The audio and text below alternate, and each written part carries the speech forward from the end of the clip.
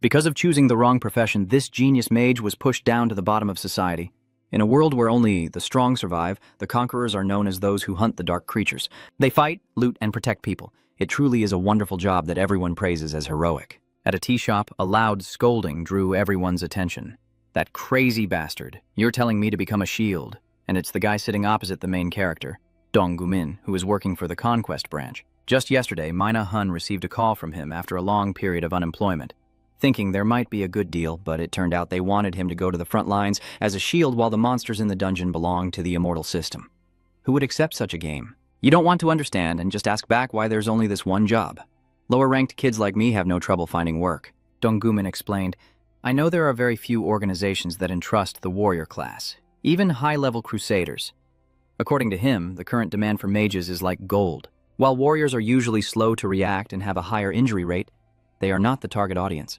Compared to mages who can safely eliminate monsters from a distance, warriors can only face danger up close and suffer more injuries. Mina Hun remained silent, unable to refute any of the words. 11 years ago, he scored very high on the aptitude test for awakening with a magic potential of up to 97%. At that time, Ina, the current top mage, only had a potential level of 92%. Everyone thought he would follow the mage path, but in the end, he changed course dramatically and decided to become a warrior with a potential of 34%. It's just that back then, the mage's reputation was terrible. Yet life turned out even more unexpectedly than a pancake. After 11 years, who would have thought the warrior was rejected while the wizard was welcomed even more? It just makes my chest feel so angry. Dong Guin saw you hesitating and interrupted. I was going to find someone else, but called you because I remembered your situation. There's no way out. Now even if you regret, it's too late. The poor young man Minza-hun has no choice but to nod and accept this terrible deal. At 8 o'clock the next morning, Minza-hun waits in front of the dungeon gate with many others at the location sent to him. You secretly blame Gumin for his business and always wasting time. He said he would come, but it's already 8:52 and I haven't even seen his toes. Thinking about this person, I feel regretful. I am just a D-ranked warrior hunter, while Dong Gumin is an A-ranked mage. Anyone can see he's truly powerful, yet he's stuck doing office work at a branch. As I was lost in thought about life and people, my brother came over to talk. Although they are all warriors of the same system, he wears armor, while I have nothing but poverty. As they exchange a few words, the dungeon managers announced that action will start in 30 minutes. As planned, each person took turns passing through the space gate into the desolate ruins to face the extremely aggressive monsters. A wizard shouted loudly, "Hey, Vanguard, hold your shields properly and line up!" Hey, don't you understand what I'm saying? I told you to hold your formation no matter what, even if you get killed. Although quite bored, Min-hun still had to stubbornly accept this dull job. The battle began. They were shields tasked with blocking the monsters, while the mages cast fireballs to burn them from afar. The flames roared fiercely and quickly burned the monsters to ash. At first I was worried I would struggle, but fighting alongside the Starfall Guild's mages, if they could do this much, I didn't need to worry about losing my life. Time passes, and after clearing out quite a few monsters, everyone decides to take a break before facing the boss. The older brother stands nearby, smiling as he speaks, but there's a hint of complaint in his voice. Aging is really scary. If I had known it would turn out like this, I would have stopped acting foolishly when I was young and focused on leveling up. By the way, did you find any valuable items? Since this is an A-rank dungeon anyway, Min-hun immediately opened his equipment menu. Suddenly, a headache hit him hard, making him feel extremely uncomfortable. After a few seconds, the system unexpectedly announced that it had shut down, and the connection to the player would be temporarily cut off. Min-hun stood there confused, not understanding what was happening, when suddenly he heard someone's voice in his ear telling him to follow the light and nothing more. The system keeps malfunctioning. It says that due to the presence of something mysterious, it cannot be activated. In front of Min-hun, numerous flickering lights appeared, like fireflies, shimmering everywhere, unseen or unnoticed by anyone around except him. It is leading to a broken door. Curious, he quickly told Myung-ho that he would be leaving for a moment, and then followed it to see where it would lead. The Igler system is now offline. You cannot access the information window? Miza-hun tries to restart, but receives a message that a function is partially broken. The system is switching to save mode. You awaken at the age of 10. The Acer system has lasted for 17 years, yet it immediately reports a fault. To put it simply, the Acer system is somehow connected to the Asgardian gods like Odin and Thor. It is hypothesized to be named after the original gods of Acer. This is the last fortress of hope for humanity after being pushed to the brink of extinction. 20 years ago, an enormous tree suddenly sprouted in the middle of the Pacific Ocean. and grew so rapidly that it covered the entire sky in just 9 days. Along with that came countless disasters and monsters appearing everywhere. Half of humanity was attacked by monsters, and among them half were on the brink of starvation and disease. But then the first awakened person appeared, not only handsome but also wielding the power of the gods. Along with that is the Acer system, the strongest weapon led by humanity's greatest hero. Ma-hun kept walking until he stopped in front of a giant door, his face lighting up with joy, wondering if it might be a treasure gate. If an A-grade or higher item appears, you'll quit immediately instead of working at this point. The door slowly opens, revealing an enormous space behind it with a round, shiny golden gem. At this moment, the system suddenly sent a message saying that half of the system's functions had been successfully restored and a new item had been added, asking if he wanted to appraise the item. Minza-hun truly is the luckiest. As soon as the item was appraised, the information immediately appeared. This item is called Odin's Lost Eye and is classified as the only legendary item in the world. When equipped, it allows understanding runes and using magic to disarm or destroy weapons. The bonus of the Cosmic Origin skill allows copying others' skills or all magic without incantation. Nice. The only legendary item in the world, once sold, you wouldn't have to work anymore. You could spend money until you die and still not run out. But it's a bit of a pity, just when he was about to try it out before selling it, he received a warning that it was a bound item. Min Kiss was cancelled immediately. I'd rather sell it than use it. As an awakened one, I'm fed up with dungeon conquering, a place where luck and tragedy are just a blink apart. But first, you need to leave this place. Mia-hun returns to join everyone. As soon as you show your face, you get a warning from the guild's leading mage. It would be awkward if you keep acting on your own. Next time, I hope there won't be a situation like this again. Min-hun sincerely bowed his head and apologized. Yes, next time I will be more careful. You follow them, knowing full well this is a dungeon. It's a lawless place, so it would be a bad ending if you reveal you're holding a valuable item. While everyone is preparing to conquer the boss room, the rocks above suddenly collapse and fall right on top of them. Min-ga-hun quickly dodged to the side to avoid it. Just escaped danger, he suddenly realized there was toxic bone, a type of bone extremely dangerous to the human body. Myung-ho covered her mouth and quickly said to him, Jia-hun, I think we need to get out of here fast. This bone dust is very dangerous. Min-ga-hun also intended to do the same. But just as he turned away, his older brother was pierced through the body. Huang Qua immediately ran away at full speed, with a loud explosion and toxic bones appearing at the same time. Surely the work of the assassins in the dungeon. Their likely goal is to wipe out everyone on the guild's side. I'm really tired of this dangerous situation. Min-hun stopped because the person behind was right behind him. A strange weapon with a pointed tip like an arrow attached to a chain shot straight toward him. Mina-hun dodged to the side to avoid the attack. He was hit, but luckily the wound on his shoulder wasn't too deep. I told you we would meet today, didn't I? I really didn't expect it to be this person, Mina-hun asked directly. Dongguman, are all these things you're doing? He nodded without hesitation and even explained that he did everything just because it was requested by the client. Plus, many people dislike the Shooting Star Guild because they look down on other guilds, so this kind of thing isn't surprising at all.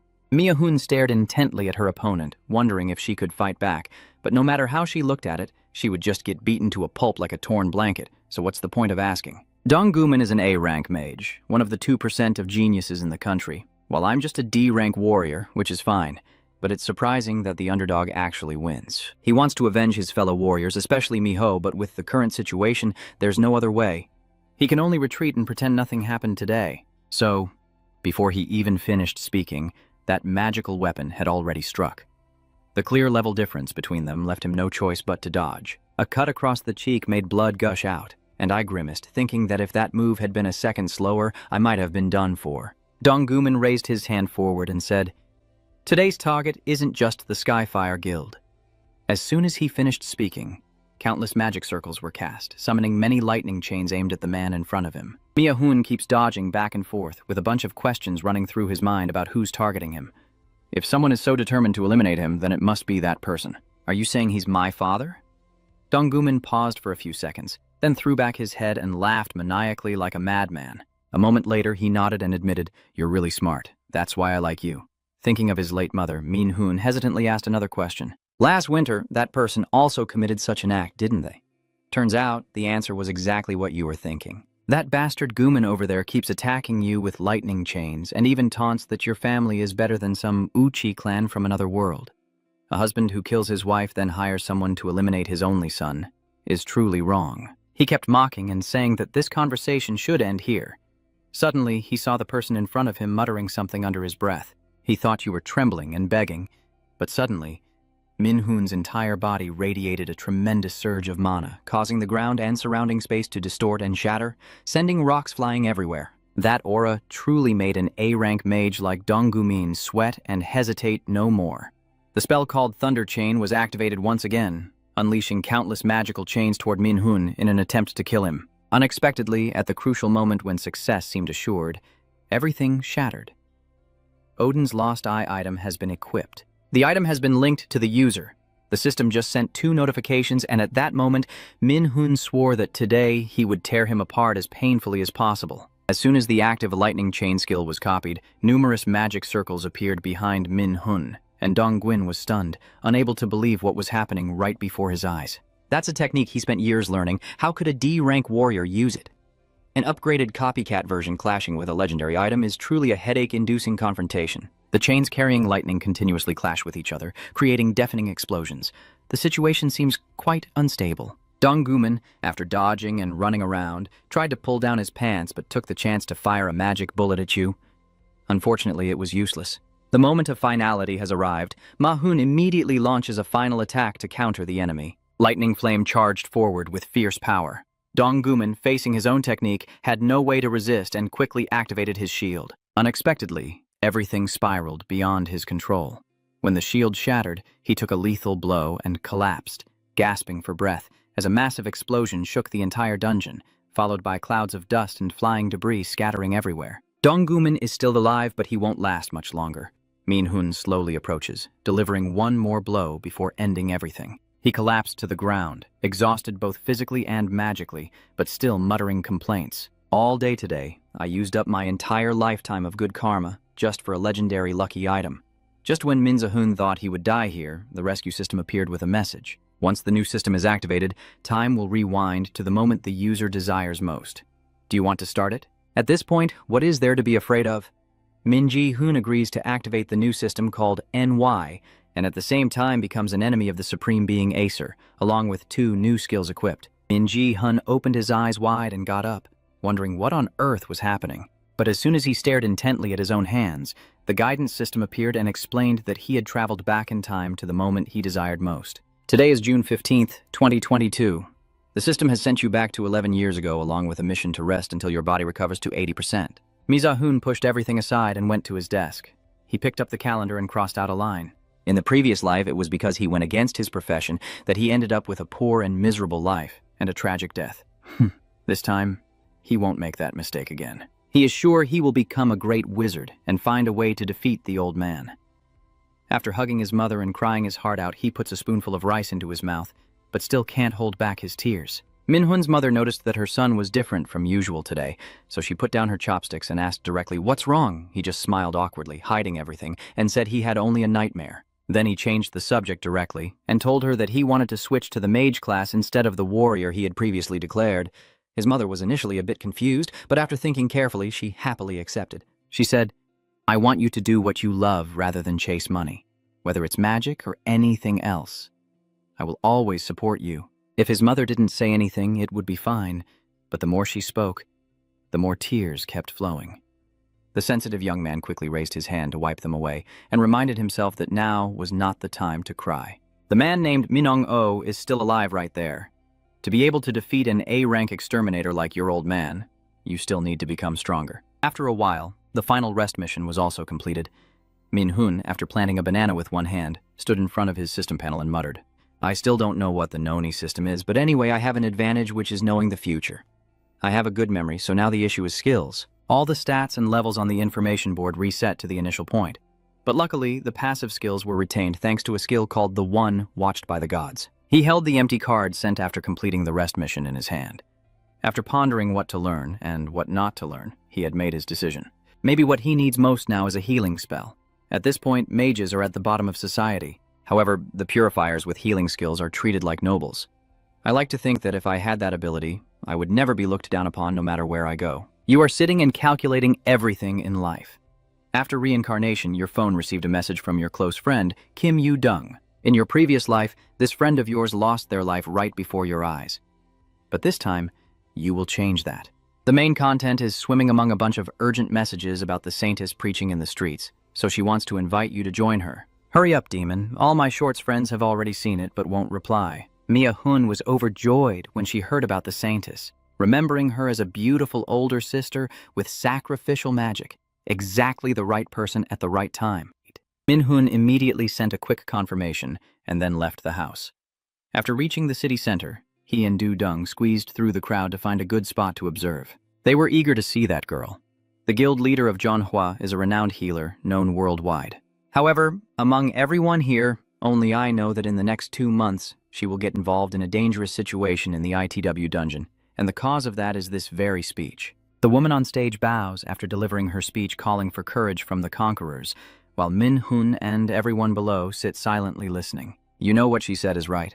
Most awakened people don't want to become conquerors fighting monsters. You're also one of them. If it weren't for unavoidable trouble, you would have sold Odin's Eye and gone to sleep with your mountain of money. The speech is over. Min Hun teased her a bit and told the girl to go back first, then he left because he still had matters to attend to. Miza Hun chased after to the direction the Saintess group left, quickly spotting her black car. Manager Park Sun immediately approached and said, "Sorry, but if you want to give her a gift as a fan, you can't do that, and you shouldn't interfere in her business. I came to see guild leader Yu Sheng-an." Despite the man repeatedly trying to chase me away and then dismissing me, Mia Ga-hun remained cheerful and told him I know how to cure his incurable illness. "Where did you hear that from, little brother? Did some dog tell you that our guild leader is sick?" Yu Sheng-an, hearing the noise outside, lowered the window and said to Jia, "Ansun, wait a moment. Can you take responsibility for these words?" Min Hun firmly replied, "I can heal your illness." Guild leader Yu Sheng-an silently evaluated for a moment, then finally nodded in acceptance and took him to another place to discuss. "How do you know I have an illness? If I said I came from the future, I'd probably get beaten up for being disrespectful, so I'll politely refuse the question. And say I will copy her skill called Sacrifice, to borrow that healing ability to cure the illness." Zunde stubbornly refused to listen. He shouted, "Do you even know what the Sacrifice skill is to be talking like that? That is the guild leader's unique skill. We can't copy that magic, and yet you're threatening to do so. Is a unique skill usually an S-rank skill, inherited through family or passed down, or is it exclusive to a single individual? While normal skills are based on memorized formulas, unique skills are not. Hai clearly said it couldn't be copied because of the exclusivity of an individual or a family. You knew all that, so you didn't get angry or argue, just told him to calm down. You understand what you can do, and if you can't, there's no point in following them all the way here. The basic principle of the sacrificial skill is just like its name. The person who inherits this skill is considered a gift offered to the divine, so they cannot heal themselves, or it would create a loophole in the concept of sacrificing one's life. You, ignoring the guild member's advice, nodded in agreement with this. Mina Hun also didn't hesitate, taking out a blank card to absorb the new skill. At this moment, one side emitted a gentle golden light, while the other absorbed it. Soon after, the system announced that the sacrifice skill had been activated, and he extended his hand forward, emanating a healing energy to build trust with them. Everyone's eyes widened in amazement. He clenched his fist and immediately said, "All right, now let's focus on healing, shall we?" The system display clearly states that the sacrifice skill not only creates a healing wave to restore allies' vitality and status, but can also be transformed into an attack skill when used against invincible monsters like you. But that's not everything I want. I have a proposal for you to become my sponsor. I have big ambitions, but I realize I need money and connections to grow, so I want the Manhwa Guild to sponsor me. Thinking about the benefits he brought to the other party, he immediately nodded in agreement. However, she still wanted to set a condition because this illness is a personal matter and has nothing to do with the guild, so how could there be support without the right to ask for something in return? The two of them wasted no time and went straight to the point, revealing their intentions immediately. She asked, "Do you want to join this guild?" Seeing Min Hun's incredulous expression, she didn't hide anything and explained that she had some reasons for asking that question, starting with the fact that he discovered the secret that the guild leader of Manhwa was ill, which is confidential information known to very few people. Secondly, she has never heard of anyone possessing such a unique copying skill before, and she's not sure if someone like you might appear in the future. Just thinking about the infinite possibilities of what you could copy has already made her want to recruit you. And third, to put it simply and concisely, she's actually interested in you. Faced with this tempting offer, Min Hun didn't rush to give any answer. In his previous life, after the Saintess fell into a critical condition, the Flower Guild quickly collapsed for reasons unknown. But no matter what, at this moment they are the strongest guild. If he joins and wants to grow, this is the smartest choice. Just to be sure, You ask one last question. An agreement between a guild and an underage student is illegal. In the end, he received an answer that left him stunned. Have you ever heard of priority bargaining? Mia Jia-hun from the previous life, I don't even need to mention, was a character poorer than poverty itself. Yet now, being ranked among the geniuses is truly unbelievable. But since the pen is dead, there's no need to rush. It's better to use the word healing instead. Mia Hun sneaks behind the Saintess. Then he immediately used the healing skill he had just copied on her. A bright golden light radiated intensely. Brother Sun used to look down on this young man, but now his eyes have been opened. A disease that even high-level healers or lifelong medical experts can't cure is now being healed. He regrets what he did earlier and bows his head in remorse.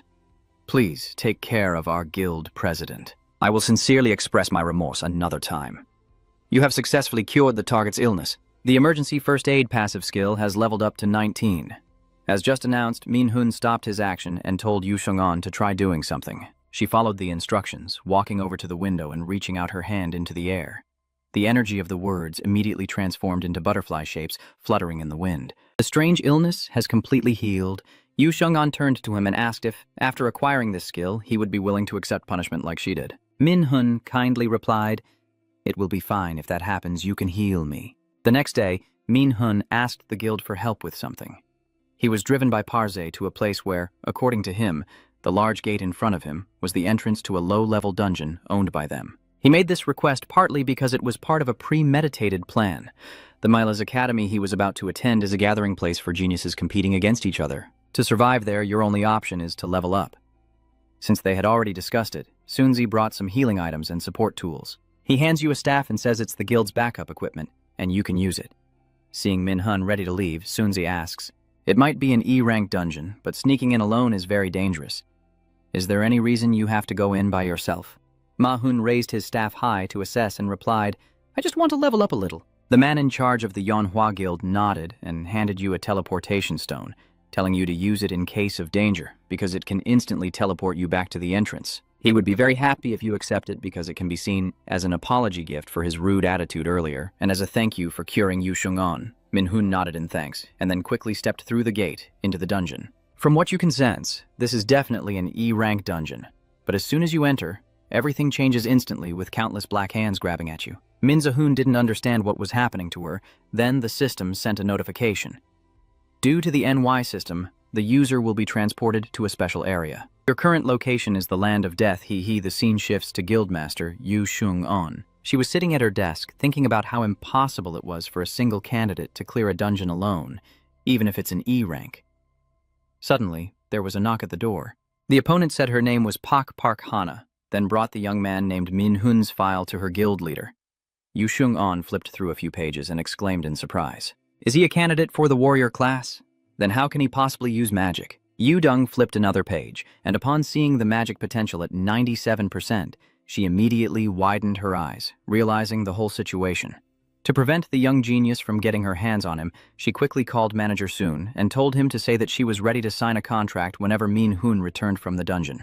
He also casually emphasized that he wanted to check his abilities himself to see what talent he possessed, while little Prince Mina Hun just wanted to go to the E-level dungeon to level up, but as soon as he entered, the system threw him straight into a hellish difficulty zone. So is the muscle still tense, or is it relaxing? Standing amidst the strange, ghostly smoke, wondering what on earth is happening, a sudden arrow whizzes past from somewhere. It was lucky it just brushed past your left cheek instead of hitting your head directly. Oh my god, this is divine intervention. No one could have survived that. Facing you is a skeleton marksman, and after that attack, it has no intention of letting up and is preparing to shoot again. The skill of sacrificial self-healing is immediately activated. Min Hun muttered to himself, "Is this a paralyzing poison?" This is getting complicated. It didn't stop there. It was time to visit the underworld, so the dead corpses started to rise from their graves, one after another. Not only underground, but also in the sky, countless monsters were gradually approaching from all sides. The bone archer shot an arrow at him, but this time it wasn't so easy to dodge. Min Hun caught it precisely and easily broke it into pieces. Haha, you're finished, just like your mother. Above are the 4 demons, and around are the bone archers and the zombies. This dungeon is like a world of the dead, overseen by Loki Hio's daughter. It's known as the coldest and darkest place, where newcomers without divine power find it hard to attack. However, if this is really... Hi him. He could take this opportunity to test his new power. The sacrifice skill not only supports and removes negative effects, but can also become an attack against undead monsters with its powerful area effect called Judgment of Light. A zombie rushes forward to attack. Instead of chanting spells like ordinary mages, Min-hun decides to jab their behinds with his staff. After easily defeating one monster, Min-hun continued to jump high and used his staff combined with lightning chain to fight back and attract more EXP points. With such a good opportunity, how could he miss it? He rushed towards them, planning to hit the skeleton archer's head with his staff. But unexpectedly, the object in his hand broke into two. He reminisced about his recent physical attacks and wondered silently how ordinary mages fought in battle. These monsters just keep coming back to life, and the only weapon I have is broken into pieces. I can't keep dragging this out anymore. Min-hun reached out and activated the sacrifice skill, turning it from passive to active. Countless beams of golden light infused with divine energy rained down, smashing the undead to pieces. The arrows come from where they are sent back to that place immediately. After the first battle, Min-hun, exhausted, sat on the ground using mana to heal himself. Everything happening to you is just too much of a coincidence.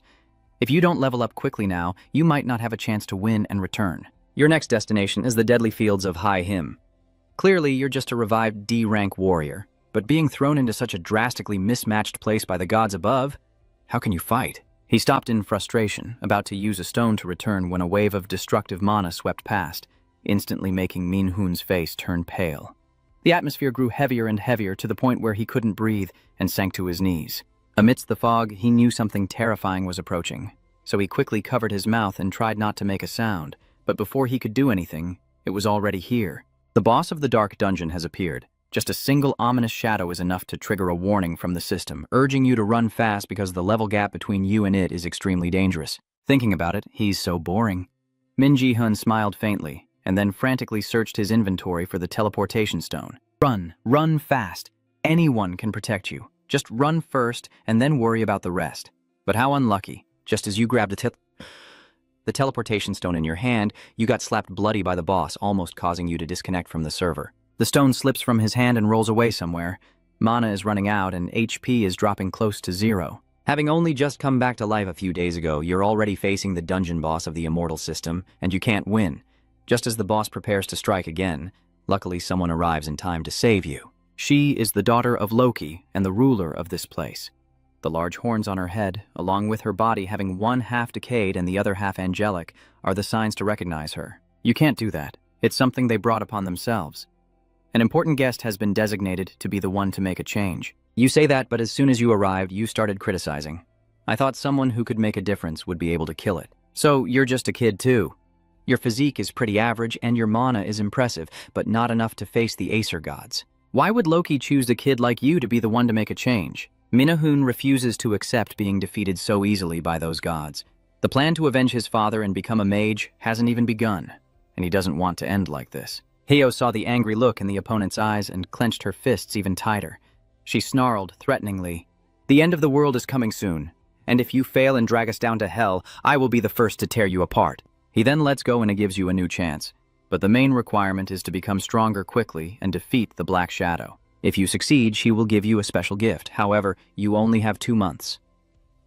Failure means death, and if she discovers that you haven't grown any stronger, that also means death. Figure out for yourself how to make it work. As he finished speaking, just like when he arrived, countless black hands reached out, grabbing Min-hun and throwing him out of the dungeon.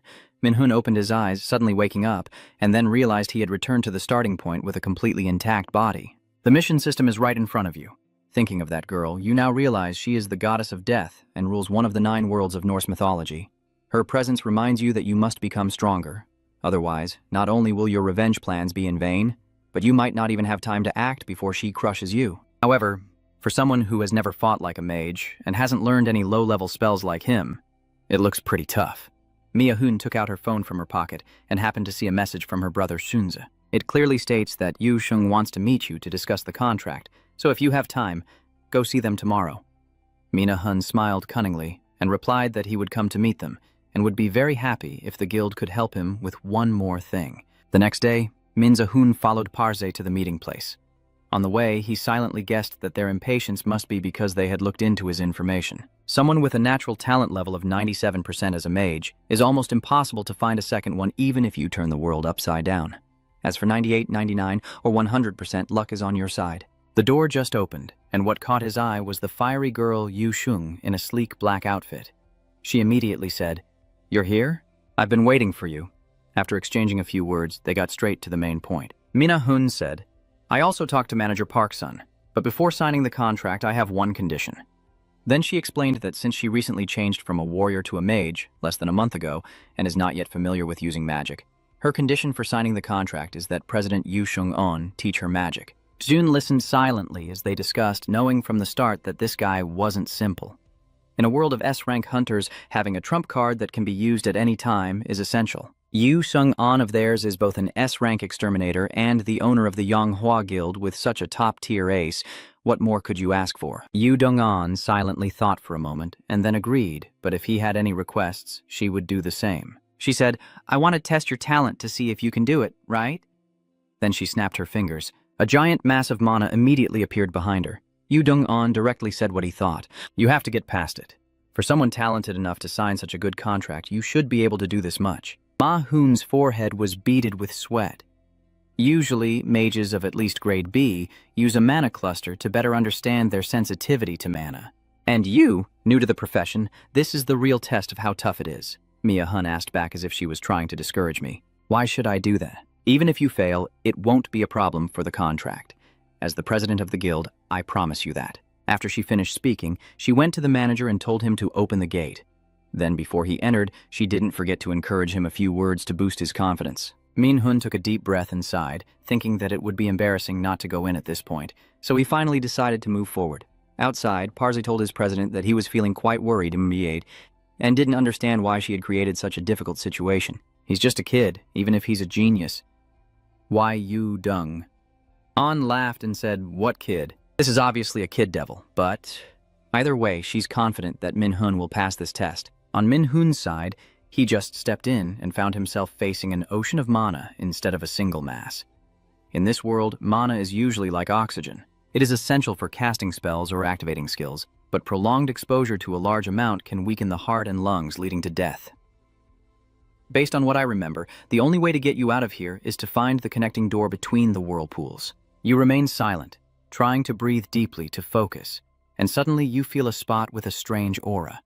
Following the direction of your sensation, you quickly see a crystal at the center of the whirlpool emitting a strong flow of mana. It is so powerful that it almost contains all the mana in this place. While Minza Hoon is inside struggling to find a way out, Manager Park Sunze speaks up. "How long do you think it will take him?" Yu Shungan replied, "I took 40 minutes, even though I'm the fastest in the country." He then said what he was thinking. Probably only two things will happen. 1, he won't get past this mana block, or 2, he will set a new record. As they were chatting happily, Yu Shung-an suddenly shouted, "Look over there! Over!" Manager Park also followed the instructions, and as his view shifted, he immediately noticed cracks forming on the mana core. Looking at the clock, only 10 minutes had passed. My God, what are the villagers doing? What on earth is happening inside? A few minutes earlier, after seeing that huge mana crystal, Min Hun wondered if this was the core sustaining this mana mass. If it was, he might as well smash it and forget about finding a way out. Someone once said if they touch it, I push it, and if they want it to fall, I make it collapse. The young man thought and acted quickly. You swim over to the stone, easily grab it in your hand, and then decisively crush it. The surrounding space immediately crackles from your action, then begins to tear apart. Watching the massive mana crystal slowly collapse before their eyes, Manager Park Sunze and Guild President Jo Chung-an were glued in place. Parze couldn't believe what he was seeing. Usually only about 7% of mages manage to escape from a mana block. B rank takes about 2 hours, A rank around an hour and a half, and S rank from half an hour to an hour. The world record held by Camila from the EU Union is 36 minutes. Everyone thought that was already incredible, but no one expected Minun to break her record by a full 26 minutes. He got so excited that he hurried over, took your hand, and praised you, saying, "Amazing, good chop, you escaped from the mana block in just 10 minutes. Ms. Hun rubbed his ears in confusion. Then Shung-an stepped forward and asked how you escaped the mana block so quickly. Ms. Hun, hearing this, casually rubbed his wrist and replied, "I found something like a crystal inside the mana block, so I just crushed it." She was even more terrified after hearing what you said. That crystal contained all the mana of an enormous mass. An ordinary pseudo-ascendant wouldn't even be able to find it, let alone crush it. If you can do that, then one thing is certain. Your mana capacity must have exceeded that entire crystal block. She happily released her grip and spoke quickly before it was too late. All right, Minun, I will make you the greatest mage. Are you ready? For the past few days, Mina Hun has been disappearing every time she steps out, making her mother and close friends quite worried. They waited right outside the door because even though they tried calling her multiple times, Mina Hun still didn't answer a single call. At this moment, the ultra-luxury Rolls-Royce Web worth $12.8 million with a value 12. Two-engine producing 453 horsepower and torque from afar arrives. Seeing Min Hun step out of that massive car, the two rice-powered cameras immediately buzz at each other. Kim Do-dung asked first, "That car looks very expensive. How did Min Hun come out of it?" Your mother looked pale as she saw her son wave at her and said to Kim Do-dung that arranged marriages shouldn't be involved in such organizations. On the same day, Kim Do-dung stayed overnight at Minun's house because her parents were busy with work and had to go abroad. They sat in the room talking about his switch from warrior to mage. She really couldn't believe that someone who had always wanted to be a warrior suddenly said they would change just like that. But since he has already made up his mind, no matter how much she tries to persuade him, it will be useless. In another place, as the sky turns evening, the continuous cawing of crows echoes around, sounding so mournful. The man drives his sword into the head of the giant snake to finish this mission. He's Minion O. So cool and handsome, he must be the main character, right? No, it's the main character's father. A warrior approaches and says, "Sir Minong O, our successful hunt this time is all thanks to you. I really can't remember the last time we went hunting so easily." He immediately extended an invitation for him to join his guild, but Minong O outright refused. The warrior still refused to give up, quickly grabbing his arm and continuing his pleading. "Come on, don't be like that. If it were you, Lord Min, our Scarlet Guild would guarantee you the best treatment." This is so annoying. The entire body of Minion O immediately radiated an overwhelming amount of mana, like chains binding the mind of the opponent and pulling away their memories. Holding it in his hand, he muttered, "Darkness and ignorance, that petty greed is truly a human trait." He suddenly paused and then continued, "No, humans aren't the only ones like that. 10 points for turning dark with this villainous appearance. My father is luckier than me, but I am more unfortunate than my father." After saying that, he gradually disappeared before the warrior's eyes, leaving him alone with a very pointless question. What am I even doing here? The next day, Min Hun went to Roshungan to learn magic.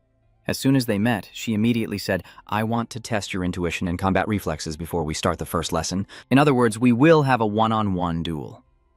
Mia Jia Hun thought she misheard and asked again, "Do you mean a one-on-one duel?" It seems a bit difficult just at the start, but she doesn't care, and keeps thinking that anyone who can escape the mana block within 10 minutes must have some skill. According to the one who made the first move, Mina Hun, but due to her profession-related illness, she immediately took a defensive stance instead of using magic.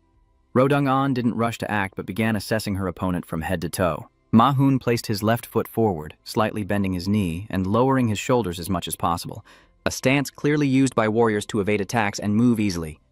With this knowledge, as soon as Mitza Hun threw the first punch, she recognized it and managed to block it. Mina Hun didn't expect her opponent to react so quickly. He hurriedly pulled back his hand and stepped back to create more distance. He thought to himself that he at least expected to land a hit, but this person, even though just a healer, must really be at the level of an S-rank exterminator. Ruo Dong-un gradually stepped forward and pointed out that you still haven't given up your warrior habits. Since when has a mage ever rashly charged ahead like that? She asked you what you think is the biggest difference between a warrior and a mage. Mia Hun replied, "It must be whether the fight is at close or long range." After hearing that, she nodded in satisfaction before continuing. "That's right. A mage usually weakens the opponent from a distance before closing in for the decisive blow, but you keep trying to close the gap too much. As a mage, your defense stats are already low, so if you go into melee combat, you'll lose very quickly. Now it's Jung-un's turn to attack. She clearly states that she will fight seriously to show you what a true mage is capable of. There will definitely be injuries, but what are you afraid of? After all, she's your older sister healer. Go ahead and talk, just say it." As soon as she finished speaking, she launched her first counterattack. A magic bullet is fired with incredible speed straight at the opponent. Min Hun immediately leans back and flips to dodge. The next turn is yours to attack, so without hesitation, activate the lightning chains to control them and direct all of them toward Sung-on. A huge explosion suddenly erupts right in front of Minun, followed by the voice of the guild leader. An A-rank skill, and it's lightning chains too. You're pretty good at hiding yourself. While he was still staring straight ahead, the girl had already moved to his side, and the holy arrow magic spell was cast directly at his chest. Min-hun clearly saw it, but this attack was too fast and too dangerous. He could hardly dodge and could only stand still and endure. A bright flash lit up, accompanied by a deafening explosion. Ro Sungyeon smiled and teased him. No matter how good the skill is, if you can't hit the target, it's all useless. You don't think so? After her recent attack, Nin Nin couldn't stand firm again, but unexpectedly a figure appeared hidden within the smoke. "You're good, little brother." She can't hide her delight and immediately reveals it. "I'm really surprised. I did reduce the power of the curse a bit, but I didn't expect you to still be standing." Not stopping there, more divine arrows are fired from the magic circle, but he no longer stands still and activates a universal skill to destroy them. Ruodong-an almost couldn't believe his eyes, wondering if he had quickly come up with a way to counter and destroy his skill after that swift, decisive attack. Ma-hun shot the lightning chain at the chairman's feet, then took advantage of her distraction to make it bounce back up. Unfortunately, she reacted too quickly and immediately raised a shield to block the attack. Ma-hun keeps launching chain attacks without stopping, while Ro Shung-an activates his shield but keeps thinking to himself, "I don't understand how you can use magic without chanting like that." For a mage, incantations are always part of casting spells, like a law. There are cases where reciting the spell causes no movement, but at the cost of the spell's power being weakened. As for Min-hun, he's no longer just a human or anything like that. Min Ji-hun felt quite frustrated seeing that all his moves had no effect on the woman in front of him. Yet in just a moment, he was suddenly flipped over and spun around in the air without even realizing it. Rodong-an happily stepped forward and helped him to his feet, while Min Ji-hun recalled the moment he fell. In that moment, you didn't even realize how the opponent had closed in and struck you. The grass by the roadside can't catch the clouds. Now you realize how far apart you are from S-rank, don't you? Ro Sung-eun suddenly said. When I watched how you fought, I had this thought. Well, everyone thinks about it once or twice, but no one can actually do it. What if you could learn a fighting style that only you can master? Do you find it interesting? She paused for a moment, then continued. From now on, call me Master. And congratulations on becoming my first disciple. The lucky one born into wealth is supported and taught by a wealthy lady. At home, she continued studying with her cute neighbor girl. After lightly knocking over 4 jars of ice cream, Kimo Dung finally picked up her pen and started to present. Battle magic, enhancement magic, and healing magic, although different in scope, are considered the 3 main types. But just as I was saying a few words, she started to complain. You're pretty good too. Are you really switching from being a warrior to a mage? But it took others a whole month to learn magic spells, while you only took a few days. I started learning magic before you, but if you keep going like this, catching up to me won't take much time at all. I told you already, and you still had to shout, Min-hun replied, like salt in the wound for the girl. So what if I say that, teacher? Magic suits me better. My talent test already proved that. As our lips keep arguing, magical chains and feathers suddenly appear before Min-hun. A young man suddenly appeared and whispered in your ear, asking if you truly wanted to choose that path. But then Kim Do-dung's voice interrupted everything. He wondered just now, was it his imagination, or was it real? Because the sound was very strange, and when he remembered the gentle reminder from the pig goddess, Min-hun lifted his spirits once again. If you don't study carefully, in 2 months you might really disappear for good, I'm not joking. If you can't handle a long journey right now, then let's find a shortcut. In the world of conquerors, mana potions are pills that permanently increase mana for those who use them and are items all mages desire. A black, foul-smelling pot emitting the stench of rotten fish can repel anything that dares to approach. M-hun, furious, throws the vase in his hand and curses out loud. Damn it. How many times has it been like this? I've already used up 3 sets of ingredients. You want to brew a mana boost potion, but there's no sign of the pure white color, only a disgusting blackish hue worse than sewage. Currently, no one knows how to create a mana boost potion based on the storyline, but in 5 years, this formula will be shared publicly by a world-class alchemist. So why are you so unlucky? Even with the recipe and ingredients available, you still can't succeed in cooking. Well, since the kitchen stuff is already ruined, maybe asking Lee Jae, the inventor of cooking, for help might be easier. As for this character, the day the world tree appeared, monsters came and caused chaos everywhere. Only a few people can train themselves the fastest, and among them is the man known as the Speed Sword Jessen. After the first awakened man disappeared without a trace, his appearance seemed to be to take over the old awakened one's mantle and become Korea's first S-rank conqueror. His youngest son is the one you are about to find. This time we are heading to Daegu, a place currently abandoned due to a monster outbreak, where they can emerge from anywhere, forcing the residents to constantly worry about their lives. But there is another reason why people like you go there, which is because MS Ma Hun Academy, wanders around the academy with a temporary student ID around his neck. According to my memory, your senior brother Li Jie is in the combat department but has no talent and dares not confront violence. Before you knew where that person was, suddenly the sounds of clashing and noise echoed around, with a few people among the crowd gossiping and talking. Hey, should we stop them? Another person immediately disagreed. Stop them? What would you do if you got into trouble for helping that stuttering guy? My grade this semester is already pretty low. Mia Hun sneers openly. But that's fine too, because you'll just shake things up here since no one else wants to get involved anyway. Let the little ones handle it. Min Hun boldly walks up to the bullies and casually helps Li Jie steady himself as he stumbles and nearly falls. The bully, seeing someone interfere with his fun, sneers and asks, "Who are you? What do you want with our stuttering kid?" Then he put his arm around you and asked mockingly, "Are you the younger brother of that stuttering guy?" I didn't know he had a brother. The two of you are nothing alike. I mean, he didn't mention his family, so I thought a monster had killed them all. His foul mouth and bad looks deserve a good slap. Min Hun angrily pushed the guy away. That action only accidentally angered that crazy dog. You ignore how he looks at you and just casually ask the person in front of you. You should probably go to the hospital. Can you still walk? The big guy bullying classmates just because he's ignored makes him furious. He grabbed Min Hun's collar and raised an eyebrow in a threat. Are you deaf when I speak clearly? You want to get kicked in the ass, right? The young man, having been grabbed by the collar several times that week, decided not to let this guy go. You remember your friend Kim Ro-dung's instructions clearly in your mind. Then you calculate the spell formula, craft the curse, and recite it. Got it? Those are the basics of magic. Ma Hun obviously understands them, but since reciting the spell before acting is too showy for him, he just does it directly. Then Teen, after being activated, immediately shot a close-range magic arrow that caused the big guy to grimace in pain and his eyes to roll back. Everything happened so fast that he couldn't do anything except let out a scream and stagger back a few steps. What just happened? Forget about that. Does anyone see what he just did? Was that a divine spear just now?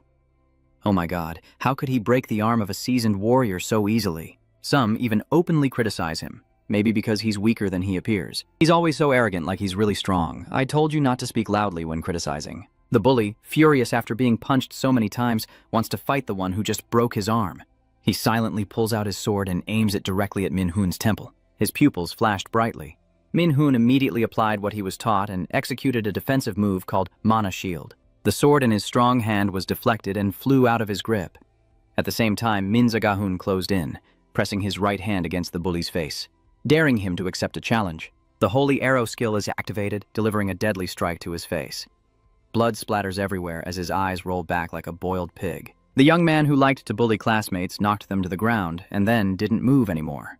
The good guy didn't want to make things more complicated, so after hitting him, he used medicine to heal him when his parents couldn't tell. Miyagun takes out a bottle of medicine, then unscrews the cap and pours that viscous liquid onto the other person's face and even happily praises it. Wow! I don't know who made this medicine, but it really works. Then I turned to light a song and spoke. All right, let's head to the infirmary now. Min Hun clearly said he would go to the infirmary, but the two of them keep wandering around without getting anywhere. At this point, Li Dasong spoke up to stop him. The medical room isn't that way. Ba Miyagun, hearing that, finally stops and says, You don't seem to be very famous either. No one here probably hears this, right? Li Dasong hears this, and then Din Nin, the one who just helped me, is sent by my father. He asked if you were like that, but Min Hun flatly denied it. I don't know who your father is, so how could I possibly know? Yet as soon as he finished speaking, he received a judging look from the other person. The young man, with a straightforward personality like someone from Haiphong, got straight to the point. I have something to ask you for help with. Can you make a type of medicine for me? Before he could finish speaking, he shouted out loud, The medicine what? I don't know how to make that thing. Mahun, knowing this person would refuse, took the previous vial and held it up in front of him to ask, You posted this on the black market, right?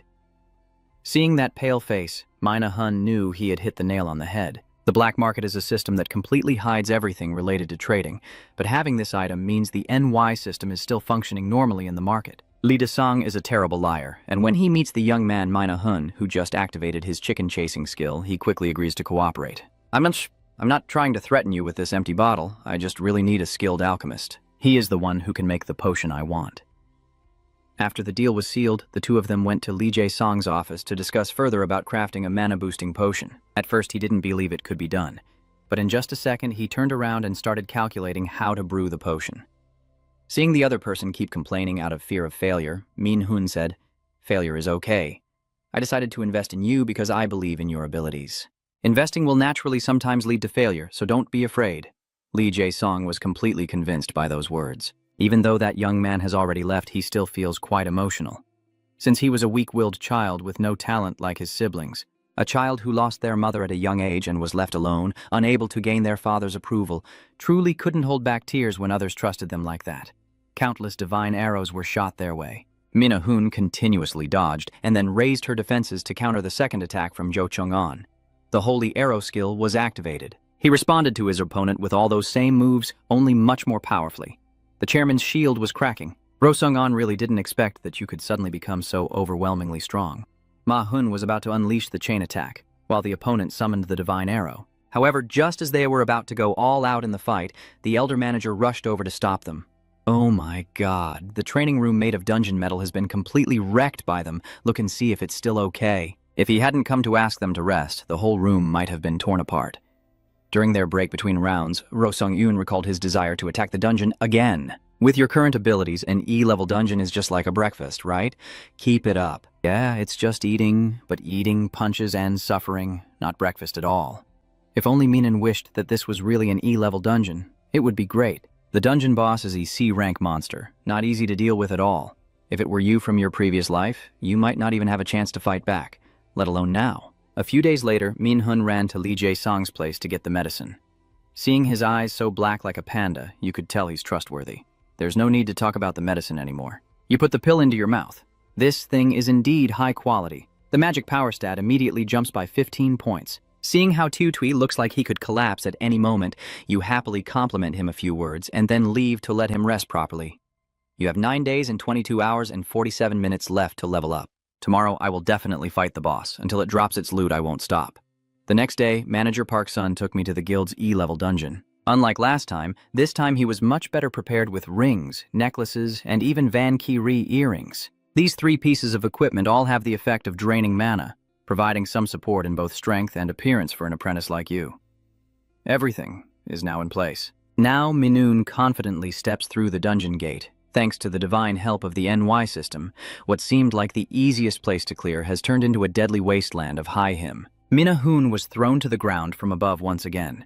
But after upgrading himself, he now realized there was a very ominous magical energy seeping into every corner of this place. He guesses that this is the aura of the boss. Once he defeats it, he will have the chance to face his greatest enemies again, Loki's daughter and the gods. The Dry Snow Archer was the first monster to greet him, and an arrow shot out instantly. But now that he knew how to create a mana shield, there was no way he would move recklessly like before. Ma-hun glanced at it and coldly said, "Hello, old friends.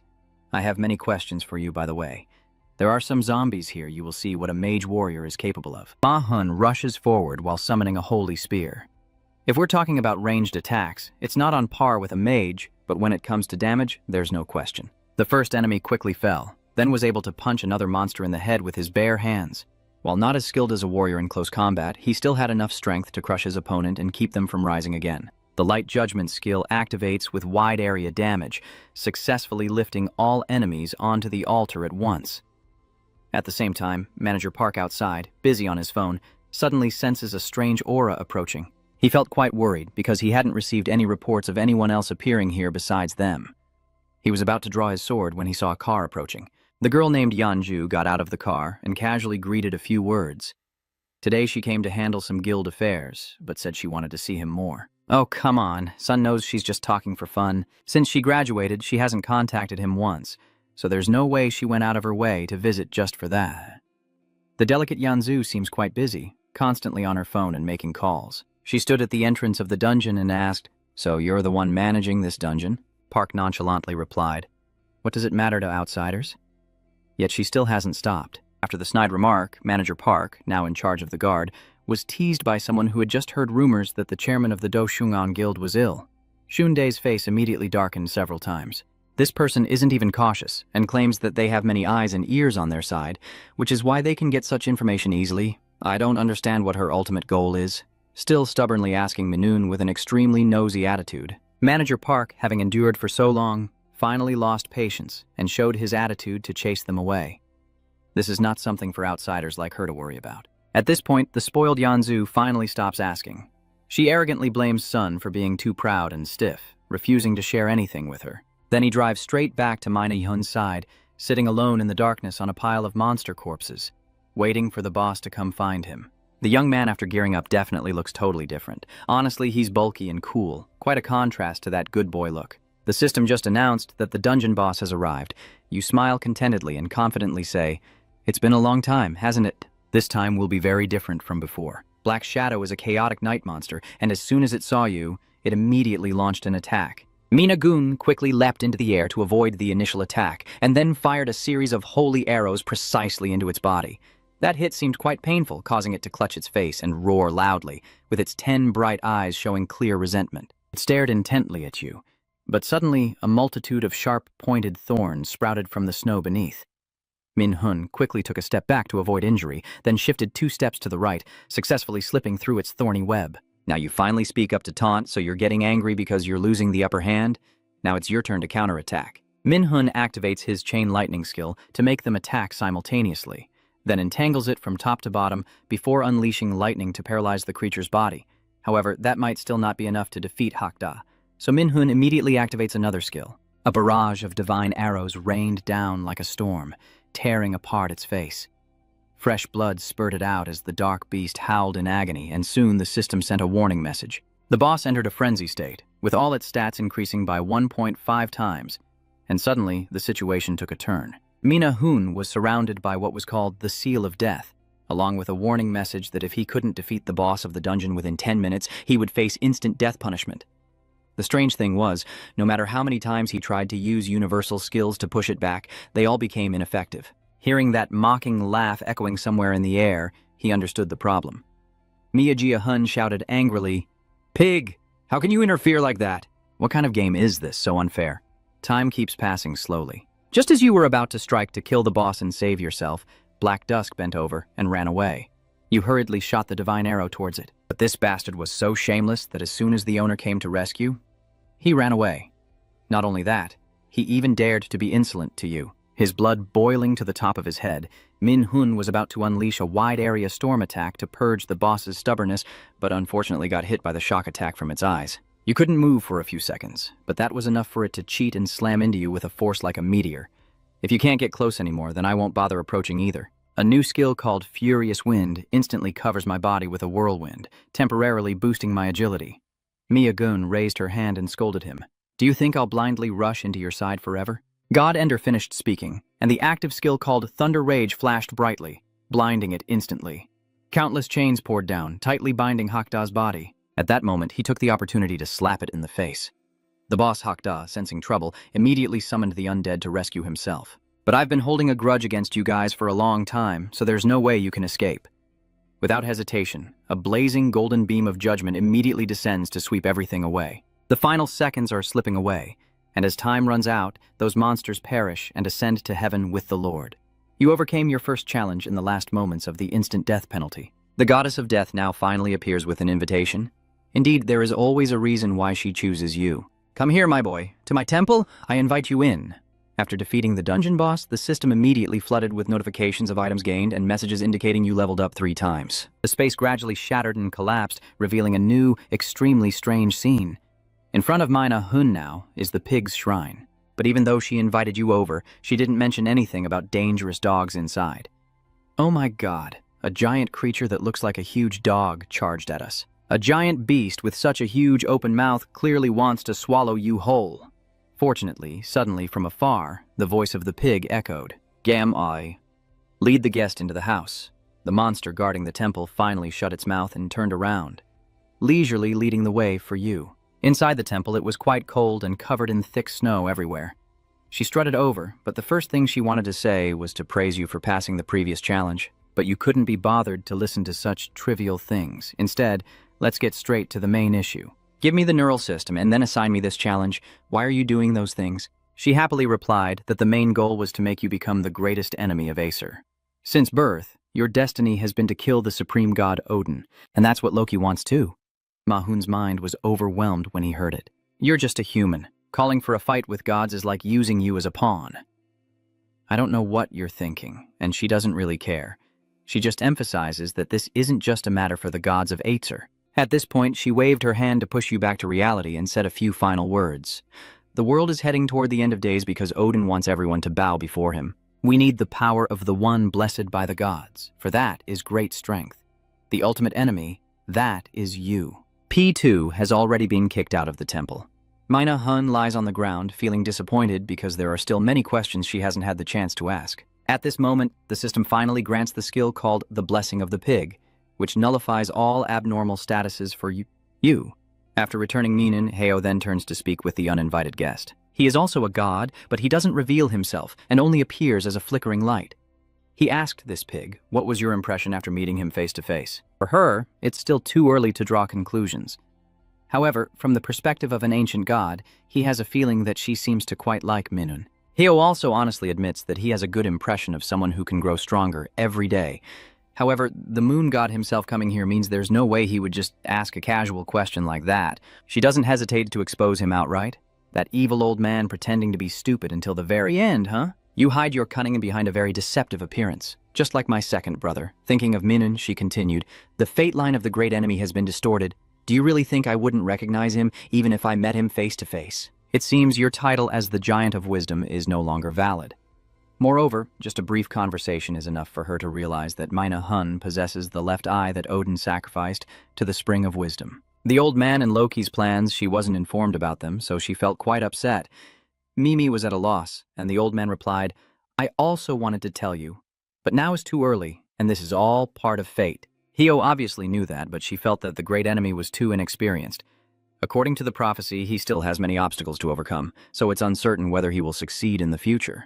On the first day at MS Academy, a girl suddenly appeared in front of him and introduced herself as Park Han from a guild.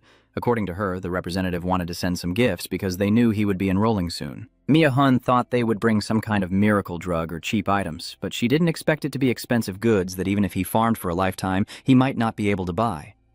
Being supported by the rich lady sometimes has its advantages. While they were wandering around the shop, some items with invisibility features were mentioned.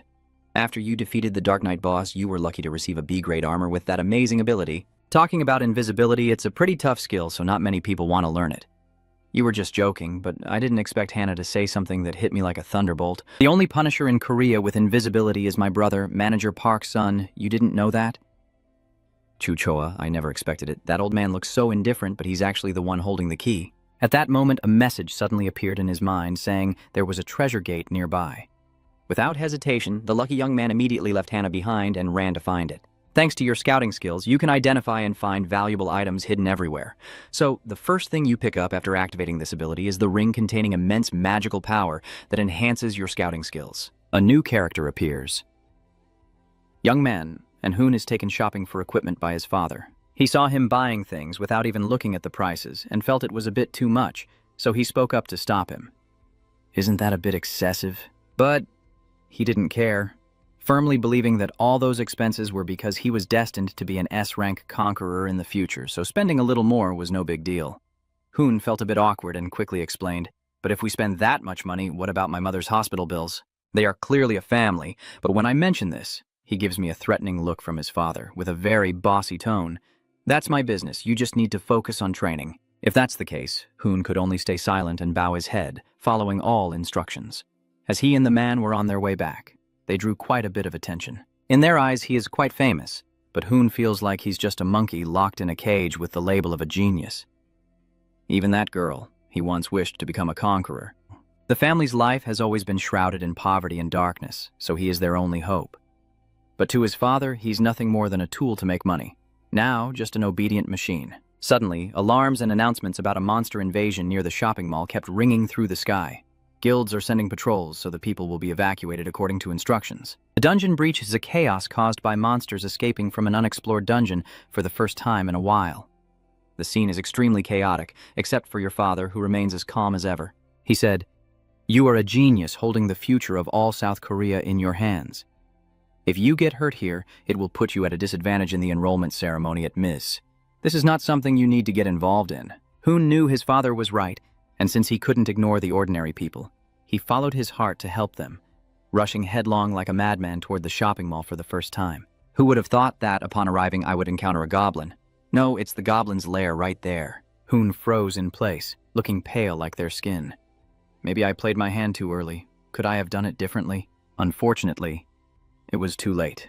The crowd saw the prey approaching and immediately screamed before rushing forward to attack the one in front of them. Hoon, seeing this for the first time, could only stand frozen, unable to even run away.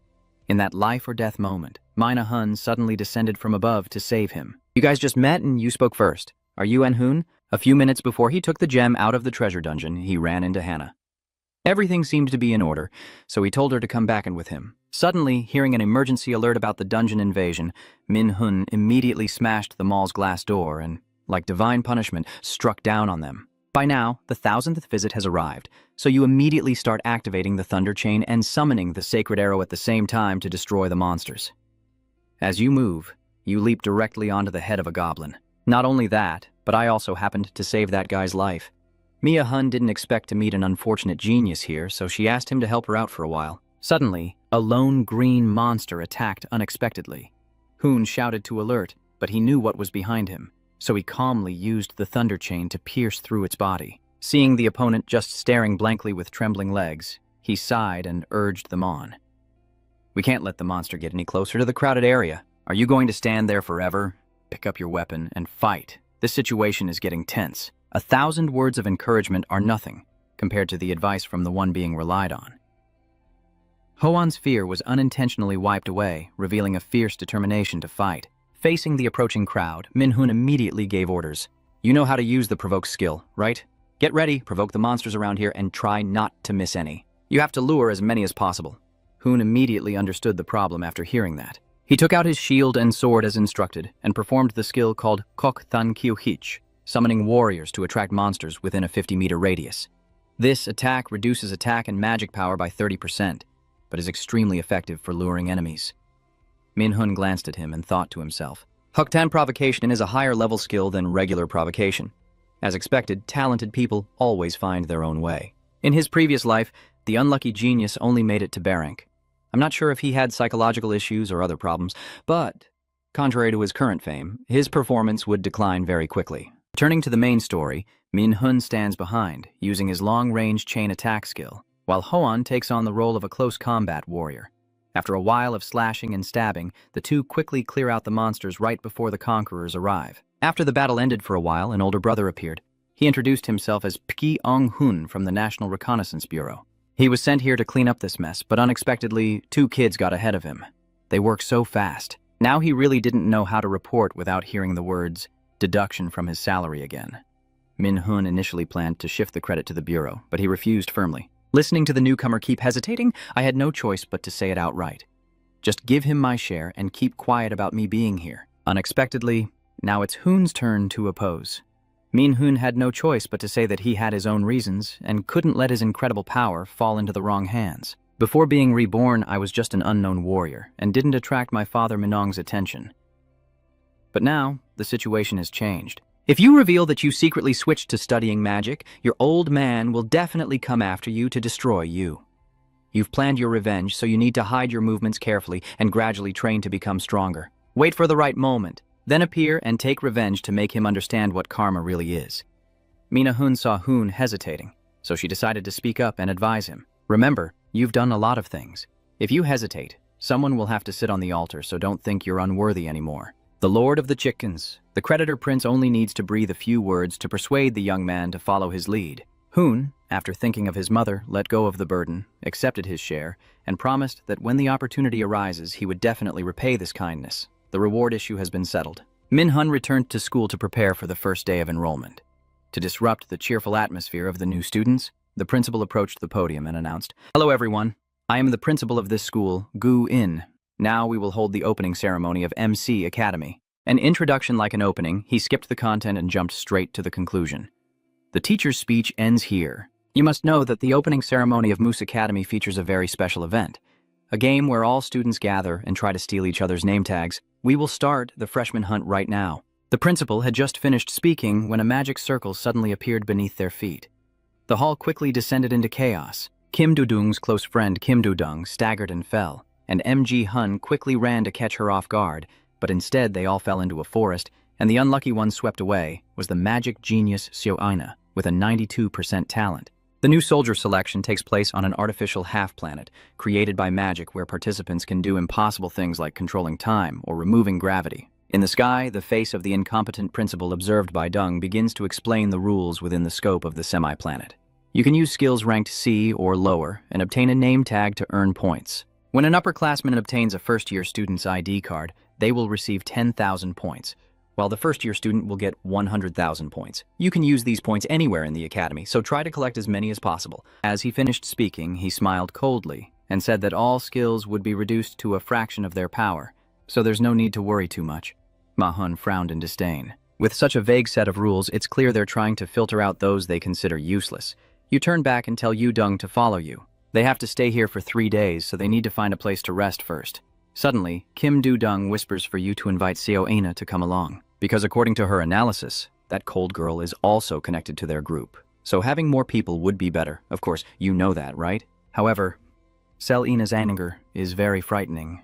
In her previous life, I once heard about an incident where she lost control for just a moment and endangered many people. So even now, I don't want to get involved with someone who has hostile eyes and doesn't trust their teammates.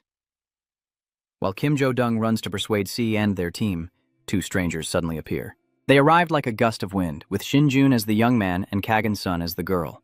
Seeing the 3 people, they immediately showed signs of excitement, as if they had just found a great opportunity. Looks like this year we'll easily earn points. What do you mean? I only detected 2 people. Kagonu said that because she truly couldn't sense your presence here. But Mina-hun was able to recognize the 2 of them from early on.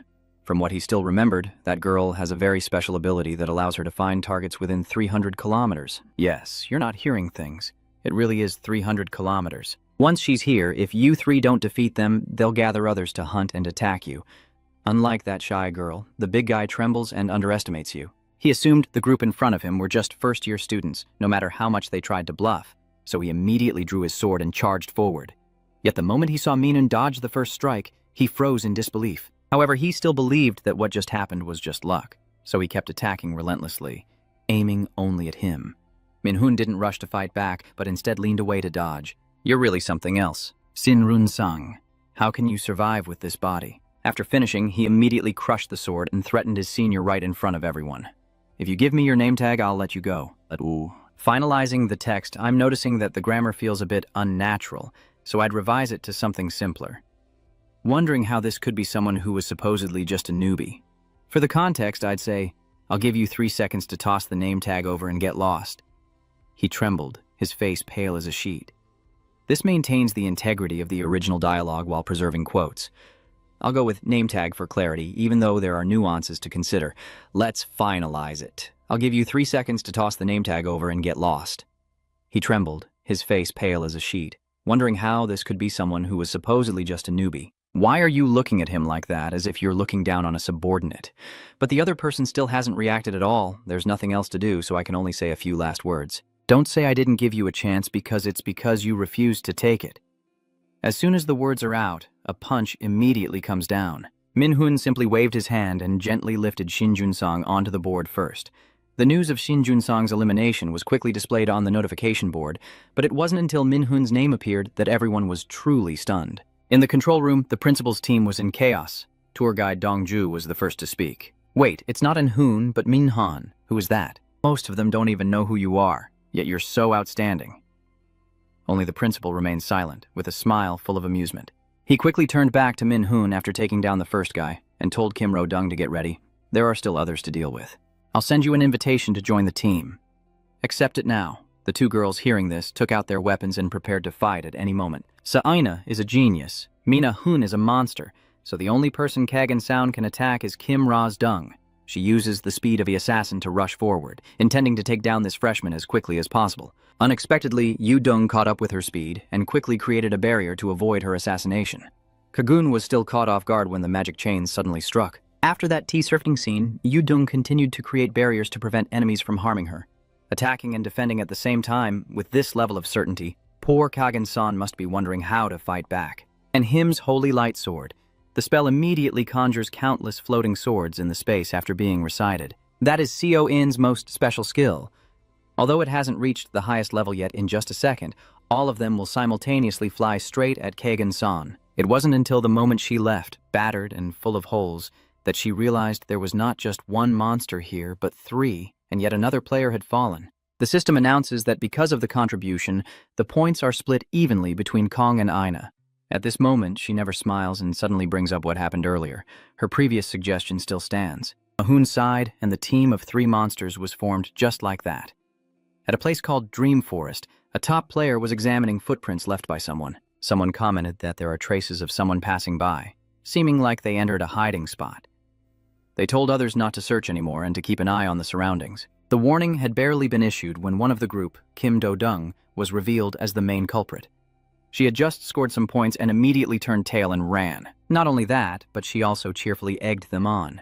You guys are like dogs chasing after bones, and following a big group like that, aren't you ashamed? Ha ha ha ha, you're done now. Ha ha ha. A group of young men immediately went berserk and chased after her, determined to catch her at all costs. Just looking at it, it's clear that Yu Dung is the bait. Earlier, the 3 of them had made a plan together. Since the competition lasts 3 days, they must find food and especially earn points.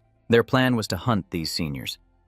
Kim Do-dung lured the crowd to the pre-planned area, while casually kicking the nearby poisonous mushrooms. Wait until you are in the right position, then immediately use the skill called Strong Wind and run as fast as possible. The system issues a red alert. You have entered the environment of the paralyzing spore mushrooms. The 5 young men suddenly stopped, realizing they had been deceived and debated whether to continue chasing. Dien Hai Uok harbors the strongest resentment towards Kim Do-dung. So when a teammate advises giving up because this place is too dangerous, he loudly retorts, "Hey Kim Shung-hun, you got beaten by a rookie girl. What are you thinking to say such nonsense?" Only the young man and another person were asked to stay outside the toxic zone to keep watch for everyone's safety, while the rest continued to chase after Dui Nui. He knew full well this was a trap. But since that girl was only a first-year student and he believed he was strong enough to beat her, the whole group finally reached the place. Kim Do-dung is standing in the middle of an open area with a bunch of paralyzing spores on the ground. She is delighted that they chased her here, so she taunts them one last time. "Who dares to insult me now? Raise your hand, which one, huh?" They were so angry they lost their minds. The 3 young men all rushed forward because of this one sentence. Yu casually used his staff to hit a mushroom, and an alert immediately appeared in front of him.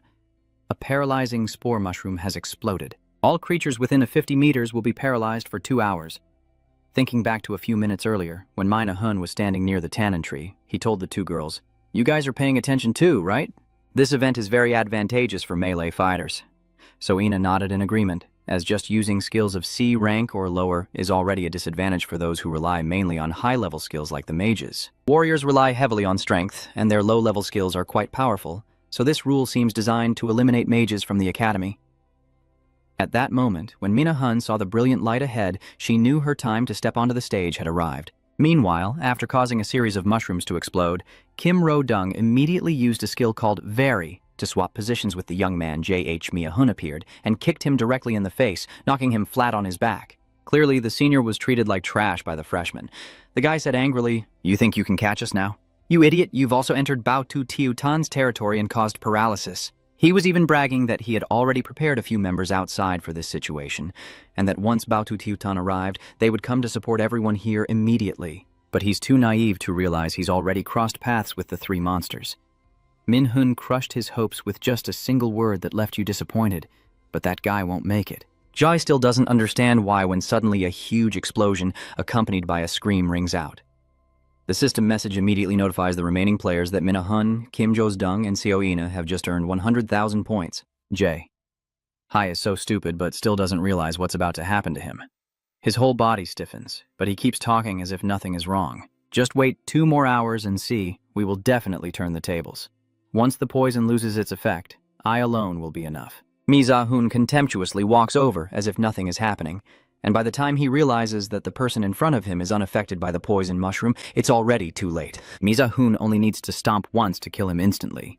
Looking at the remaining 3 with a smile that's losing its humanity, he muttered, "Just one sentence, that's enough to make them so scared they want to pee their pants." Wow, only 3 lives left? Those 3 terrifying names keep appearing on the system leaderboard so quickly that everyone is breaking out in a sweat. Soon after, the rookie ranking was updated, and of course Min Za-hun was in first place, while the other 2 members shared second place. In an era where mages are not highly valued, Mina Hun's team unexpectedly took the top spot, while the martial arts prodigies everyone trusted only ranked 4th. The guides and the principal were all surprised by this, with some even blaming a system error for the miscalculated scores. The principal's face showed a perverted expression. Only a warrior hunter could perform like that. The current situation he was witnessing, mages destroying the top senior to take the top spot, was truly absurd, but also very intriguing. Gua asked Guide Kim Jion to rewind to the paralyzing spore mushroom scene so he could see it again. The image of Mina Hun kicking Ji in the face immediately replayed. The principal fell silent and began to plan and calculate, relying on his judgment and courage in such a situation, along with his ability to defeat someone from the martial arts class. I can't believe there's a mage like that, no. Actually, I just can't believe it, and yet it's a new student. At this moment, someone else approached and said that the information about Min Hun had been collected, but they were a bit confused about whether it was accurate or not. Gua took the documents himself to check, and upon seeing the 97% magic potential figure, he truly couldn't find the words. After a moment, he grinned cunningly and praised it, then told his subordinates that he wanted to test this student a bit and asked them to come up with some really interesting plans. Returning to where the 3 top-ranked mages were, Min Hun told everyone to move somewhere else because the elders were very afraid of this forest. But just as everyone was about to leave, Min Hun noticed someone approaching a flash of blinding light followed by a long slash that split the ground in two. The people from the principal's side have started to spread the announcement that the initial restrictions will be nullified. From now on, they can do whatever they want as long as they eliminate the opponent. You knew something was wrong, so you looked seriously at the newcomer and said, "I didn't think we would meet again like this." And Hun suddenly, not only you but the other 2 also noticed something unusual. An-Hun looked very strange, as if he had gone crazy and didn't know what he was doing anymore. Min Hun, hearing Ina say that, suddenly remembered something. In a previous life, something similar also happened. During the Mus Academy Festival, some students were brainwashed and started attacking everyone. The cause of that incident was the principal's natural ability. His wrongdoings were exposed, so Than became furious and committed a terrible crime to divert attention and disappear. Kim Odung sacrificed himself to protect you, but unexpectedly, he started to rot from now on. Suddenly, a side quest was issued, demanding that you save Hun within 2 hours. The reward is a blank card used to copy skills. The blank card arrived just in time. Mia Hun cheerfully told the other 2, "You should leave here quickly, and if possible, find me some more points while you run." Seeing his confident expression, Ina felt a bit more at ease. She said she would follow the plan and get ready to leave. Yu Dung was different. At first, she was willing to let you go alone, but seeing that both of them were the same, there was no choice but to grab the other girl by the collar and drag her away as quickly as possible. The delicate girl has left, and now it's a battle of real men. Hoeong swings a long slash toward him, then quickly closes in and strikes with a second blow at a speed and power that make him panic. Ma-Hun leaps up to dodge, but as he lands on the shield to briefly use it as a foothold, Huang Di is activating a speed boost skill, and a line of text appears immediately after, revealing Minun has already closed in on his opponent. Not stopping there, he continued to circle behind his opponent, but was immediately spotted as soon as he appeared. Ma-Hun was a bit panicked because his body reacted very quickly, even though his eyes hadn't yet caught the movement, making him realize this fight wouldn't be as easy as he had thought. Ma-Hun begins to calculate in his head he can defeat Ho, but if he acts too quickly, the imposter behind won't be happy. The Crimson Lightning starts to be unleashed.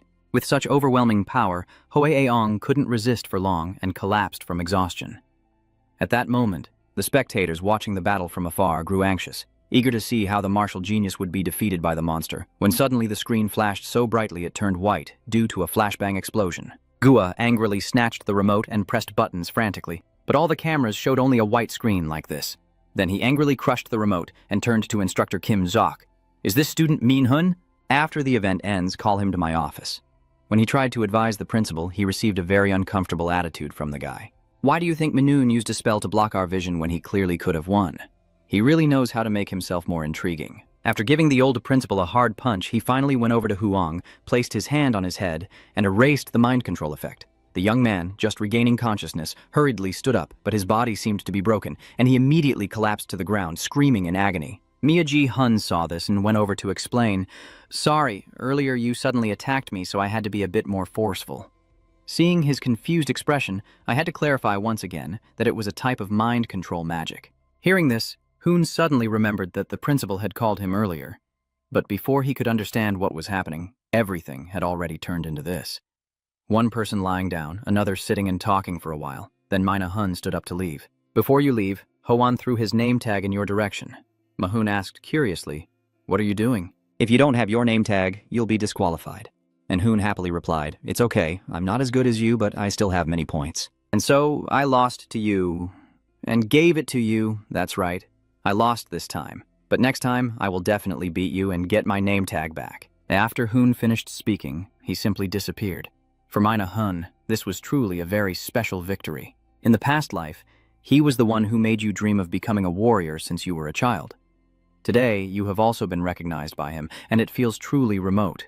The 3-day hunt finally ended. All the students were brought back to the real world to be checked in and receive their rewards.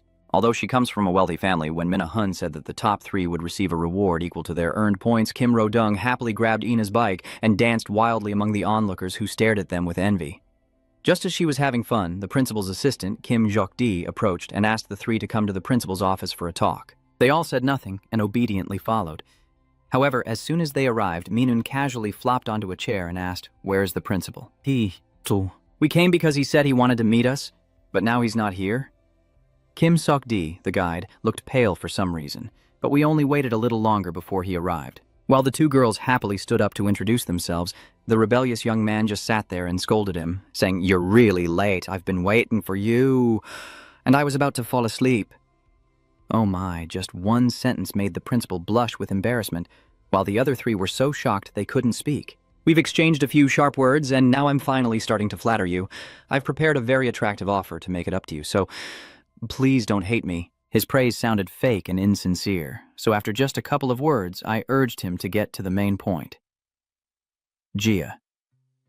In was angry, but Guza In said nothing. After wasting time without any progress, he finally announced that the 3 of us would stay in the dormitory for free. Not only can they use the facilities, but they also have the advantage that if the exam is unsatisfactory, they will have the chance to retake it to change the result. The man immediately took out the contract, wanting them to sign, but Minun flatly refused. "You already know what kind of scheming fox is in front of you, so I'll be straightforward. It sounds tempting, but those rewards are something we can earn just by trying for a month. Above all, Moose always prioritizes skills, so why should I sign a contract and pay a commission?" Thinking that this wasn't enough to expose him, you snatched the papers from the principal's hand and started to reveal his true nature after signing the contract, work as a subordinate. Oh my god. 5 years and 30% of the income will go straight to the director. Principal Guin, this isn't a reward for us. This feels more like exploitation than anything else. Or am I misunderstanding? Mia Hoon's words are too cruel, hitting his dark heart several times. With no other choice, the principal can only let them make the decision. And of course, the answers from the 2 girls are no different from Min Hoon. At this point, he has no choice but to start resorting to mind control. But he picked the wrong person. As soon as the system issued a warning, the pig's blessing was immediately activated to disable any abnormal conditions. Then he immediately used the empty card he just received to copy his mind control skill. "I've had it from the start. You're still young and inexperienced. Even though you've gained a new skill, let's put today's events on hold for now. I hate it, but if we cause chaos in the principal's office now, it'll be a mess. Ma Hun already has what he needs, so everyone get out of here now. Let's go, everyone. I've been in this side space for too long and I'm starving now. You looked really cool, and you leaving is even cooler than when you arrived." Guide Kim Sok, just standing guard at the door for a moment, was scared stiff by this tense atmosphere.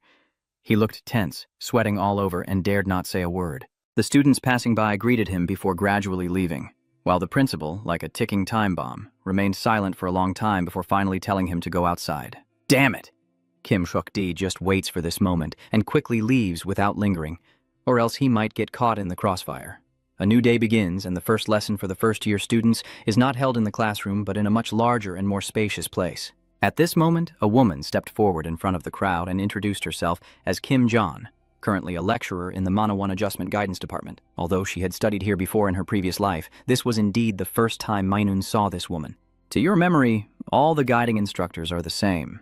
They're like catfish, always ready to open their mouths and swallow anything that Principal G bribed them with. Having gone through a life, you're no stranger to that anymore. Kim Jian walked past each person and spoke clearly. I'm pretty sure you're all confused about why we're in such a big facility instead of a classroom. The reason is simple. It's to test your mana sensitivity. As he finished speaking, the doors opened one after another, and the new students, upon seeing the massive mana block, looked worried and started to complain one after another. What is that? Is that a mana cube? Are we going in there for the first lesson to be like this? Is it too much, Mom? Wow. I thought it was something special, but unlike the crowd, Minun's expression is calm because to him this mana block is similar to the one Jose Shung created, but with much less mana. To reassure everyone, instructor Kim Jion now speaks up. What you're seeing is a device called a mana room. Students like you can hardly handle a mana cluster, so we prepared this. According to her, there are many rooms here. The mana concentration in the first room is only like normal atmosphere, but it gets higher as you go further. Beginners can only reach level 3 at most, while those preparing to graduate from the advanced classes can reach up to level 7. At this point, Kim Jion told everyone to follow him inside and warned that if anyone was in trouble, they should raise their hand and an assistant instructor would lead them out. I thought each year would be different, but to my surprise, more than half of the students had dropped out and wanted to go back by the time they reached level 3. By level 7, most people have collapsed, leaving only the trio of monsters and the red-clawed chicken. Oh, I mean the young man with red bangs, Louis, is still holding on. But once they passed level 8, only Sei-ina and Minza-hun remained, and judging by her face, it was clear that girl was just trying to hold on. She was about to faint. 9th level for freshmen is an impossible level to breathe through, only for beasts, not humans anymore. Even Sei-ina isn't an exception, starting to get dizzy and almost collapsing. Seeing that the student was unwell, instructor Kim Jion wanted to run over to help, but then remembered Principal Jin's words. Instructor Kim Jion, no matter what situation a student falls into, you must never be the first to offer help. A crisis is also an opportunity for students. If you take it away, isn't that a truly sad thing? In the end, she could only grit her teeth and not dare to act on her own even if she wanted to help. On this side, C could no longer hold out, but she's stubborn and doesn't want to admit defeat. In her world of foxes and grape bosses, only the strong survive. No matter how skilled you are, sooner or later you will fall at someone else's feet. But life, she almost lost it, so she must try harder. Sei-ina was taken out of the arena on a stretcher while Minza-hun calmly stepped into level 10. In theory, this is the hardest level and no trainee can survive it, so Kim Jion hurried over to ask Ma-hun if he was okay after seeing him pass through. You stood here for about a minute, then, so you've already struggled to hold on, huh? You're not that impressive after all. Ma-hun turned to the instructor and gave a faint smile, saying, "This place is too difficult for me." "I'm leaving here," Kim Jion immediately agreed when she heard that. "Then let's go together. Follow my lead." She's just pretending to be tough, but her fake expression makes it obvious she's lying. Clearly, she's claiming it's hard, but not even a drop of sweat falls. Who would believe that? The mana test is over. Now, Kim Jion is standing in front of the crowd and speaking. Minna-hun has reached level 10. Only a B-rank conqueror can achieve that. So that means he can go even higher. I really hope everyone does their best to catch up. The first lesson went by smoothly. That night, Madame Ro Shung called to check on the situation. However, after a while, it all comes down to whether there is anyone noteworthy at the school for her to recruit. And of course, if you provide more information, you'll definitely be rewarded. The names that keep coming up are all prominent figures like Seo-ina, Kim Jung, An Aeon, and finally the one he cares about most, Li Jiang. Rose Dung Thanks knew that person, so he immediately decided to refuse. He's the youngest son of the conqueror SL Jin, right? I heard he's not as talented as the others, but if we take him, it will cause conflict with Lin's group. Mia Hun, hearing this, was determined to get him at all costs. Li Jae-sang will soon become the world's best fake Kim. If you say so, then I accept. She had just finished her call when manager Park Sunzi came in to say BJ Hun was looking for her. After the chairman of the guild agreed, a noble blonde-haired woman appeared. She extended her hand toward Sung-on and said, "Hello, old lady. Long time no see. Guildmaster Jose, Mr. On. Thank you for your kindness, but I don't think we're that close. Please have a seat. The boss wants something from me." Bun immediately replied, "Let me be clear, I've been paying attention to one of your students. How much is he? Handsome girl, but talks like an Italian beauty queen. Then it's bad news. Our place doesn't treat gang members like commodities. Why don't you try looking somewhere else?" Jung-on paused for a moment, then continued. "There are many things in this world that money can't buy. You understand what I mean?" Bi-hun felt uneasy after hearing those blunt words and said that her visit was just the minimum courtesy. Too bad for her when she ran into someone who curses like a sailor, so she immediately got a rude reply. Is that minimal politeness from Kwang Ka so crude, girl? This deal goes nowhere. Although the two women dislike each other, they are forced to keep a professional smile on their faces. They exchange a few more pointed words before each one sees the guest out to save time. Let's return to the main storyline. The next day is the physical ability test. Minna-hun looked at the rankings with a bit of disappointment, ranking second only after the genius Eun-ho Eon. He knew he shouldn't be too eager to prove himself, but his old man was about to give him a beating. If we don't get stronger, we'll be useless again, like in our previous life. Their instructor today is Kim Seoshi. He looked at the scoreboard and was a bit shocked because with this kind of power, it's not something an ordinary mage could possess. He stood in front of the crowd of students and announced, "Now we will begin the second physical ability test, which is escaping from room A."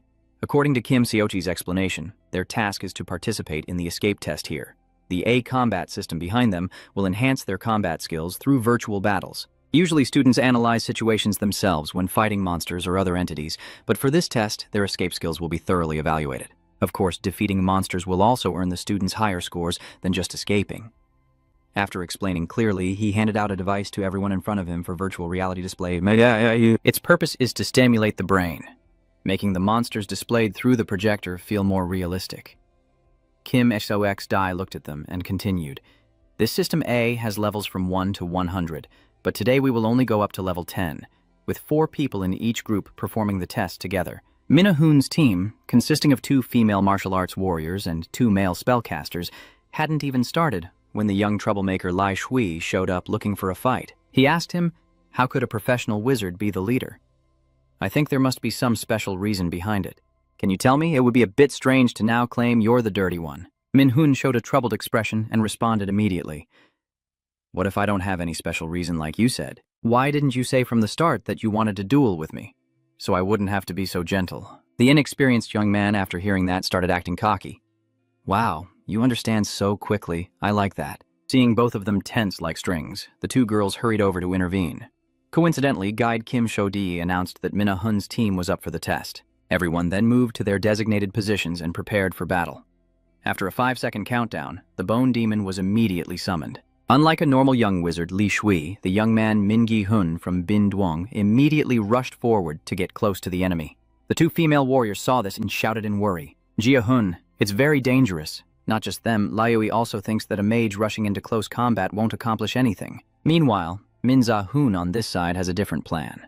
Instead of wasting time with the reckless duo and the chicken leak, he'd rather put his strength into these zombies. Once Louis sees your ability, he won't dare to mess with you anymore, so he acts immediately. Minahun's hand radiates with a surge of mana as he boldly crushes the head of a monster that had just appeared seconds ago, shocking everyone.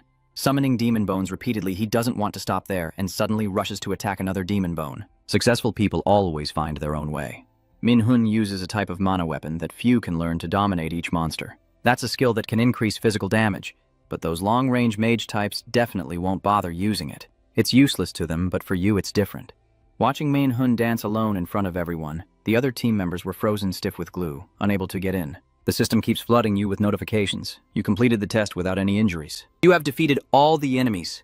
You earned extra points for a 100% contribution rate. At this point, level 2 is also unlocked.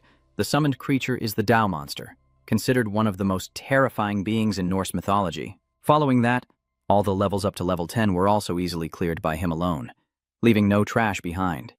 Liui couldn't believe his eyes anymore, but he stubbornly refused to accept that everything was real. After the test ended, he went over and asked you, "How did you do it? Do you want me to believe that the wizard dared to jump into the fight and take out all the enemies alone? There's no way that happened. You must have cheated. What kind of person talks so sweetly? But if you mess with me..." Minhun would threaten you with a stern voice, no longer holding back. "Don't make me repeat what I've already said. If you don't believe it, why don't you check for yourself, you idiot?" Lu was scared stiff, but still felt annoyed. At this moment, Kim Sok-di coincidentally intervenes from afar. "What's going on with those 2? He was interrupted halfway, but Louis thought that if it weren't for the guide, he would have beaten you up already. Seeing Minahun turn to leave, he called out, "At the MS Academy Festival, let's have a proper fight." Unexpectedly, Minan refused outright because he had a solo match with someone else that day. Every day, Minahun's bright presence at school was like a 200-watt spotlight, drawing the attention of the principal's group. That evening, after class, guide Kim Shodi led the 2 masked individuals to Gain's location. Ainin.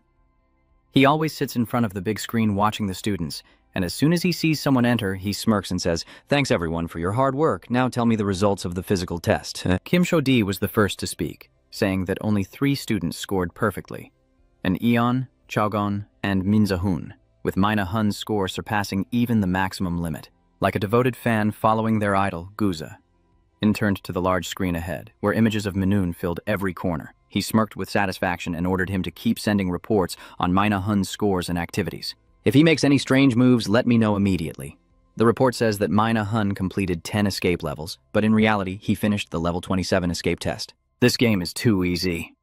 He rubbed his shoulder and thought to himself, at this level, he can take down 6 level C enforcers. The next hell might be an illusion, so I still need to prepare thoroughly. In the previous life, a tragedy occurred that caused hundreds of students to lose their lives. Your team also happened to encounter that monster, and you were the only survivor. But you have to live under the insults and curses filled with hatred from everyone and cannot leave MS Academy. The main reason he keeps holding on is because he doesn't want those who trust him to be disappointed. Min-hun ends his reverie and leaves a shop, wondering if things will be different this time. I'm not going to give up and live a dull life like before, because I feel I've already regretted enough. After finishing the theory lesson in class and returning home to prepare for the simulated dungeon practice, Min-hun sat on his bed and began adjusting the mana in his body. Starting up before entering the dungeon is very important, no matter how powerful a mage you are, because you are taught that sudden use of high-level magic inevitably causes backlash. The consequence of that is that the user's body will suffer severe damage. The more high-level magic they use, the more vulnerable they become. Your two abilities, Chain Dragging and Sacrifice, are also a high-level magic. If you're not well prepared, the one lifted onto the altar might end up being you or your close friends instead. Suddenly, the system panel presents the main mission, stating that from this point on, whenever you encounter a crucial event that you regret from the past, you have the option to make the same decision as before or choose a different approach. That decision can save lives or take them. The choice is entirely in your hands. But the irony is that you only have 12 hours to do it.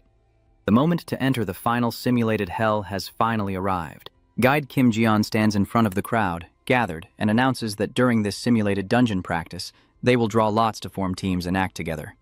Ma-hun, mingling in the crowd, whispers to himself that the lottery system has its two sides. If luck is on your side and there's a strong member in the team, they can clear the dungeon easily. But what if the opposite happens? Low-level weights gathered together like that are really bad luck. They'll definitely need a resurrection ticket to have any chance of saving themselves. Guide Kim John is still reassuring everyone that the monsters inside are low level, but based on his experience, those low levels are just a joke. The cursed principal clearly mixed in some boss-level monsters. One by one, they started drawing lots. Oh my, how merciful of the heavens to let the saint spend his life with the beautiful Sena. Not only do I have someone to talk to, but luckier still, I'm teamed up with a strong ally, so this will be easier. While waiting for the next teammate, 2 warriors from the fighter class approached. As soon as Mina Hun saw them, she was immediately stunned. The girl is Kim Jina, and the boy is Perrin Yu. They are both teammates who sacrificed themselves to save him. The system's mission came so perfectly timed. Now I know what I have to choose. Ma-hun frowned, clearly showing some discomfort. He suspected from the start that the NY system was aiming for this, which is why it sent the mission at just the right moment. He sighed softly, then casually approached to greet them with a few words before finally suggesting they discuss the main matter of the day. After the introduction, we just need to think about the strategy, right? As time passes, everyone huddles in a corner of the table to discuss plans for dealing with the monsters. Min-hun, as team leader, spoke first to remind everyone, stay strong no matter what.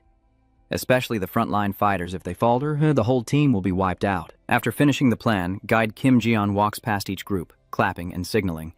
Time's up for discussion. We will start dungeon training now. So team leaders step forward. The departure time has arrived and the life and death battle begins. Inside the simulated dungeon shining with crystal light, a girl looks back and sighs. The night is damp and musty with a hint of mold. Kimo Dung is in the same team as An Ho Eon. You and your 2 teammates were chatting when suddenly you sensed danger. An Ho Eon also didn't hesitate and shouted, "Something is coming. Everyone get into position." As expected, just as they predicted, the pack of wolves from the mine started pouring out from all directions. Seeing this, he immediately said, "They may be weak individually, but if they gather together, it will be very difficult to deal with them. Finish this quickly." With that, he immediately charged into battle. An Ho Eon wields a sword and shield at the front, while Kim Do Dung stands behind, firing holy light at the monsters with a powerful thunderbolt attack. A bright flash of light obscured the view of the moles. At the same time, An Ho Eon swung her sword rapidly and decisively, helping her teammates take down a few of them. The remaining members also contributed some effort. The long-haired girl used the skill called Wind of High Him to support Kim Do. Her part was to gather everything into one spot, then enhance and turn the attack into an active skill called Rage Burst before finally launching all the damage spheres at the wolf miners. The battle was quite fierce for the first-year students, but luckily it was over. Just as they finally let out a sigh of relief, Another warrior suddenly looked very pale, clutching his neck and struggling to breathe before collapsing to the ground. The other members immediately rushed over to ask questions. Yudong looked at the person in front of her and voiced her concern. "What is this? Why didn't anyone say that the Boer girls know how to use poison?" As she just spoke, Yudong's face turned pale. She looked at the giant creature that shouldn't be here and stammered that it wasn't poison, but a large amount of magic. Everyone is sitting under Boer's feet, with the two-story house above them. Ho Eon stares at it, wondering, "Holy saint, what is the Lord of your Bao doing here?" At the same time, Mai Na-hoon's team entered a room, looking at the black symbol painted on the wall, secretly suspecting that this place was different from what they knew. Mina Hun suddenly spoke up. "Plan C. We will counterattack after defending. Be careful, this one will be completely different from what we've faced before." The others, though somewhat doubtful, still joined the defensive formation. Soon after, everything unfolded exactly as Mina Hun had predicted. In front of them, the Lord and a few low-level monsters were approaching together. Everyone was panicking as it was their first encounter with this monster. Fortunately, Sei-ina quickly regained her composure and immediately created a magic shield to protect her two allies in front. Parong Yu swiftly used a taunt skill to lure the low-level monsters towards him. Meanwhile, Mina Hun took the opportunity to run up to the boss and immediately punch it in the stomach with a significant amount of mana. A thunderous explosion filled the air with thick dust. Mahoon looked worriedly at the boss, but just a second later, he smiled with full of dissatisfaction towards it. Damn, I thought there wouldn't be any surprises, but the Lord with healing abilities appeared. That's too much. The NY system seems to understand the doubts in the user's mind, so it explains that the culprit has been identified as Odin's Raven. A special mission called the Crow Hunter has been assigned. There are currently 5 targets, and the reward is an empty card used for copying and leveling up, but it comes at the cost of your life. Guide. Kim John had been waiting outside for a while when a team ran out.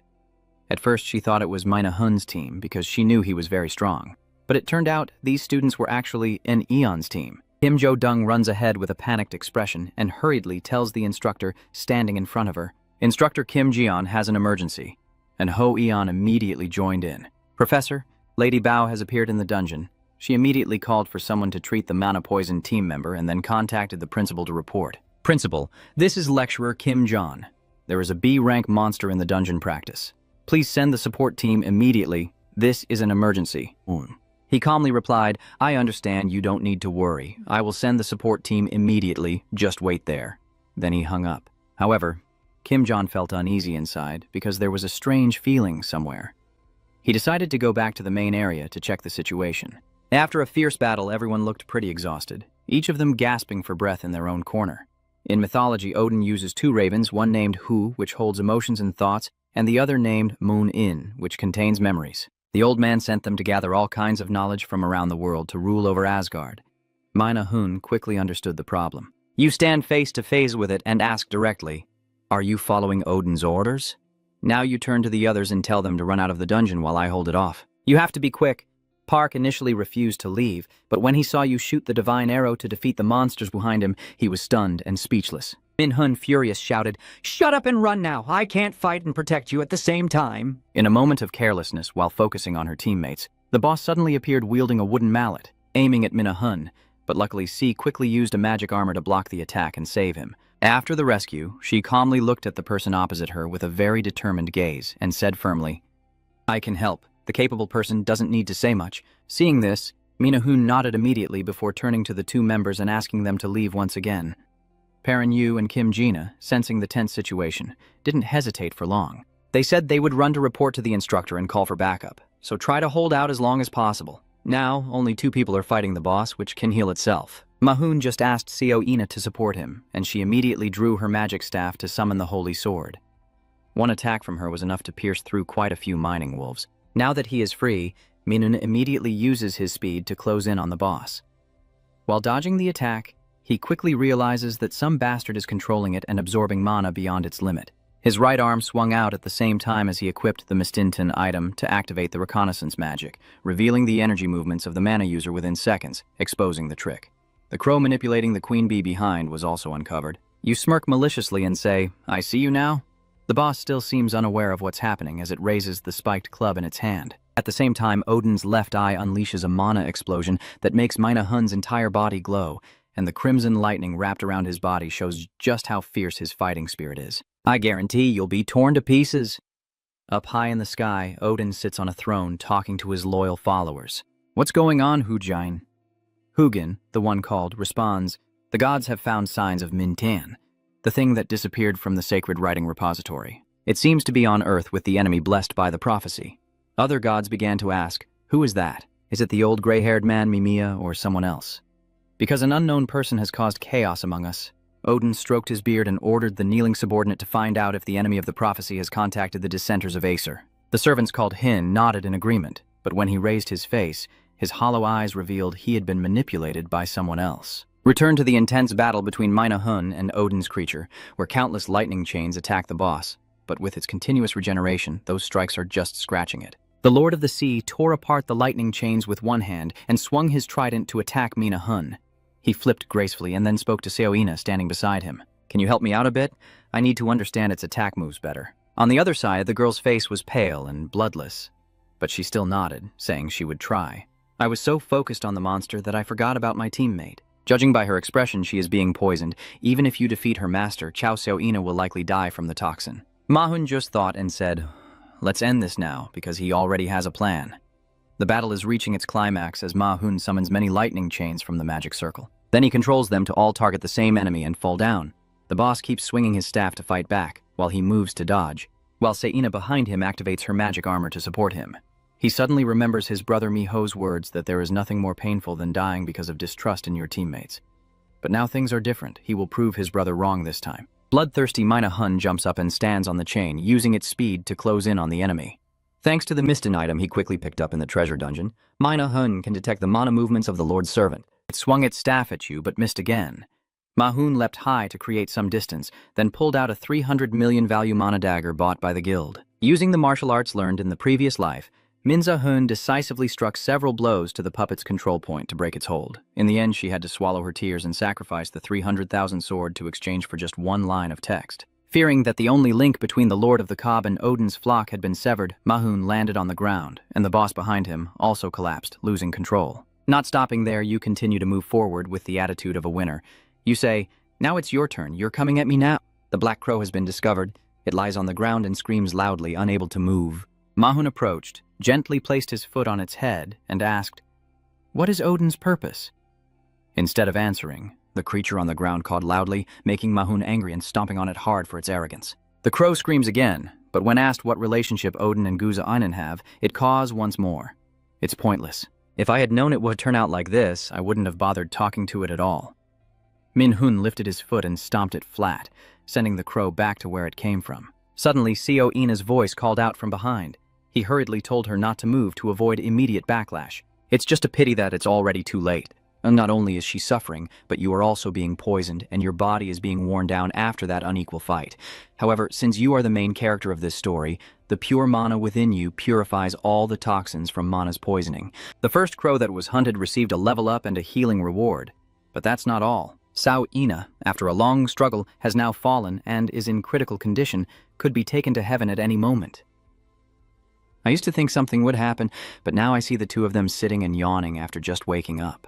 Sao Ina opened the information panel and quickly noticed that both blood and mana had returned to normal.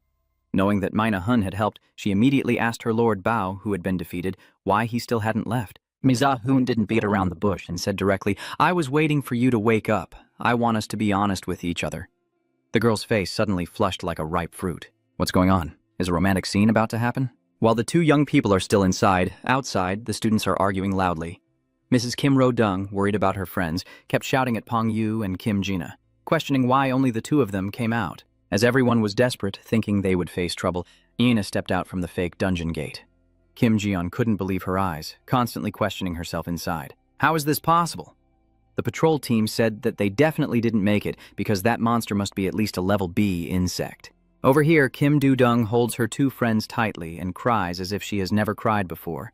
She has cried enough. After crying, he still used his strength to grip both of them tightly to express his unspoken feelings. Seeing Perrin Yu and Kim Jina standing silently with tears in their eyes, he couldn't bear it and decided to speak up to explain. They left according to my wishes. I told them to ask the instructor for help, so they are not to blame or guilty of anything. However, Kim Ro-dung still seemed unwilling to let it go, and questioned the two of them. But how could you abandon your teammates like that? MG Hun understands this feeling very well. In the previous life, it was him who ran away, so he immediately said, "If it were me, I would do the same. So please stop acting like that." This is over.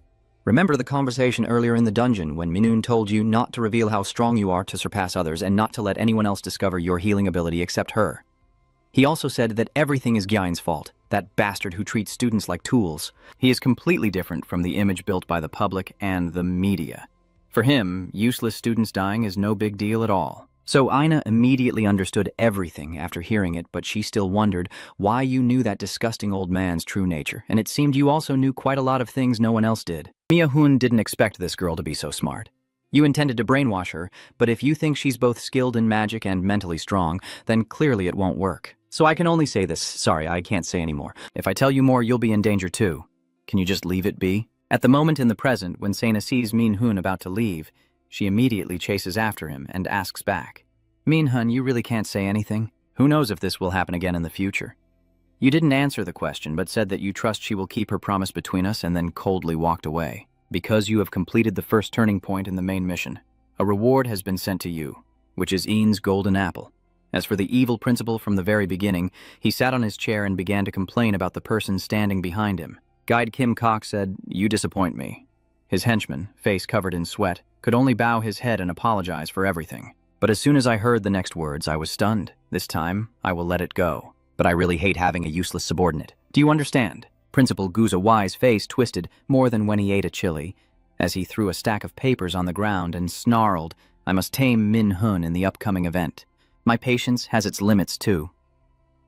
There, Min-hun returned to the dorm after finishing the practice session. You pick up the pile of stuff from the ground, but your mind keeps thinking. Before the regression, Kimu Dung was dead, and Anion hadn't even fully tapped into his potential yet. I have to intervene to change the future, but not with Sena. She can still do well without my interference. Min-hun fears that becoming too close to this girl might affect her future, but for now, he needs to clarify the relationship between Gwyn and Acer as soon as possible. The Pink Illusion Dungeon is just the beginning. In the future, you'll face many more dangerous situations. If you're not stronger, those villains will root you out early. Min-hun uses the remote to turn on the TV where a knowledge-based Q&A session is underway. The host begins asking questions to the guest. He said there are many other types of dungeons that are still unknown. What are those kinds? The other person then adjusted their glasses and replied, for example, "Usually you just need to kill the boss to clear the level. But with themed dungeons, it's different. The biggest difference is that the Punisher cannot leave until they complete the dungeon mission." Seeing those confused faces, the professor explained a bit more clearly. People who want to raid themed dungeons must become a character within and complete certain requirements.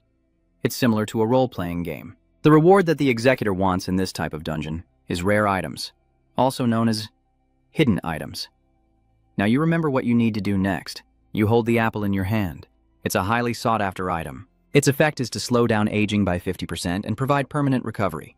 Soon, an A-tier themed dungeon will open at Seoul Amusement Park. That's where you can get the speed-boosting armor that Theon Phi, Tho's former subordinate, used. It increases agility. So many people are fighting over it, including you. Mia G wipes the apple and takes a bite to see what it tastes like. The space instantly erupts with dazzling fireworks. But the taste isn't much different from ordinary apples, so you went to the trouble of making a fuss. The stats immediately skyrocketed after just one bite, and the system kept sending messages non-stop. Its effect is truly extraordinary, but if only it had seeds, I would have already planted it myself. It's a shame.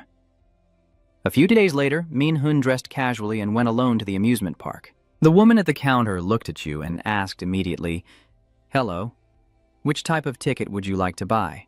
You didn't answer that question and instead placed a black card with the Yango Guild's emblem on the counter and said, "I am Min Zahun, the conqueror from the Yango Guild, and a themed dungeon will open here soon." The next day, guide Kim Ji-ong rushed to the dormitory to find you early. However, when I arrived, I couldn't find him, and only received information from the dormitory manager, saying he stopped by yesterday and told me he had some things to take care of today. Kim Jae-ong told the woman to inform him when Min-hun returned so he could meet her, then left immediately. Outside, Double Agent Kim Ji-on used a communication device to contact a man named Songjel to report that she had uncovered the truth. The person behind everything was Gwyn. "So you're responsible for the simulated dungeon practice, Kim So. He's probably in a tough spot right now too." Before hanging up, Kim Jong also mentioned an important matter. that the student Mina Hun she previously talked about seems to have some information related to the evil principal who likes to play the villain. Returning to Seoul Amusement Park, the loudspeaker kept warning that this was an emergency situation, not a training session, and urged remaining visitors to leave immediately. Mia Jia-hun looked at her phone, thinking that it would arrive in just a few minutes. Sure enough, it matched the fortune teller's prediction about the boy. The NE system immediately displayed the Neverland Ruins dungeon theme, and as the environment gradually transformed, the dungeon's theme was revealed. Your task is to find the 3 assigned missions, solve them, and complete them within 24 hours. The reward for this deal is nothing other than Tianfi's speed-boosting shoes that you have been eagerly waiting for. In her previous life, a genius who claimed an IQ of 150 cleared this dungeon, but her big mouth got her killed after she boasted too much about it, attracting envy from those jealous of her talent. This time you're the first to arrive, so no matter who you fall into the hands of, if it's yours, then you're welcome. Shades of monochrome begin to take over the real space, until everything is submerged into the virtual world created by the dungeon theme. The entrance appeared before his eyes, and Min Za-hoon immediately chose to teleport to the designated location. The system displayed data loading from 20% to 98, 99, and 100%, then completed. You are synchronized with the system to play the role of Tianfi, a survivor warrior after the Vin invasion. The Thantho is jealous of Tianfi's swift legs and has kidnapped his sister. The main mission of Tianfi's hatred is to roleplay and save this falling sister from the sky. If you win, you'll get the shoes, but if you let the sister or Tianfi's character fall, you'll fall too. According to the information you received, Tianfi is one of the servants of the rabbit god with a hammer, who originated from a mortal. However, the person has turned their back and begun to hate the Norse gods because of the invaders who worship them. Hey, wait a minute. Min Hun suddenly remembered that the story his mother told him doesn't seem to be like this. While he was still lost in thought, someone shouted in his face. Tianfi wakes up suddenly, opening his eyes and realizing he's on the ship he plans to steal later, to use as a means to find his sister. And the older brother, who just shouted in your face, named Fedrorik, is the mastermind behind the bold idea that could turn friends against each other. You smile and stand up, but before you can regain your composure, the ship suddenly jolts violently, almost knocking everyone over. In the midst of bad luck, their ship was attacked by pirates during a robbery, making this misfortune even worse. A crowd armed with shields and weapons surged onto the boat. Min Hun, confused about what was happening, quickly told his new friend Fedrorik, "I'll leave this to you." And just like that, in a dazzling move, he leapt straight onto the enemy's ship before the bewildered eyes of both allies and foes. One of them pointed at him and threw his head back, laughing loudly in delight. "Hey, little brother, what are you thinking jumping onto the enemy's ship when you should be running away? You idiot, I will kill you right now." Min Ji-hun paid no mind to what he just said, instead focusing all his attention on the girl chained at the base of the post.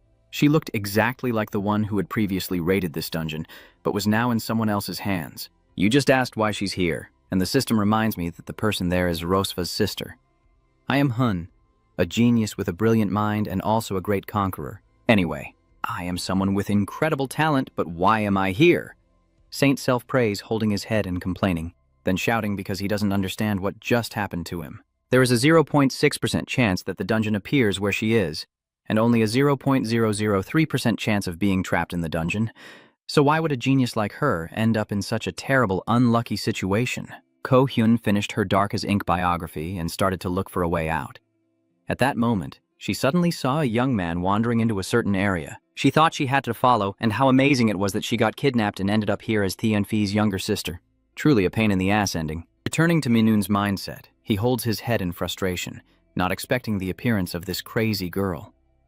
The pirates in front of him, seeing him just standing still, all shoot arrows aiming to kill. Min Hun, clutching his huge anger, immediately activates his magic armor to block the shot and shouts out, "Why am I always surrounded by these abnormal people? Why is that?" The glowing punch immediately struck down and blew away a few enemies in the blink of an eye. You keep punching out the faces of the ambushers one by one before saying coldly to the rest, "I don't have time now, everyone attack at once." After a while, Mina Yun alone had taken out all the members on the enemy ship. He walked straight to the only girl here and spoke. "Are you still pretending to sleep? Are you playing the role of Rosva?" Hun pursed his lips, opened his eyes to look at him, and replied, "You guessed right. I guess you're THJI. Then Hun smiled and nodded before throwing a fiery punch next to the girl, finally revealing his annoyed face as he directly confronted the person he just threatened. "I know exactly what you're thinking, so you'd better forget those silly and clever ideas. Surprised, old lady?" That miraculous encounter, along with a bit of luck, made the mission so much easier to complete. The two of them are temporarily taken to the amusement park, where he directly asks her, "Try to guess what kind of skill I use." Koa Hun scratched his face and replied, "Oh, it's the kind that helps me use swordsmanship better." I'm not lying. It's a basic swordsmanship skill called Rank D. People who lie often get used to it, so I thought Mina Hun might be fooled because not many students understand swordsmanship. She seemed quite satisfied, thinking she could use this little trick to take advantage of you. Unfortunately, thinking of herself as a chicken while being a grain, Min Hun immediately revealed his swordsmanship experience. The accelerated perception makes time seem to slow down and speeds up the user's thinking, often used by leaders and also effective for analyzing and reading opponents' minds. Miss Hyun immediately turned pale when her lie was exposed. Just as Mina Hun also didn't want to take on this debt and become the hero in a marriage arrangement. She stood up to say goodbye to her. Koa Hun was terrified when she saw that, hurriedly ran over to apologize profusely, and even insisted she would do everything to prove she didn't mean it. Nice. An IQ of 150 genius at this level. Min Hun smirked cunningly and immediately said, "Then write the contract." And so she entered into a contract mostly in his favor, which had been signed. Previously, he had used dependency within his mind control skill to manipulate her. From now on, there's no need to worry about being betrayed, even if she really becomes worse. The two of them continue on their journey. Seeing this eerie atmosphere, Sia Hai-hun immediately asked, "Where are we going now?" Mia Ji-hun replied nonchalantly, "The haunted house. We'll go there first. God help me, help me." "Really?" Hun couldn't hold back and shouted. "What, a haunted house?" Ma-hun could tell just by looking that she was scared, but when he asked, she ignored him and refused to admit it. He stood at the entrance of the haunted house mission and told her to hurry up. "Now that we've come this far, we have to go in no matter what." The Big Ba mission package has been activated, and the two quickly teleport to a mansion emitting a strong aura of evil. The instruction manual requires us to escape without violating the 3 rules, even if some skills are temporarily locked. Before entering, Mina Hun turned to Ah Hun and asked what her identity was. The other person immediately responded, "Clearly the cameraman. But what about you?" Unlike Miss Tam, Mina Hun said she has a more interesting identity, that of a streamer who specializes in sharing horror-themed videos. "It's been a long time since we had guests. Hello to both of you." A cold voice echoed as a burly uncle suddenly appeared, and the opponent looked at them with a ghostly pale expression, saying that he was Anfet, the butler of the mansion and also a servant of Countess Flander. As soon as this middle-aged man appeared, the system immediately transmitted the entire mission details, which stated that they needed to use cameras to expose the mansion's secrets and escape. The reward would be a new skill called Illusion, but if they failed, it would be the usual price of using their network. Butler, Anfet calmly opened the gate, repeatedly claiming he was ordered by the Countess to welcome them and take them to dine, while he spoke casually as Hun trembled and dared not say a word. They were both led inside. She had just arrived and stopped in front of a large portrait, but Butler Anfaye didn't hide anything either. He said it was a portrait of the estate's owner and the adorable dog named Shin. But as soon as Min Hun praised Countess Flander's love for the past, she immediately switched to the one demon interface. That's right, she has many happy memories just like in a dream. "Please go this way."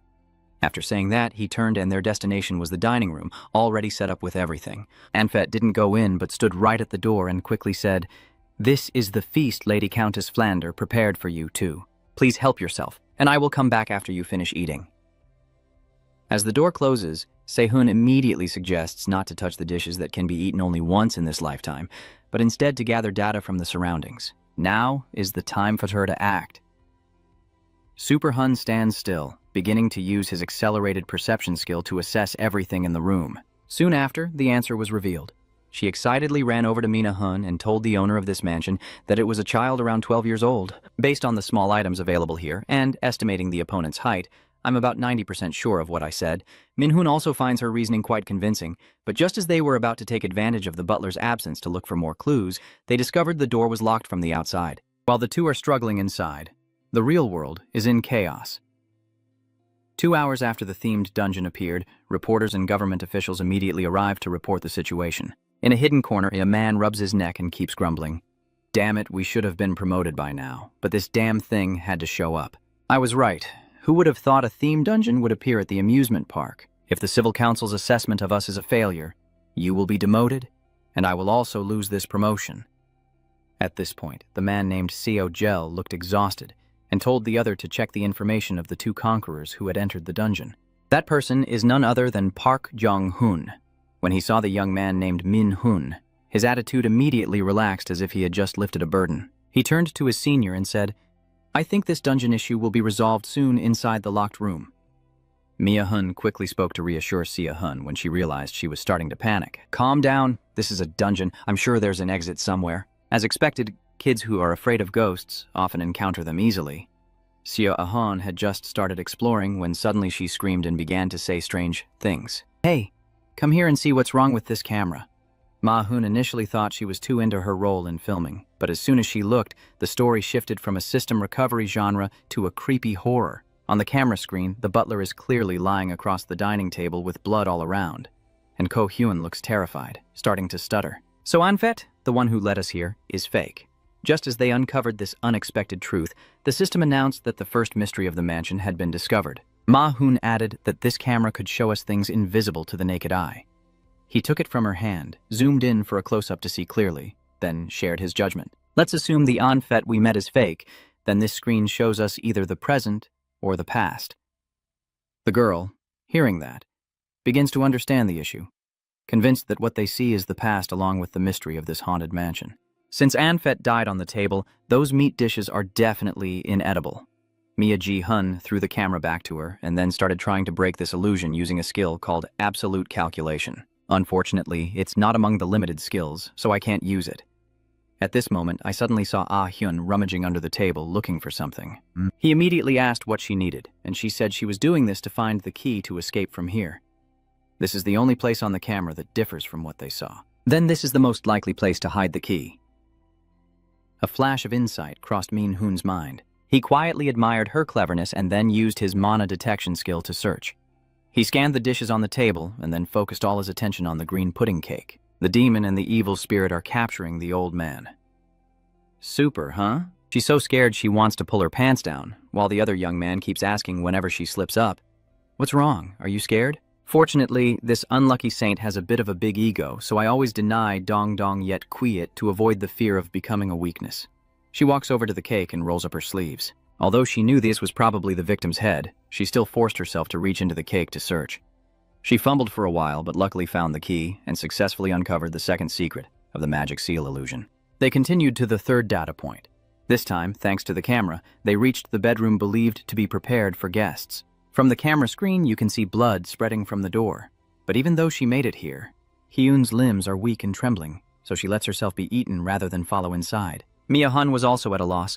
He told her to keep quiet or scream and wait outside. But if you see something strange, just shout out and I will come to help you. After saying that, he opened the door and stepped inside. This place is as dark as ink with only a faint light shining through the window. Oh my God. A white figure suddenly rushes past. When he looked back, a girl with her upper body covered in blood suddenly appeared right in front of him, with her mouth torn open all the way to her ears, making a terrible noise. The ghost pointed at him, but actually it was pointing at the butler standing right behind him. That's just perfect. Ji-hun fainted and collapsed. When he opened his eyes and woke up, Se-ah-hun was right beside him. You glance at the blood-stained items scattered around the room, thinking that even though you were prepared, you almost got scared to death. Seeing that Hyun now appears calm again, she says she will use accelerated perception to assess the situation. Soon after, Lee realized that both of them were imprisoned in an underground cell, which still bore many signs of torture. She sighed and complained, really testing my patience. Why would they have a prison cell in a mansion? Mia Ji-hun reached out to the bars and muttered that the key must be here, then boldly punched a hole through the large wall. Finally, she said something extremely pointless. Try to stay as quiet as possible. It wouldn't be good if Anfit or someone else finds out we're here, like, so are you already quiet or do you need to be even quieter? As they stepped through the prison door, a dog suddenly charged at Minun from afar as if they knew each other, and coincidentally, it was also holding a key in its mouth. Sehun shouted in alarm and immediately dropped the book. Unfortunately, Mina Hun Seno, you didn't sense any danger from it, so you just assumed this small dog was also kept here. Sehun immediately stepped forward to clarify. There's no way the prison would give us the key so easily. If this little dog is a trap, we're doomed. It sounds plausible, but unfortunately the little dog is truly harmless. A side mission was assigned to the two of you, instructing you to enter the Countess's room on the 4th floor of the mansion and read her diary within 2 hours. If successful, you'll gain a new skill, but failure means the outcome remains the same.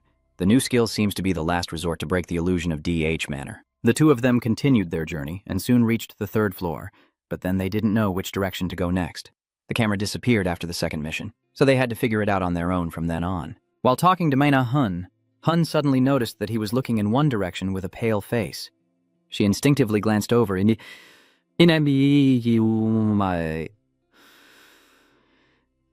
Sensing something was off, the ghost appeared once again right in front of both of them. Mina Gun ignored her companion's warning and directly approached her. You just asked directly, why are you still here?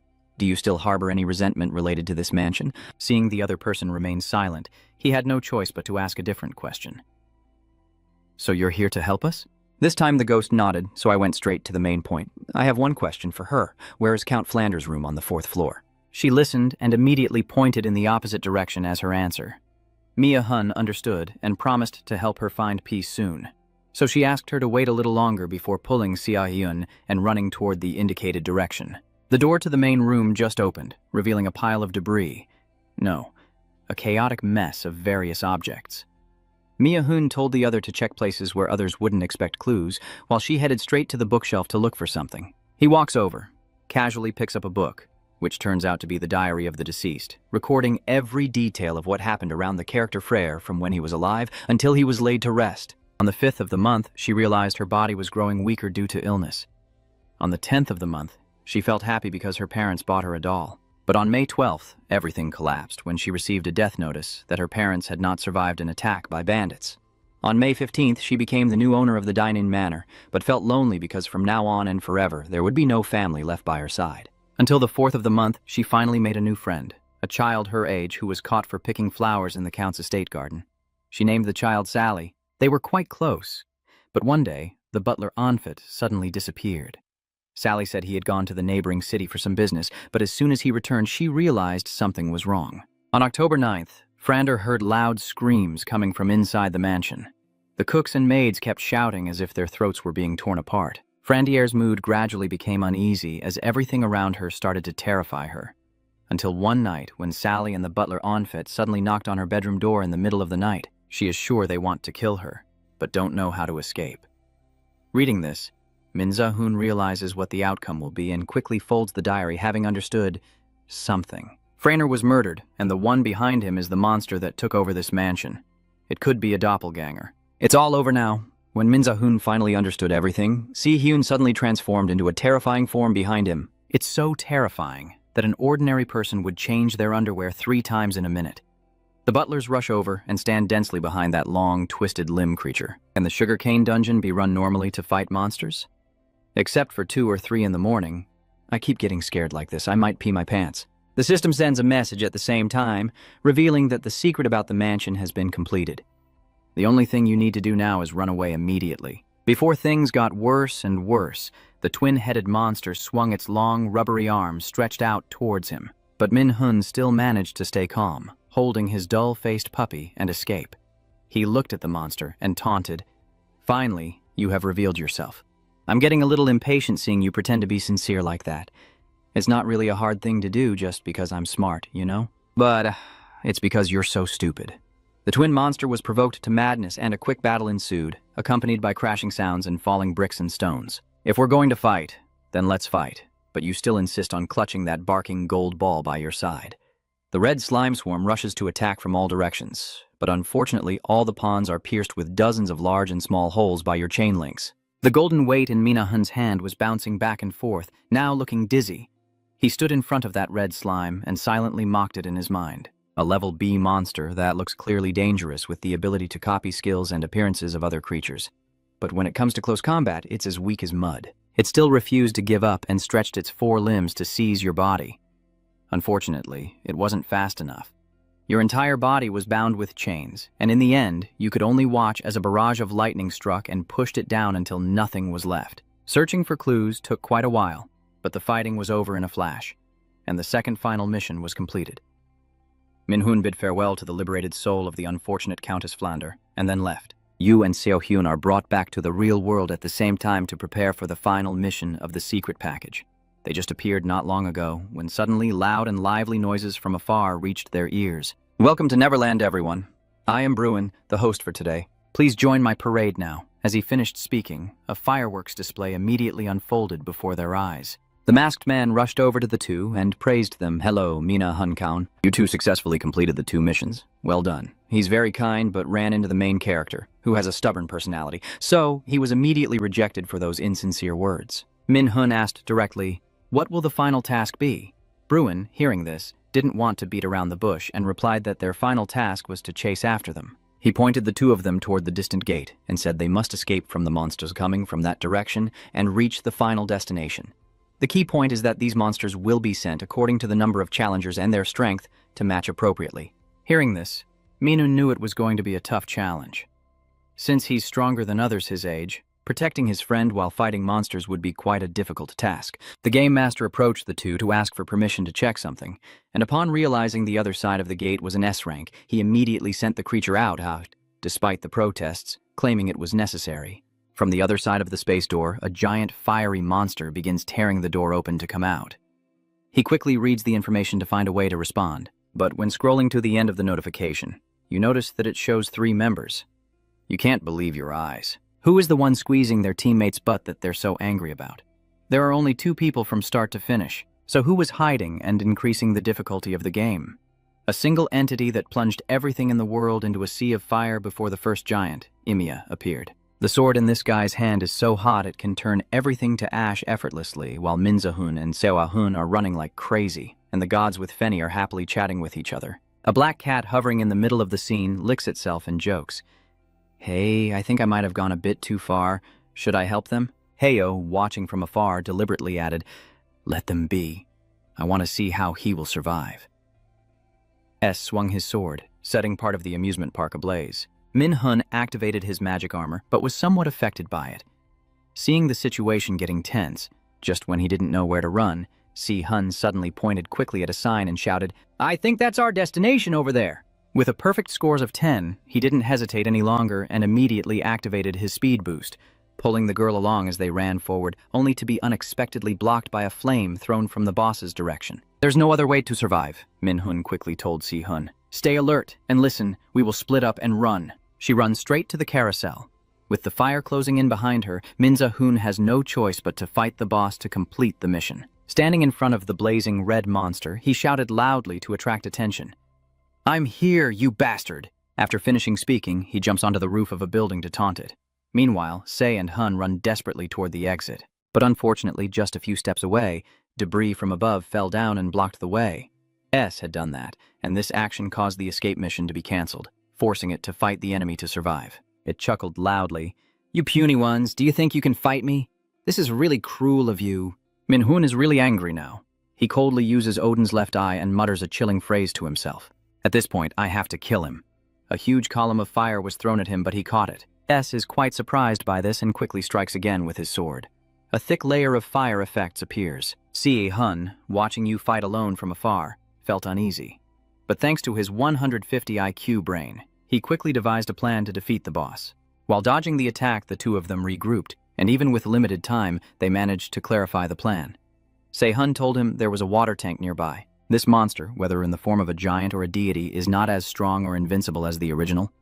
Her role is to use her skills to plan your path, and the rest is to lure it to the water tank. Time passes, and after a well-coordinated effort, it seems both of them have reached the location. Min Jia-hun adopts a teasing attitude, beginning to undermine the opponent's confidence. "I heard you're no match for the Norse gods. You're just a gatekeeper, so I didn't think you'd dare call me weak." Stop for a moment, then you continue with a decisive blow. "Are you afraid of me, a human?" He's gone crazy. He's really furious to the point of madness. The successful provocation made the boss attack him fiercely with his sword. Unfortunately, what it saw was only an illusion you had created. Just a second later, it was struck by a torrential flood bursting out from the ruptured water tank.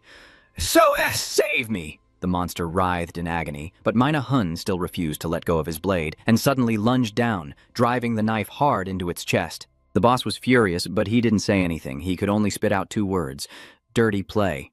Tough luck." How could I meet the holy shoe minin right away? So I just nodded. So what? As long as I win, that's enough. The boss's eyes are blazing with anger. Before disappearing, it still insisted on challenging you to a rematch sometime in the future. "Don't be arrogant. I'm only fighting you with a clone. But when you face my true form, you won't win so easily." The final intense battle has finally reached its conclusion. The monster was defeated, and Minza-hun received a new skill called S-Fire. As a reward for the hilarious performance, he got Tianfi's shoes along with a bonus skill called Light Step. As for Ka-hyun, he was granted Rosva's seal to increase his strength by 50 and a courage skill to resist terror. The illusion layer shattering brought the amusement park back to its original form. The crowd waiting outside, who had been there for a long time, immediately rushed over to ask questions as soon as they saw the two appear. The government agents targeted Minun first, but unfortunately he disappeared right when he stepped in. Now all the attention is on that weakling Hun. While she was surrounded by a barrage of questions, Park John-hun asked the person next to him, "Is he hiding?" This could be possible if he belonged to the assassin profession. However, Seo-jeok provided a different answer. "No, I don't think so." According to instructor Kim John, Minza-hun is a mage. That person is a combat mage. Thanks to the intervention of the Ijong-oa Association, news about Minza-hun disappeared from all media and no one mentioned him. Principal G's side looks like he's sitting on a pile of fire. He just gave a task to his subordinate, instructor Dong Isu. The other side bowed their head, and from now on, as you said, I will report every detail about student Min-hun. The surveillance task has been assigned to a new person, so the old one must be gone. The man, satisfied, turned to the big screen and muttered to himself, "I have to cut the grass to have a beautiful garden. I'm really looking forward to this event. I will remove all the filth from my path." Ji-hun returned to school and immediately received a barrage of caring questions from his close friend Kim Do-dung. While they were asking each other questions, someone walked in and said, "I think I saw a troublesome face. Was that you?" The young troublemaker who likes to show off immediately gets questions like, "Who is this Don?" from his friends, and he quickly drops his bangs, transforming into a different person. He hadn't even started to show off yet when the instructor gently reminded him, and Lai Sui lowered his voice immediately while still in the classroom. He was scolded and felt embarrassed, so he just glared at you and quietly went back to his seat.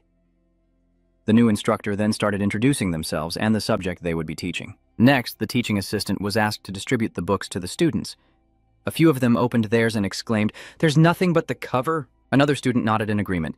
"Look inside, it's also completely empty. Is there a mistake?" But when I handed it to Min-hun, it was different. Instructor Dong Ishu saw you smile and immediately asked, "Student Min-hun, can you tell me what the book is about?" When he heard you correctly say the two words in the ancient language, her expression changed instantly. This magic book requires solving equations to read it. Most new students take about a week, but Min-hun solved it on the first try, which seems even better than what Principal Jin described. "To be sure," she asked further, "so do you know what the ancient script on the cover means?"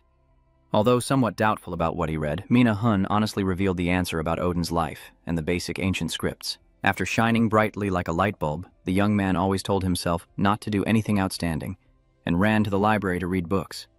That book turned out to be more interesting than he expected. All the different forms of calculation can change their properties depending on how they are used. For example, thunder fire can be understood as a combination of Zana and lightning magic. Wizards can reach higher levels by deepening their understanding of different calculation methods. In front of him are two friends. While C had already opened the book cover, Kim Do-dung, who had taught him magic, was still completely clueless and couldn't read a single word. They continued their conversation casually, unaware that a black crow outside the window had been watching from beginning to end. The following days passed normally. Today, after finishing the theory class, Min-hun ran after instructor Dong Isu to ask him questions. "I have a question about the material I just read. Here, I'm giving you a book first, then I'll explain what I want to know more about the contents written in this book." "That bastard is cruel." Donggu broke out in a cold sweat just by seeing the cover. If even university lecturers can't understand this level, how could she possibly explain it? She silently wondered to herself, who is this student in front of her? Normal people wouldn't be so reckless. Asking anyone else yields no results. So, Minun decided to bring the Four Spirits grimoire to Fu Basung-an to ask. He confessed that the creativity to develop new magic, the destruction to eliminate and erase magic, the deficiency to reinforce, and all the theoretical algorithm formulas are at an advanced level. Therefore, it is quite difficult for you to understand and explain them on your own. Until now, you have always relied on Odin's perspective. But you need to have a deeper understanding of magic and not always rely entirely on it. Du Dongan knows what you want, but she can't do anything more than let you figure everything out on your own. She explained that the concepts in a Four Spirits magic book must be understood on your own, or it would be meaningless. At least you need to do that yourself to step into the realm of a third-level Punisher. Although she had said that, since the student had come all this way, she took out a cloth and said she would reveal a little bit of its rules to help you understand and learn the great magic. She held out the cloth in front of you and asked one last question. What do you think? Do you want to hear it? At this point, there's no way you'll refuse. Minhun replied without hesitation. Fine. Anything that can make me stronger is good enough. After returning from Chairman Ro Shung-an's place, Minhun immediately went to the combat simulation room to train. No one knew how long he had been practicing, but his shirt was already soaked with sweat. Feeling tired, he performed an attack called the Magic Arrow, but his power still didn't seem strong enough, so the monsters in front easily brushed it off. He remembered the conversation with the guild leader, who had given him a towel called G-Pin earlier. This is equipment that can reduce all stats by up to 50% if worn on the body, and only when it is removed or torn apart will everything return to normal. The guild leader asked you to repeatedly analyze the formulas of a single skill. M.G. Hun listened without understanding and asked if this kind of training was related to increasing power. However, Rose Chung-in only gave vague answers, refusing to explain anything clearly. Returning to reality, Mina Hun felt his body grow heavy like he was carrying lead because of the Jin Scarf effect. Now he finally understood that getting stronger and reaching the level of an A-class Punisher the normal way is indeed not as easy as he thought. The next morning, Mia-gun arrived at school with dark circles under his eyes and an exhausted face like an addict, making Kimodung look in disbelief and worry if he was really okay. Min-ji Hun replies, "Being okay is what really matters." He complains, but as soon as the theory class ends, he immediately runs to the training room. After struggling for more than a week, I finally understood what the amplification in the 4-element magic means. Enhancement is a boost to a skill, in other words, leveling up. A secondary achievement depends on your proficiency with a specific skill. Thanks to repeated practice, your magic arrow has leveled up. He suddenly felt grateful for the advice from the guild leader. At first, he approached them to take advantage, but now he truly felt he had a master. Another day passed, and while Min Hun was walking around the school, he noticed someone tailing him. He led them to a secluded place before revealing himself. "Are you planning to come out now, or wait for me to find you?" As soon as the words finished, he activated his mana detection skill, forcing the enemies to reveal themselves immediately. They are Odin's followers. A crow swooped in to attack but was hit in the stomach with a heavy stone like a hammer before it could even circle a few times. This is a school campus, yet the Acer faction members are here. In this way, everything must be part of Gujai Y's plan. The two crows start circling around, trying to attack you. Minhun glared at them and said the last line. "One thing I can say for sure is that you've messed with the wrong person." As soon as the statement was made, level 2 magic arrows shot out, easily turning Odin's 2 crows into a swarm of bees in an instant. The defeated enemy was immediately followed by something more terrifying, falling from the sky covered in black feathers. "The one you're afraid of meeting has actually appeared here sooner than expected. Your father stands right in front of you with a cold expression, casually greeting you with a tone full of affection." "Long time no see," Min Jia-hun's son said angrily, without many words, immediately swinging the chain whip toward him. Bright golden magic chains with an evil intent shot out quickly, but even with their increased speed, they couldn't affect the opponent. Minion O placed his hand on the sword hilt. Clearly just made a move, but so fast that I couldn't follow with my eyes. Min Hun dodged the attack as if he was just doing what he was told. A sudden cut appeared right in the stomach, blood pouring out in a pool. Looking back now, I realized there was a terrifying long slash etched into the ground after he tried to swing his hand. Min continues to speak sarcastically. "I have been watching you for a long time, but lately you seem to be much more hot-tempered. Maybe my little boy is going through a rebellious phase. Come on, stop pretending. Is there any father and son who meet for the first time and start bleeding like this?" Min Ji-hun gritted his teeth and told him to cut the nonsense. "What are you here for?" Min Shang-ung didn't rush to answer, but checked on his son first. In a world of muted colors, he wondered if someone with such power, as foretold by the prophecy, should still have some limit. He slowly approached, not directly addressing the main issue, but veering off in a different direction. "Did the Resistance Army Acer contact you?" Min Hun had only managed to say 2 words before being seen through. Hin, the crow that holds emotions and thoughts, can naturally understand what others are thinking, so he drew his sword and struck decisively. Facing the deadly strikes, Mina Hun quickly activates her magic armor, but before she can hold the shield for long, it shatters. Everything rushes past her with terrifying force. Min Hun's body has suffered many injuries, and his mind keeps questioning whether this is really the power of an A-rank Punisher, or if he's aiming to become a god himself. What kind of human is he? The mouse timidly asked the opponent, "Do you want to kill me?" But Min Song-oh replied, "No, I just want to take your legs." The father and son are both stubborn as hell. As soon as he finished speaking, he swung his sword again. A slash filled with dark magic streaked through the air. I thought this trip was just to sell salt with my grandparents, but luckily someone stepped in to stop it. A black cat suddenly appeared and interrupted Minong-O's affairs, making him a bit annoyed. Has the connection between Acer and the Resistance been broken? Are you the one trying to face the great Odin? The cat immediately responded. I don't understand what you're saying. Go away. Then suddenly she jumps down to the ground and transforms into a girl with 2 large horns on her head. In front of him are all creatures with the power of dinosaurs. Min Hun was terrified and didn't understand what was happening anymore. At this moment, Min Shang-O spoke again. Are you trying to make things worse? The girl didn't answer, but used her sharp nails to cut into her own skin, causing drops of black blood to drip onto the ground. Soon after, they started to lust and then transformed into monstrous claws attacking Minong-O. But Odin's raven was not so easily bullied. He immediately stomped his foot down, causing a strong gust of wind to blow away the surrounding charms, while Minong-O maintained her defensive stance and voiced her thoughts, having to rely on a mere mortal to end a battle between gods. Loki is becoming weaker. He quickly sheathed his sword, still looking cool and threatening, warning that if she interferes again, he won't let her off. I'm so scared. So scared. I have to punch him. The girl ignored the threat and even responded confidently as if she wanted to. But if you intend to stop me, remember I can take your head at any moment. The god who transformed from the black cat left a small cut on her opponent's throat before continuing. The alliance oath only applies to Ao and the resistance army. There's no law stopping me from killing Odin's crow. Min, overwhelmed and at a disadvantage, stormed off in anger. At that moment, Minun could no longer hold on and collapsed to the ground. Those bulls fight so fiercely. You're just a mosquito, so it's unlucky that you got poisoned by Manhwa. Truly, a hometown like no other. The girl didn't care much, and casually introduced herself as his close friend. He is the observer and guide who led you through 5 trials. The storm has temporarily passed, so Mina Hun has returned to the dormitory and used her sacrificial skill to heal herself. That black cat girl is still here, telling you to ask anything if you have questions, and she will use her knowledge to answer everything. All right.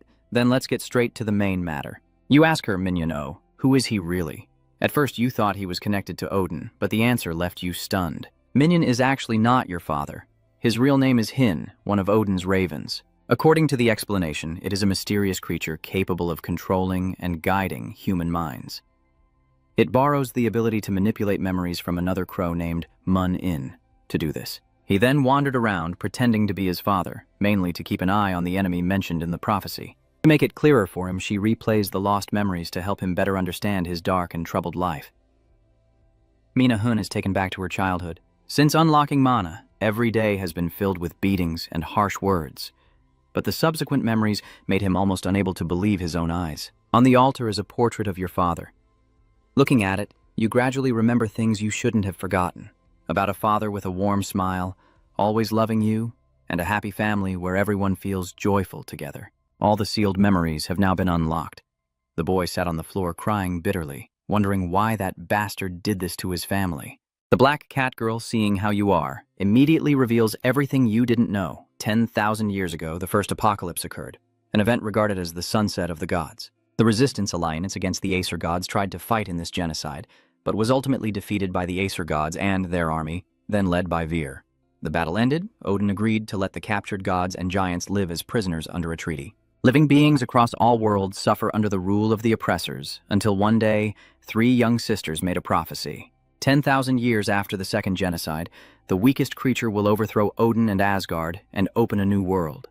That person is none other than you. From what Mina Hun overheard, she realized that the person in front of her was using her to eliminate Odin, and the old blind man's goal was to take over the world tree and this entire planet. There are 4 worlds that Odin has conquered, and in the future, he will continue to take over the remaining ones through the second apocalypse. Mia Hun immediately asked her about it. If Odin is so powerful, then why hasn't he killed me yet? The black cat girl replied that it was thanks to the power of the prophecy helping her, a force so terrifying that even the gods themselves cannot oppose it. But no matter what, when the second apocalypse approaches, all limits will vanish, and you will be killed again. Now Mina Hun finally understands everything. You have been toyed with by those who call themselves gods. They slaughtered your family, manipulated your memories, and pushed you to the bottom of society just because a prophecy threatened their interests. The black cat saw the hatred on Minun's face, so she asked if he wanted revenge and to protect what matters to him. And since she is the guide, she will lend him just enough power to become someone who can kill that blind old man. The system panel immediately accepts the entrusted mission, this time called the Divine Assassin. and you have 3 more chances to pass S-rank challenges to receive a blessing that can resist Odin's power. The last thing she said before leaving was to ask you to become stronger, before being eliminated by others. On the other side, Principal Guza-in is beginning to plan to eliminate the students. Don't worry, once I eliminate the lower-ranked students, support will naturally reach the higher-ranked ones. And I'm sure you can handle the rest as a member of Congress. However, that man was also somewhat reluctant and didn't want to get involved because he believed the National Investigation Bureau would soon find out. But no matter how much he wanted to back out, he couldn't escape from the cruel Guy-in. He told his opponent that all preparations were complete and that during the upcoming guild challenge, he would personally open a portal. Just hearing about opening the portal made his allies tremble like leaves. He quickly agreed to send the government support funds to MS, as previously discussed. Outside the door, an Eon coincidentally overheard the entire conspiracy. He connected the dots with what Mina Hun had said and immediately realized the infiltrator who had taken control of his mind that day was none other than the principal. And Ho Eon planned to expose him, but he stopped just in time. The guy called him here to talk, and acting recklessly now could easily lead to inhaling incense instead of air, so he needed to find someone trustworthy to ask for help. At this moment, Mina Hun's group just finished their class when they received an urgent message from An Ho Eon, telling them to hurry to Lee Jae's brother's workshop as quickly as possible. The Round Table Alliance was immediately convened here, and Ho Eon told his friends everything that had happened. Kim Dong seemed unable to believe what she was hearing, so she asked again, wondering if Principal Gwyn was trying to eliminate lower-ranked students during the Guild Experience event for the benefit of the reawakened students, while everyone else added their criticism of this ruthless principal. As for Min Hun, he remained silent, contemplating the Guild Experience. This event is even more terrifying than expected. In my previous life, I only heard that some students died in an accident. They were the only ones who knew the truth and could stop this from happening. Li Dongjiang stood up suddenly and declared, "Is this really the time to hesitate? The lives of the other students are in danger." Li Dongjiang raised her hand in agreement, and Isina also wholeheartedly wanted to help if she could. At first, Minun hesitated, but after seeing the enthusiasm of these kids, he made his decision. The main mission was assigned just for fun. This time the goal is to stop Guza-in's plan and rescue the students. The reward for completing it is an empty card and unsealed spellbook. But on the contrary, all the students ended up dead. As long as there's a blank card, Min Za-hun is eager to take on the mission. He stood up, looking like a passionate leader, and announced his decision.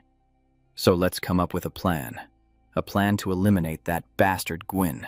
To succeed in the mission, the first person Mina Hun targets is Instructor Dong Isu. "Have you already mastered the 4-star spellbook?" "You want me to believe that?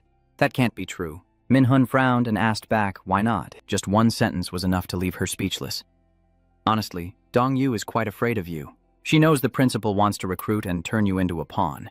But look at that, it's not easy to take down Min Hun." Suddenly, Min Hun smiled and said a line that pierced straight into the dark heart of the woman opposite him.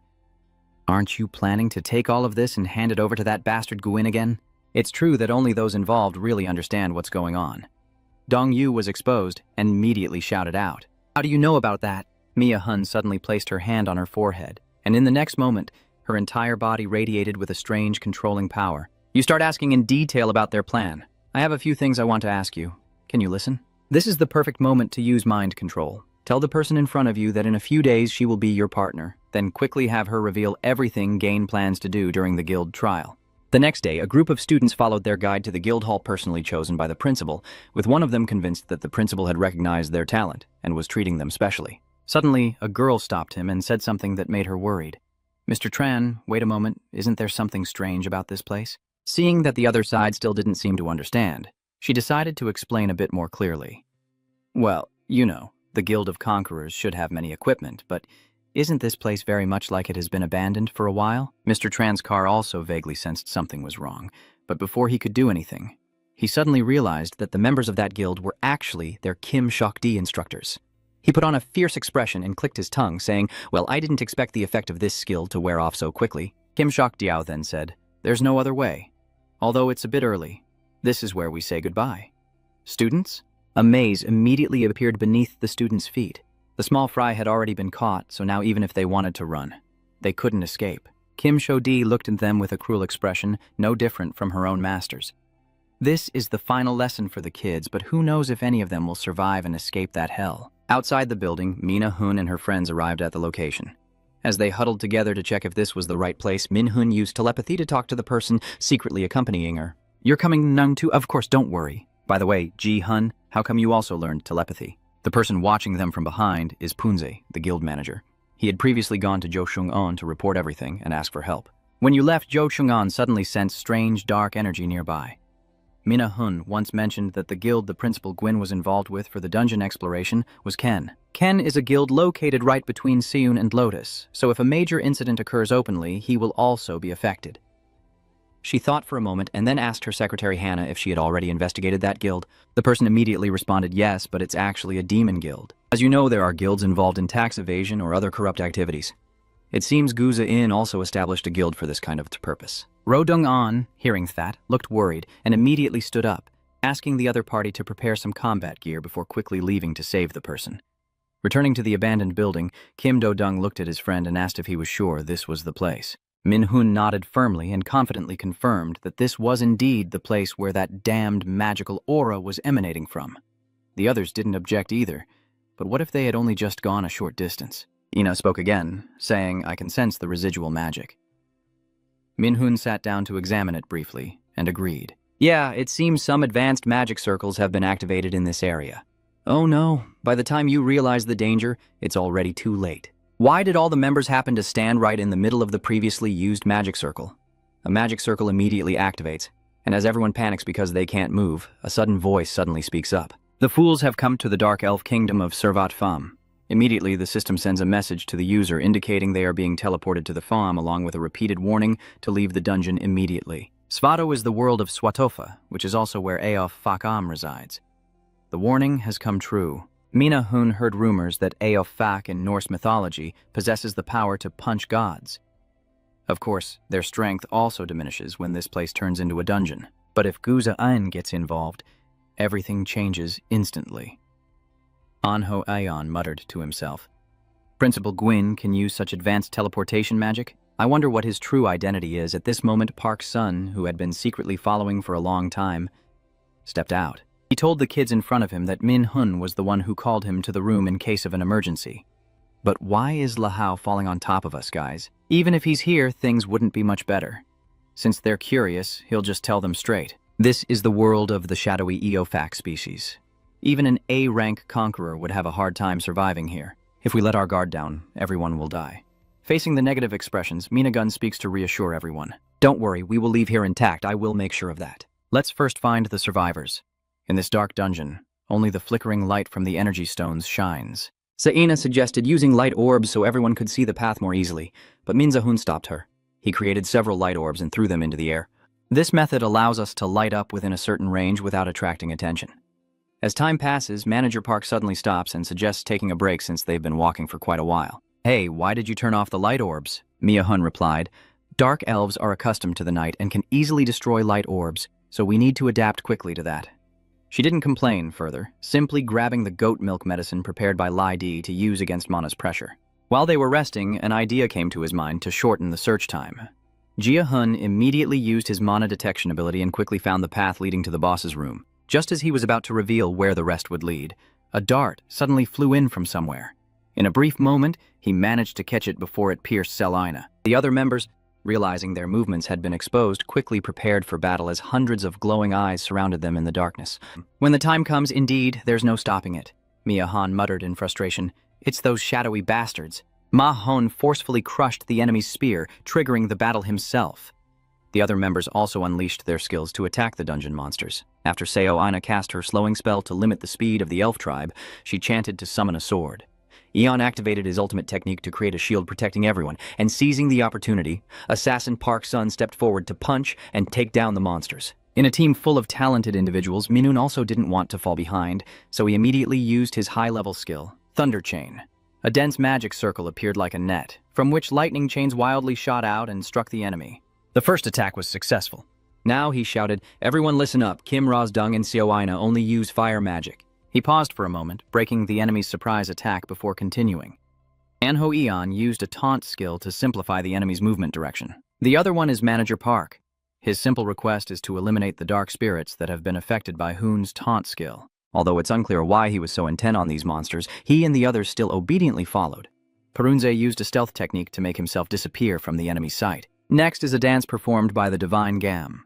a swift swing of the hand that takes every life in front without missing a single one.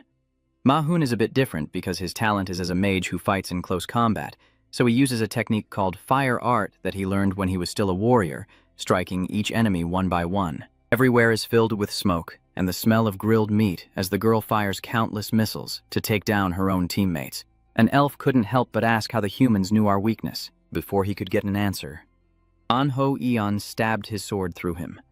Not stopping there, Minhun eagerly added a chain to drag him away immediately. Thanks to Minhun's leadership and their unity, they cleared out the ambushes here without anyone getting hurt. Minhun didn't let them rest and quickly said, "Let's move on, we don't have much time. You said you could sense the aura of the survivors on the left path, but if they arrive late, we might not be able to save anyone anymore. How could you mess things up like this?" That was Gain's shouting. Seeing him get angry, Kim Sho-di could only bow his head and tremble. "I apologize, sir. I didn't think an outsider would intrude into the guild hall. It's normal for civilians to die from opening the gate randomly. We can cover this up. Not afraid of a strong enemy, only afraid of teammates as stupid as cattle." Because of this damn life, G's temper flared even more. He slammed the table and shouted loudly, "Shut up!" Just that much was enough to make Kim X vomit blood on the spot. However, he still hadn't cursed his own nature, so he continued to threaten. "Everything should go smoothly.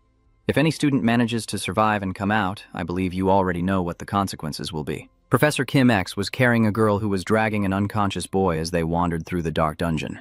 As soon as she tripped and caused both of them to fall to the ground, crying and thinking their lives were over, Minun and his friends arrived just in time to save them.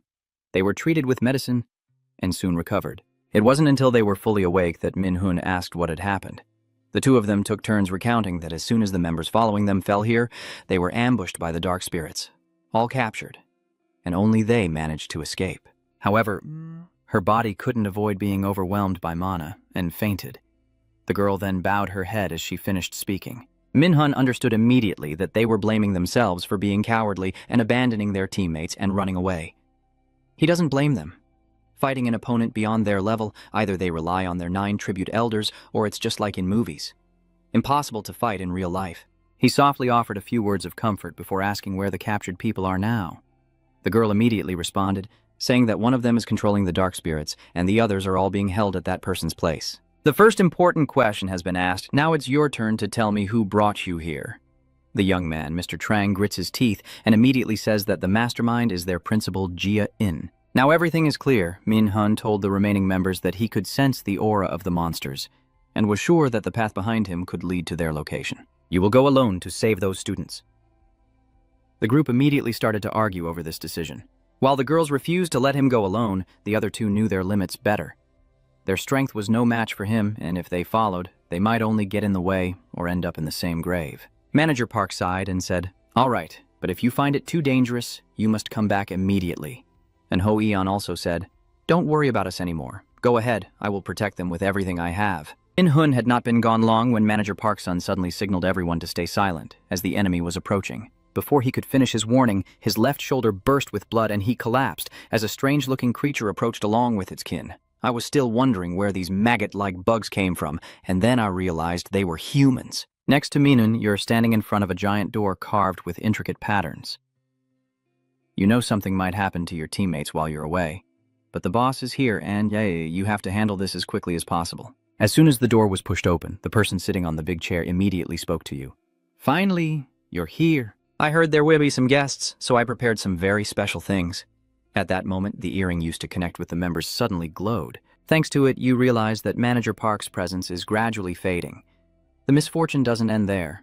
The large door suddenly closes, accompanied by the appearance of several dark spirits. The boss says he won't let you escape from here unless you defeat everyone and walk out alive, and he looks at you with a very provocative attitude. "So what? What are you going to do now? If you touch the main character, you're dead, kid." A huge ring of fire immediately erupts around Minhun. "You should know this. You're all going to die here." Minhun, knowing his teammates are in danger, goes berserk, dyeing the chain red with fire and using it to attack anything that appears before him. A series of loud explosions kept coming, but they kept on coming. He looked at them with a hostile gaze and finally said, "I will make you vomit up everything you've just eaten." Meanwhile, the others are gathering their courage to fight fiercely against the enemy in front of them. The leader of this monster group, after a moment of taunting, was attacked first by its companions. Suddenly, someone thrust a poisoned spear at Eon, but he stepped forward to block it. He then swung his sword with great force toward him. That guy is completely different from the ones who were defeated, so he can easily avoid them. Watching how he moves, Eon can tell these monsters are stronger than the ones they've faced before. He directly asked the leader, "What are you?" The only monster wielding a sword immediately prepared to defend himself, then replied, "I am Ken, captain of the Royal Guard, guarding the King of the Dark Elves and carrying royal blood." In a moment of recalling his first encounter with Manhwa, Eon saw him as the one who ignited the spirit of the Awakened, and of course he didn't want to die here while that person was still alive. At this point, Eon threw his shield to the ground in front of everyone's surprise. Ignoring Kim Ro-dung's calls, he muttered to himself, "I should have done this from the very beginning." A surge of mana flows through the upper, middle, and lower dantian as Eon tightly grips his sword and unleashes a tremendous amount of mana. The monsters earlier were so strong they fell flat on their faces, but now they're panicking. The leader, scared stiff, couldn't hold back and blurted out, "What kind of damn mana is this?" The reason Eon is so strong is because he activated the fusion sword skill. Eon pursed his lips, blood spilling from the corner of his mouth, but he couldn't hold on for long and started coughing up blood. Ina panicked, shouting at her friend to stop. The skill level exceeds the user's ability. All the meridians in the body are being reversed. Immediate recall of the skill is required. If you ignore this warning, you will die in 6 minutes and 36 seconds. Eon's system keeps issuing warnings while Ken orders his 2 L subordinates to charge in, even if it means breaking limbs to capture him alive. Eon persistently swung his sword in a fierce counterattack, blood dripping from the corner of his mouth. The fusion of swords and body is a skill where, once the user reaches the peak of swordsmanship, they become one with their weapon. Eon seizes every second before reaching his limit to fight. This guy says he's Ken. With that unstable power he just awakened, Eon can't possibly defeat him. All you can do now is buy some time, but if that can still be of any help, Eon is willing to fight to the end for the honor of a true slayer. Your struggling scene is truly fascinating. You think I don't know your current state? Ken sneers at you. But Hoon now only has one obsession left, to keep his promise. It can only be you, not anyone else. Even as death's door approached, Eon still smiled and said he could not know what ideals were in your heart when you accepted to do these things. The determined young man swung his sword, rushing forward with wind-cutting speed. Ken sneered, casually sidestepped the sharp sword, and delivered a strike to the back of Eon's neck. Eon reacted quickly, turning to block with his sword and stepping back. "Hurry up, you lowly scoundrel. It's Ken's business to curse, and it's Eon's business to glue things." The young man didn't respond, but continued to launch an attack. The two sides clashed fiercely, and Ken was even forced to grimace at this strike.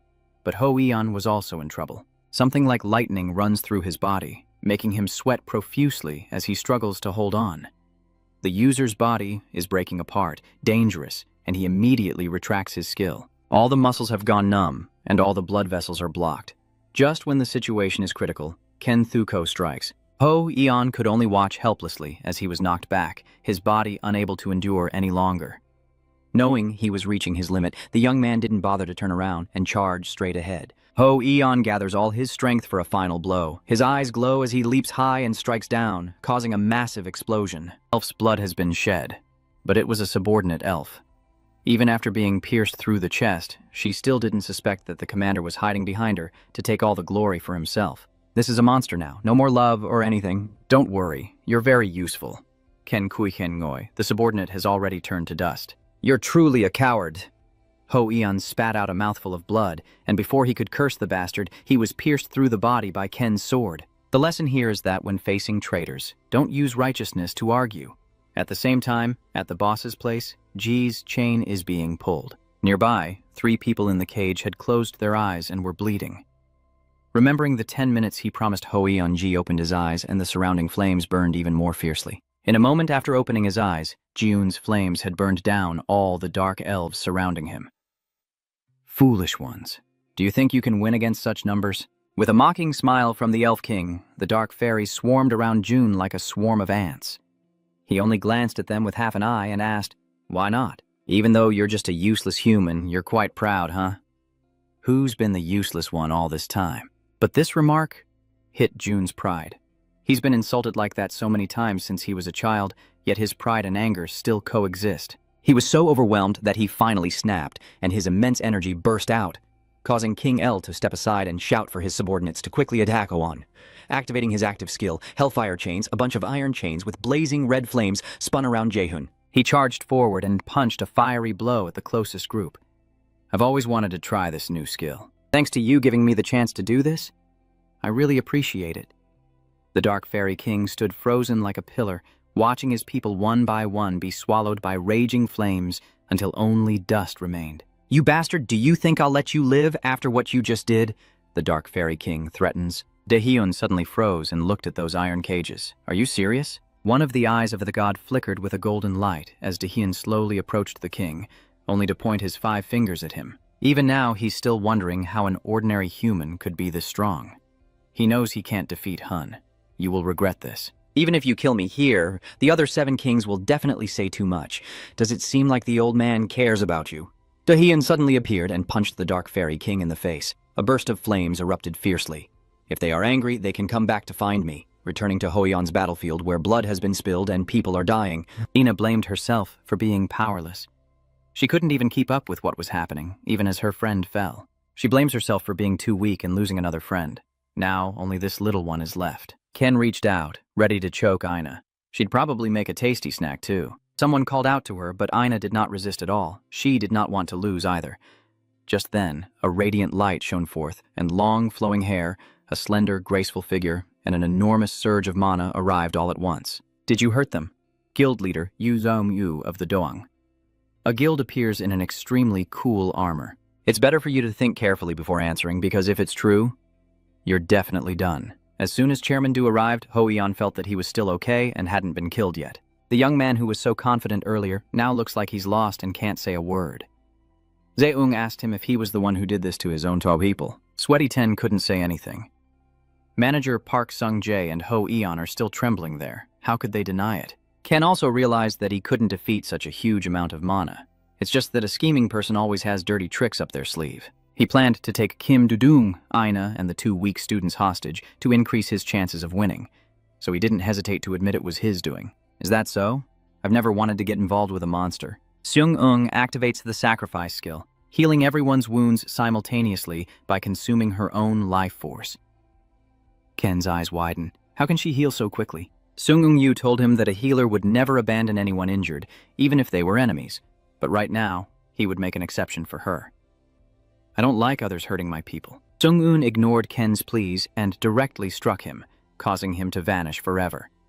Kim Do-dung realized it wasn't a skill but simply a Ramana blast, but even that was powerful enough to kill a monster like Ken. I need to check on these 2 first. When did Seung arrive at Manager Park's place? Ina asked about his condition. Sun is still okay for now, but Hoyeon's situation is quite dangerous. Zaeung just checked and saw that this kid has very serious wounds that will take quite a while to heal. He pushed himself too hard using power beyond his limits, causing his meridians to become completely tangled and his mana nerves severely damaged. If she arrives even a little late, Ho-eon will never be able to use mana again. After treating him, Seung will also permanently lose 2% of her vitality. Seung let out a sigh. This skill really takes a lot out of her. If it weren't for Hyun, she would have been in trouble long ago. Will Ho-eon be okay? Yu-dung asked. This is obvious. Who does Seung think he is? He'll need a few days to wake up, but anyway, where's Jae-hun? Chairman Du asked, but no one dared to answer.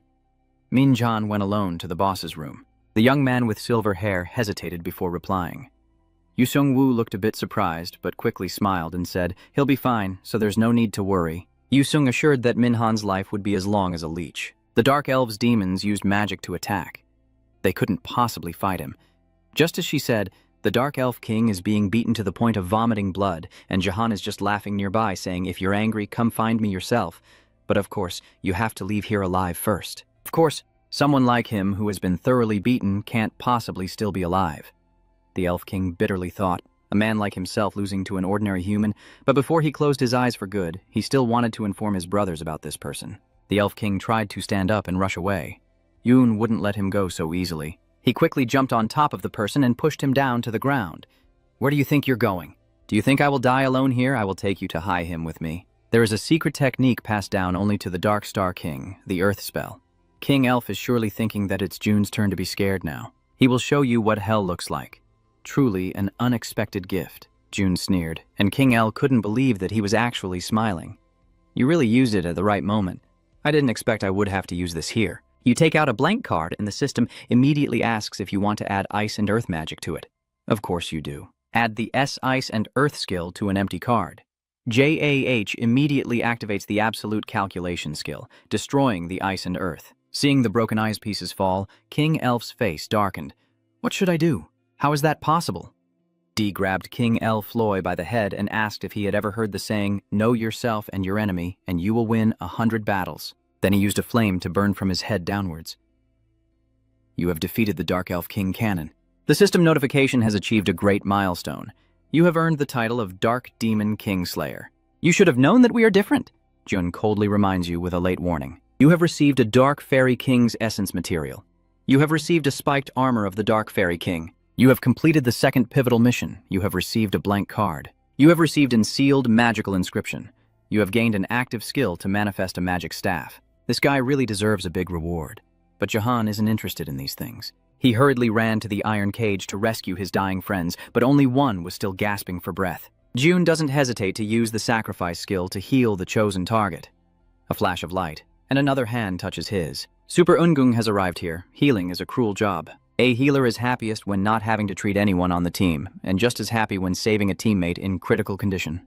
The Super Unicorn has a bit of a mood. The two of them work together to save the only surviving student, as a blinding light fills the entire space. At the same time, Kim Seok-D is going crazy in the car because of the failed plan. Even if you survive, it will be meaningless. Finalizing punctuation and structure. I'm confirming that I used the correct ASCII characters. The phrase red-handed sometimes uses a hyphen, but I want to keep it as a plain hyphen.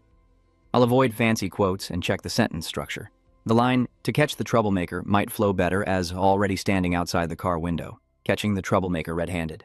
I'm ready to finalize with the line, ensuring no trailing spaces or new lines, just a clean output. Choosing the final line, I'm deciding on the best line to use. I think I'll go with, "All of you will die in agony." No sooner had he finished speaking than Jun was already standing outside the car window, catching the troublemaker red-handed. This feels natural and flows well, so I'll proceed with that choice. It captures the moment effectively and has a nice rhythm to it. Let's finalize this selection. All of you will die in agony.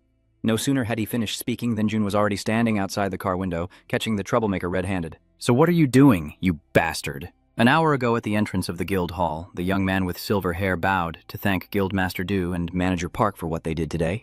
If you're grateful, you can come to your guild later, right? Seung is so happy that she invited the kids over to her house to wreck things. If possible, I'll go with them right away. Your eyes look brighter, so why did you agree so quickly and hesitantly?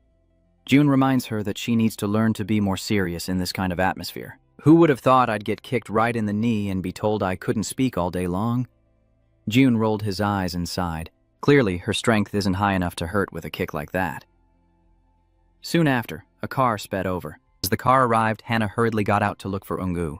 Seeing him, she approached to ask if Chairman Du had any issues. He hurried here because he hadn't been able to contact anyone for hours. Yukung said he would explain later. Now I have to ask her to take the injured and the kids back to their club, while Seung and Jaehoon stay behind because there's still work to do. Hannah sighs and takes on the task. Let's go, Manager Parungdae and your little brother. As soon as it saw it, it aimed at the first brother. Jaehoon suddenly remembered to ask about the manager's arm. Sun hurriedly used telepathy to ask Jae-hun to keep this secret from his sister. Even though it drained mana and was risky for the injured person, but it was better than letting his little sister find out. If you just stand there, I'll take it as you mean to walk home yourself, okay? The house is small, with my younger sister keeping watch, and as her older brother, I can only serve and follow. Sung gently told Hannah to take care of the kids and stay alert. Hannah obediently took them and left. After they left, Jaehyun finally mentioned to Seungwoo about that furious, disgusted, and uncomfortable look. No one else but Kim Seok-D, who was sweating profusely upon seeing Yu Seung-yu here, but he wasn't going to lose easily either. Kim Seok-D teleported to extend the distance from the Shun group, but of course he didn't plan to let them escape easily. Thinking that he could use the magic device given by Director Lai, he quickly teleported behind Zheng to attack, but it was no easy feat to hit her. A slight turn of her body was enough to dodge his attack. Does that magic device help you teleport instantly? But it's not that perfect either. She even saw through Kim Seok-Dui's tricks in that moment. He only moved him a few meters away. If you had used it to escape earlier, it would have been pointless. It seems that the mastermind Gwyn can somehow monitor everything happening here through some kind of miracle. Seung-yu asks Kim Seok-Dui why he deliberately wants to kill the students and who is behind him. But of course he refuses to answer and focuses all his strength on a counterattack. Sung immediately realizes that what he's using is a mana compression device. The image on the other side of the screen also shows that he's just a useless pawn. Kim Seok-dui looked at the woman in front of him in horror, then sneered, "Do you think you can beat me with that?" At this point, June also understood why he didn't detect the seal earlier, but still, this guy is a fool. I don't care whether you reveal the one behind him or not. I already knew it was Guza-in. I didn't expect you to answer my question. Then why are you still asking? A crack appears in the sphere in Kim Zok's hand. The mana device is very easy to destroy if it receives more mana than its limit, which means he will have to die here. Sung-un was truly furious this time. She unleashed a terrifying technique. Dark clouds and golden lightning gather above Kim Seok. The moment the lightning strikes is also when he must log out of Earth. That spell is a lightning strike skill, an A-rank lightning magic ability. The power of the technique depends on the user's strength. It is on the same level as Jaehoon's light chain, but its power is in a whole different league. Safe at home, Aina is once again a lovesick, blushing as she remembers June's incredibly cool move. She also realized that he could reverse magic in the blink of an eye. She had to try hard, but she still felt moved by that action. I will thank him later. The next day, the media swarmed the Moose Academy to question Principal Jia-in about what happened to the students. However, they are all blocked outside the barrier. Currently, the reputation of the academy is severely declining. There are rumors that you are the one who created the Demon Society to eliminate students. Dong Yu reports mechanically. Guainin angrily slammed the table, his face scrunched up as he wondered why this was happening. But Dong Isu continued saying that reporters are waiting outside the academy and investors are calling non-stop. Guza-in, hearing this, went berserk and loudly ordered to lock the academy and refuse all interviews immediately. Dong Isu immediately goes to work. Guza-wai grits his teeth, thinking about who might be the traitor in this MS academy. Kim Sho-di is already dead, so he can't be the one leaking information. So he makes a phone call to settle this blood debt. First, start by shutting down the media outlets. Back at school, Jun suddenly yells at Ho Eon, making him jump in surprise. Ho Eon thanks Jun and his agent for saving him. Jun looked at him for a moment and then asked why he did it. Ho. Eon froze for a moment, unsure how to respond with a smile. Jun encouraged him to keep his spirits up and move forward. You can think of the reason as to why you should keep doing what you want to do. Keep doing what you want even if I don't tell you to. Then Jaehoon said goodbye to Ho-yeon as he headed to class, and at the corner, he slowed down to remind his friend to take care of himself and not to worry others. Oh! Eon clenched his fists, thinking about what he wanted to do and smiling at the beautiful sunny sky outside. Currently, he has received the item title of the person who killed the A-rank Dark Yu King, gaining 30 mana and a 10% increase in strength when fighting dark attribute monsters. However, equipping this title will trigger the wrath of all dark creatures and you will become their target. Well, this item title really has a rare effect. Yoon has been busy for quite a while dealing with the aftermath of the guild hall accident, so he hasn't looked at this yet. He regrets not checking it sooner. There is also an A+ rank Dark Lord Essence item that is a powerful healing potion, permanently increasing mana when used. Another equipped item is the S rank Dark Lord's Crown, plus 25 strength, 25 mana, and 1,500 durability. This is awesome. Now I don't have to worry about lacking strength or mana. June Essence will be left for Desong. Just imagining it, you can see how excited his older brother is about the new ingredients. The final loot is an artifact activation skill that creates a magic armor at level 1, which can be used to generate armor during battle if needed by consuming mana. The higher the level, the more powerful the magical artifact created will be. The magical artifact from this skill will disappear if the mana sustaining it runs out. This item has a random grade. When the armor grade is too high, it will automatically decrease to match the user's level. Go ahead and try it, Nongbei. In the blink of an eye, it turned into a dagger. Damn, this is absolutely amazing. This thing is truly valuable not for fame or rarity, but for its usefulness. In the black market, a Class C legendary armor set can cost up to 10 million W, so each time I can create a suit worth that much. Feeling excited, I twirled the dagger playfully when suddenly it started glowing, catching me off guard. The Miss 10 equipment item is reacting. You have met all the conditions to unlock Miss 10's abilities. You have just gained a passive skill, Armor Genius. The knife suddenly transformed into a shining, radiant sword in the blink of an eye. From now on, everything you craft will be automatically ranked up. Borrow it, you're really crazy, lucky enough to go insane. Finally, June understood the true purpose of the ring that he could only use for certain functions before. He used to wonder why it was classified as a weapon. Now he gets it after 2 years. Well, if the opportunity is right in front of you like this, who would refuse? Let's go practice right now. If you dare to criticize, you're really bad. The next morning, the Devil's Review session begins. The exams at the Mew Academy have long been known for their difficulty, causing many students to repeat or retake courses due to fierce competition and extreme difficulty. They usually consist of both theoretical and practical tests. The theory exam on paper will be followed by a practical test, including drug preparation and dungeon raiding. This entire part will be broadcast nationwide. Now Ho Eon faces the risk of Kim Do-dung kicking his butt for falling asleep. He didn't have time to wipe his sweat and just scratched his head, apologizing to Yu-dung. You were just writing your essay earlier and then fell asleep. Oh, I see. Do you know there are only a few days left until the midterm exam? If you fail again this time, you'll be so scared of books that just reading one line will make your eyes pop out. Kim Do-dung shouted angrily. Aina lowered her head deep into her book, wishing she could just disappear. Dae-yu looks at this scene with a bitter smile. Both their complete despair and this black and white hopelessness are just a bunch of idiots spouting theory nonsense. Jahan was the one who suggested hiring a tutor for them because it would help them get stronger, but I never imagined they'd end up like this, half alive and half dead. It's over now. Ho Eon is already tearing up. See you at the retake exam course. Aina has no blood left. Kim Do-dung suddenly slams her hand on the desk and switches to her dark teacher mode, asking, "Are you two done fooling around? Sit up straight." The next two subjects are understanding wavelength and thief's thinking. Easy Hun started looking at the ceiling, sighed, and kicked his leg with a stone, feeling less pain than sitting here. A few days later, students just leaving the exam room complained about eye strain and dehydration, cursing the school. Just 2 seconds later, they put the new eye back in to look at girls. She was the one who scored the highest in the recruitment exam. Ina, Kim Do-dung, and Min Han arrive, both top scorers in the recruitment exam.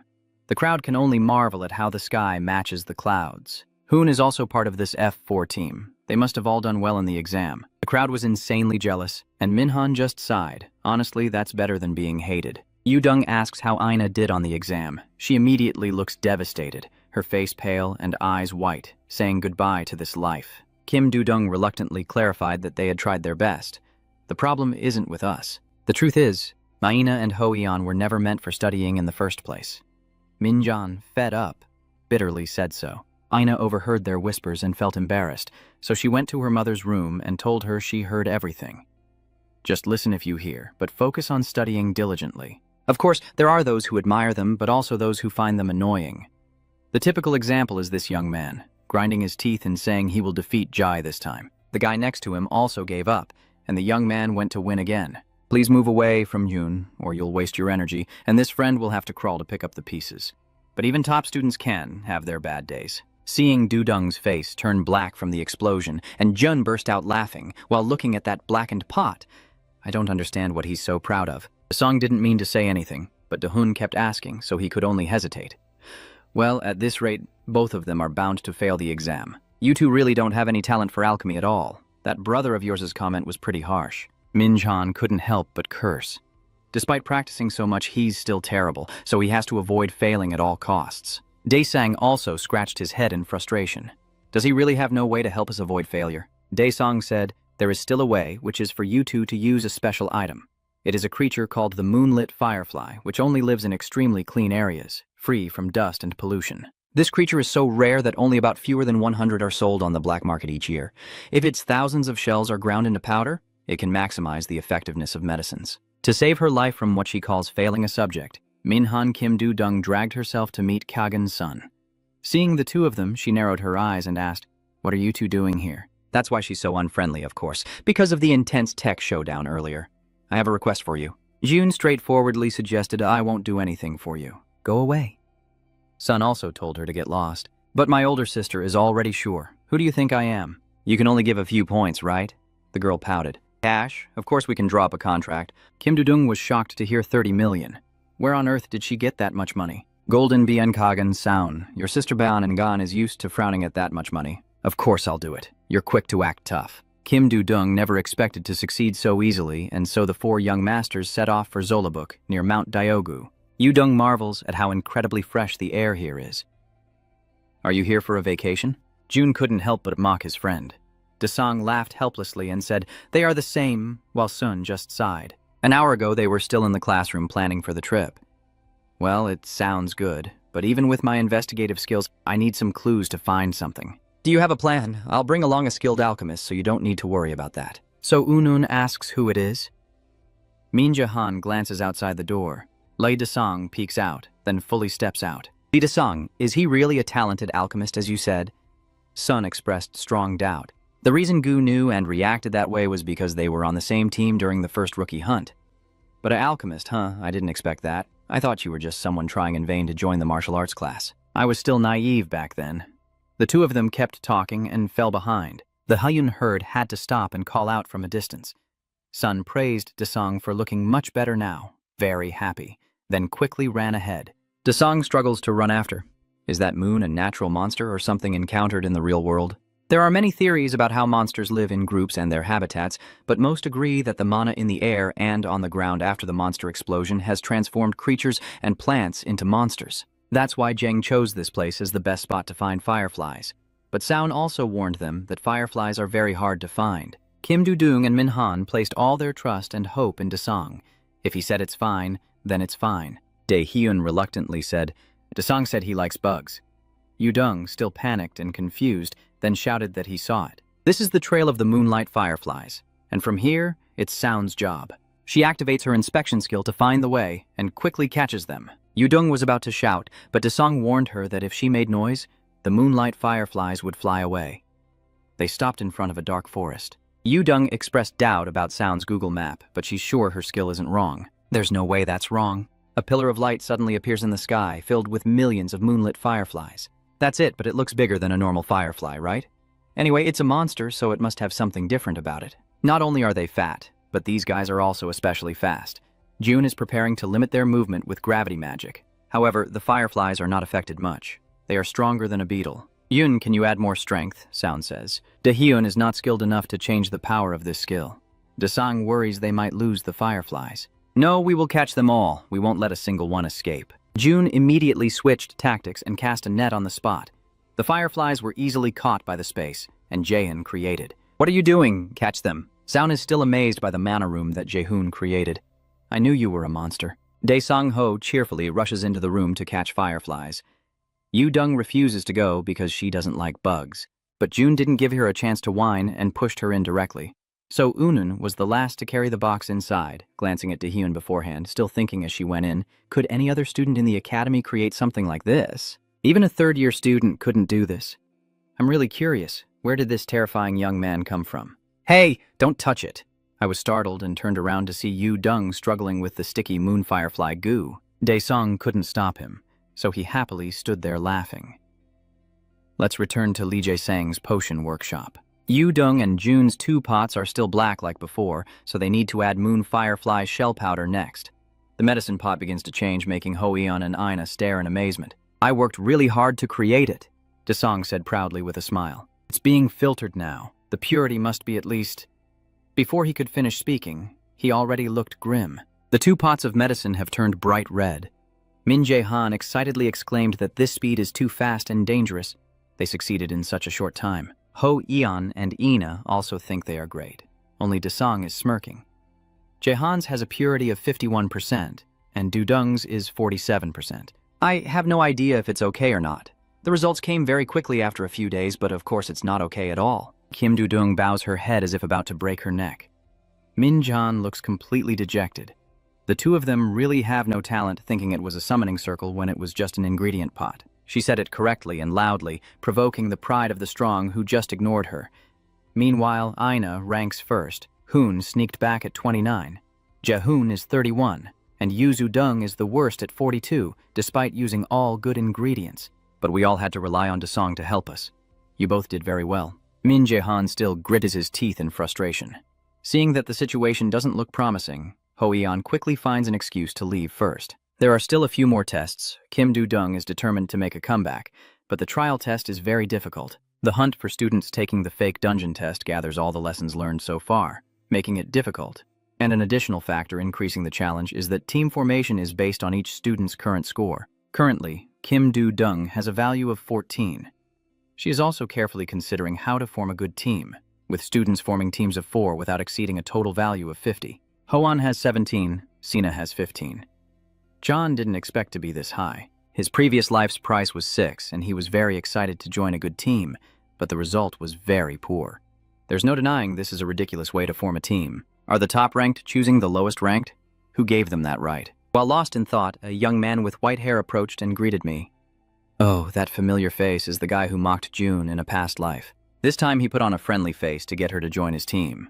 Chuhan smiled warmly while June appeared extremely cold and reserved. He suggested forming a team and said he's worth less than his skills. Since you only get 20, it might be hard to find teammates, huh? I will help you. Min Yan stood up and sneered. These guys are everywhere. Scumbags who flatter the strong and bully the weak. So he said he doesn't need you at all. Chu Han-zung wanted to salvage the situation, but Jai Hyun said it's none of his business. I can pass the test on my own. Yeah, you're not very helpful to me. You're too weak. June turned around and had already finished cooperating with two other friends right in front of Chu Han-sung. If I remember correctly, those two left Min Han behind in the fake dungeon and ran away. But now he's standing there saying he's afraid they will refuse. Chu Han-sung clenched his teeth in frustration for not being chosen and walked away, secretly vowing that Ji Hyun would regret it. He met with the two who abandoned him before at a coffee shop. They also knew how badly they had lived, but John had no intention of teaming up with them to lose. The low evaluations of Kim Jina and Paril Gu are because they were able to retreat safely in the simulated dungeon. These two are truly valuable, not Chu Han-sung. But who is the other member of the group? Min Jahan has already made the appointment. It's none other than Kim Du-dung. No one can forget that Kim Jina was the one who held her back at that moment. So the reason you called me here is to team up with these two? Meanwhile, Gwyn is dealing with a flood of negative information about the students after the incident of the student's death was exposed. He was so angry he smashed things. After pouring a lot of money into it and still couldn't control the media, his anger is understandable. Only one person can stand up to the boss, and that must be the leader of the Lo Tu Dung gang. And it's certain she's involved. There's no choice left but to humble ourselves and accept the loss. He will wait for the public to calm down before continuing with the original plan as usual. It's all because of Northern Europe. Back to the four-way meeting inside the coffee shop, Kim Jina and Paril Gu didn't even dare to look straight. So let's just say I can overlook this. But do you really take them there because you're okay with that? Yu Dung asks. I know you two aren't comfortable even though Ina and I told you to leave. But I want you to understand that this is the best choice we have. What's the real reason you chose them? You could have easily scored a perfect score on your own. Hyun has to admit that my little friend is really sharp. There are two criteria for forming a team in this exam. First, that person must hate Gujain. Second, they will keep the prison incident a secret. And June's reason is Gwyn. I plan to use this event to overthrow him. Wow, that's really bold of the boss. Minhan really wants to see what connections Guza Einen will use to get out of this. The day of the practical exam is quickly approaching. Lecturer Park Hazen is responsible for the second part of the practical exam. He is also a henchman of Gain, replacing Kim Se. This exam will be broadcast nationwide. And this second part is a chance for students to showcase their skills to the entire world. But it also means students have to perform in the eyes of the entire country. The moment has finally arrived. Let's go into the fight. Minhan is the captain of Team D. Their team has been transferred to the plane area. Complete all the scenes in the dungeon and return with the boss's core. For the first floor, eliminate all monsters and find the staircase leading to the second floor. While Parel Gu was still uncertain, Jaehoon said that this place was created based on Muspelheima. Seeing the columns of fire everywhere, Kim Du-dung thought the same. Jaehoon told everyone to explore the dungeon first. We need as much information as possible to prepare for unexpected situations. And there's also an item I need to go get. Kim Jina is curious about what it is. We will find the ice herb, Yu-dung said. But if we stay in this heat for too long, everyone will get tired. And the fire here is also very dangerous. Sao-gu marvels that Yuzu Dung and June are both very talented, but Jahan considers that just basic skills. Surviving in the dungeon is the top priority for the Punisher. He activates his mana detection skill to find the ice herb and immediately leads the team to move out. After finding the ice grass, Jiun told everyone to gather as much as possible and keep it in their belongings. Chun remembered Seo once said he scored high in alchemy class, so making potions was his responsibility. The system notifies viewers that they will soon enter the room and reminds everyone to watch their words carefully. A drone is approaching to film them. Dae-hyun didn't like this approach very much, but it had its advantages. Ignoring that, 4 monsters are approaching them. They are C-class monsters. Deploy Team B. Everyone immediately take your positions after June's orders. The monsters are these blobs of lava.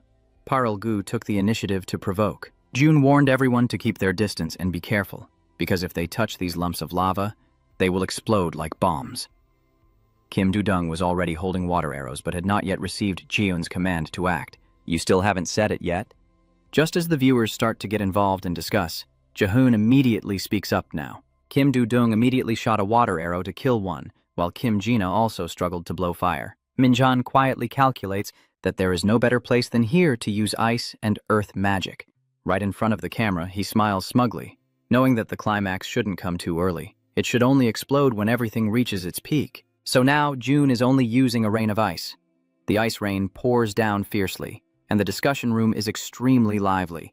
No one believes the newcomer is this powerful. But this is only the beginning of Minhan's plan to use viewers to overthrow Gwyn, a grand opening. Meanwhile, this brother is also watching June's team live. He realizes that this young guy doesn't even break a sweat when using an A-rank magic. Based on what Agent Kim Jong said, he also doesn't get along with Gwyn. Moreover, this brother also knows that Lotus is the backing organization for June. He smirks with a not-so-innocent smile. If I use this kid, I can expose Gwyn. Now Minhan, show me what you're going to do from now on. The hailstorm suddenly fell, causing a small commotion and destroying all the monsters lurking nearby. This time, Kim Do-dung was no longer surprised and only wondered when June had learned it. Kim Jina now feels that the temperature has become too hot. I think we've taken care of everything, so we should take the medicine now. June dusted off his hands and said, of course no one objects, it's too hot here, we all need to find a cooler place. Parlgu then pointed to a cave and said that place has less energy escaping. June also agrees that he's right, so let's start building the tent. Meanwhile, Ina is using her magic wand to shoot water arrows at the moving blobs of lava. Ho Eon also used his swordsmanship skills to destroy the lava monsters. He wondered if that was all there was to it. Ina also feels that if that's all there is to it, this dungeon is too easy. I also think the monsters are weaker than I thought, making it easier than the simulation dungeon. Hearing their conversation, the young man behind turned furious, realizing they could fail with just one mistake. While Hoeon fought melee against the lava slams without taking any damage. Life really isn't fair. Hoeon also thought they had taken care of all of this. Ina also thought so and believed they needed to speed up. The two young soldiers looked at each other in panic, both thinking that if those two said that, who knew how terrifying Minhan still was. June's team has set up the tents and is brewing the medicine. I think it will take about an hour for the potion to be ready. Gu looked at the potion pot and said, June thought that was fine, that was enough. I will try to finish as quickly as possible, Seo said with a smile. Kim Do-dung tilted her head back and exclaimed that it was hot. She marveled that this dungeon was truly modeled after Muspelheim. June took the opportunity to tease her friend again. Their bickering made Kim Jina smile and marvel at how close they were. Kim Do-dung almost pulled her friend's hair out but still intended to turn her back and not acknowledge him. Looking back, she also realized that what happened in the simulated dungeon wasn't their fault, but fear had overwhelmed everything and caused her to lose her mind. Guys, I want to discuss the next plan. At this moment, June started to voice his opinion to cause trouble. After you finished presenting, Yu-dung was worried about the feasibility of the plan, but John was extremely confident about its success rate. It's 12:04, the perfect time to cause chaos. Mahian turned around and started casting magic. Connecting to the planes with unstable conditions, voice restrictions have been lifted, and the live stream discussion room is starting to fall into chaos. Everyone is excitedly guessing whether June has already started the hunt and why only 2 people are there, while the other 2 are missing. My team members are all fine, so don't worry. Jaehyun smiles at the audience. They are also surprised to hear his voice, and only his. Their reactions were also what he had anticipated from the start, so he had no hesitation in explaining everything. I had a little influence on the structure of Bin Nguyen. Nice to meet everyone. I will start the actual stream now. On the other side of the screen, Gwyn is also watching June, but here he is still rambling on endlessly. What's the point of this stream if no one listens to my voice, right? Parun asked Guza, in with a worried look. Are you sure this is okay? He waved his hand and said he's fine, just a slight headache. But his forehead is already darkened. This can't be happening. Bin Nguyen was created by countless mages, and the mages and lecturers of the academy themselves. It's hard to understand how Minjan managed to intervene. Principal Gu, I think we should punish Minjan, Hazun suggests. This is also what Guza-in wanted, but he couldn't because there were no rules for this situation. He could only force a weak smile. Who would think that a student could alter the structure of Bin Nguyen, created by countless wizard instructors at the academy? But Guza-in is still trying to reassure himself because a student from the academy is not allowed to reveal sensitive information outside. If this law is broken, the punishment will be expulsion. Once it signs the commitment, it can't do anything. He was still confident, but June pointed him out. Director Guza-in? Yes, many people are curious about him, aren't they? Well, everyone already knows about it. Something similar also happened to the club during that accident. See, there are many things being kept secret. Guza's hairspray is completely stiff. Am I worried about getting expelled? You don't need to worry about that. Should I tell you the person the principal cares about most? He only cares about the living strong ones. The strong and powerful are the rules at this academy. Do you think Principal Guza-in will expel me? This is a blatant challenge that will drive Guza-in completely insane. He realized Minhan was like that from the very beginning, only blaming himself for noticing too late. Professor Park Hazen immediately after the exam ends expel Minhan right away. As soon as the media cools down, hire at least 2 veteran A-rank experts. We will deal with Minhan. The old man is determined to make June pay a heavy price. If he fires me when my grades are so good, then he's not keeping his word. Is he really going to do that?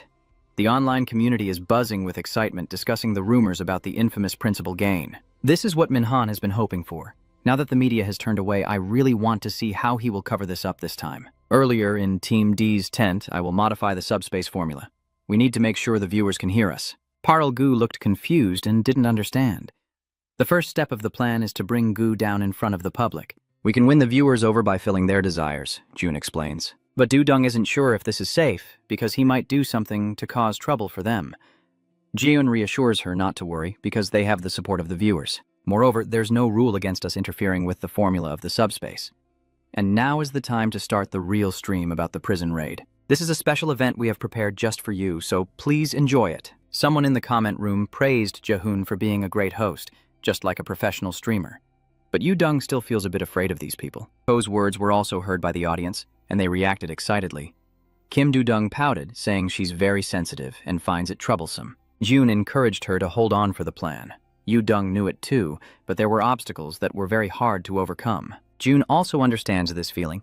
He once wanted to end his life countless times because of online haters, but now it's different, and they have other things to do. The two of them approach a lava waterfall. JH tells the audience that he will reveal the hidden part of the subspace here. The task will begin shortly. Kim Dudong activates the thief skill and gale force. Jiun uses gravity. It's time for the viewers to see how a fake rescue mission is turned into a real dungeon raid. Meanwhile, behind the MS Academy, Kim Jon is listening to that man's phone call. She was ordered to contact Minjan immediately after the inspection. But are you sure about that? The Doang Ah Guild is backing Min Jahan. That's the key issue that makes this young man with the conical hat demand she contact June immediately to bring him over to their side. On the contrary, they will let you take control of the conditions. Losing your phone, Kim Jon also considers that managing the fake investigation with Jaehoon would be beneficial in the long run. But the problem is Guza Einen is also after him. She needs to assess the situation before taking action. Back in the dungeon, June hugged Kim Dudong's waist and said, "Let's go." Then they flew like birds.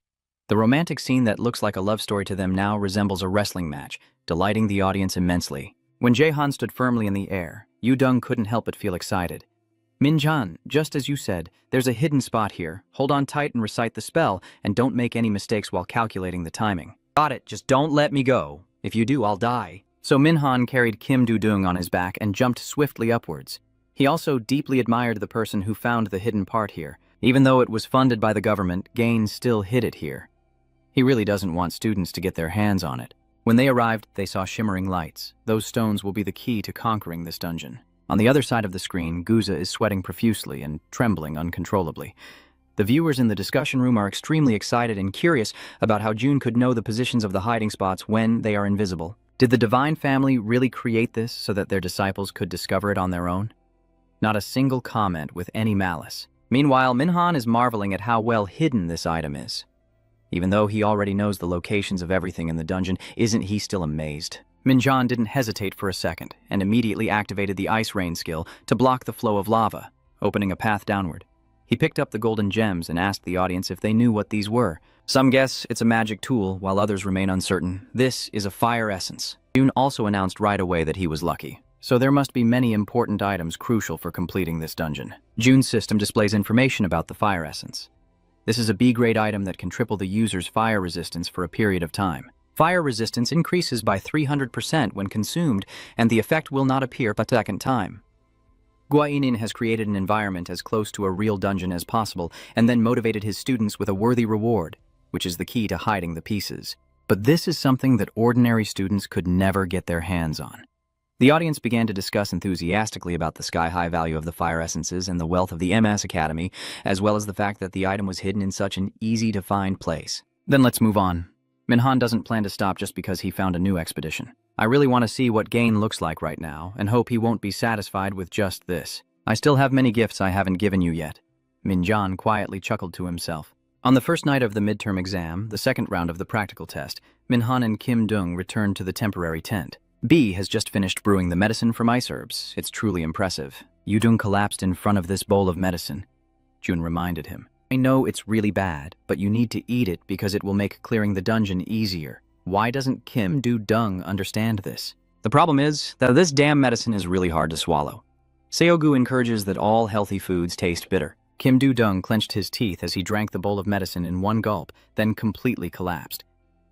Does he think she's a fool? Ah! Min-chan suspiciously looked at Seogu. No way. After all, they are about to finish the first floor. Now they just need to find a way to the second floor and speed up the preparation. At the same time, in the academy's control room, the teachers are working hard. What's the current situation? Guiding Parun.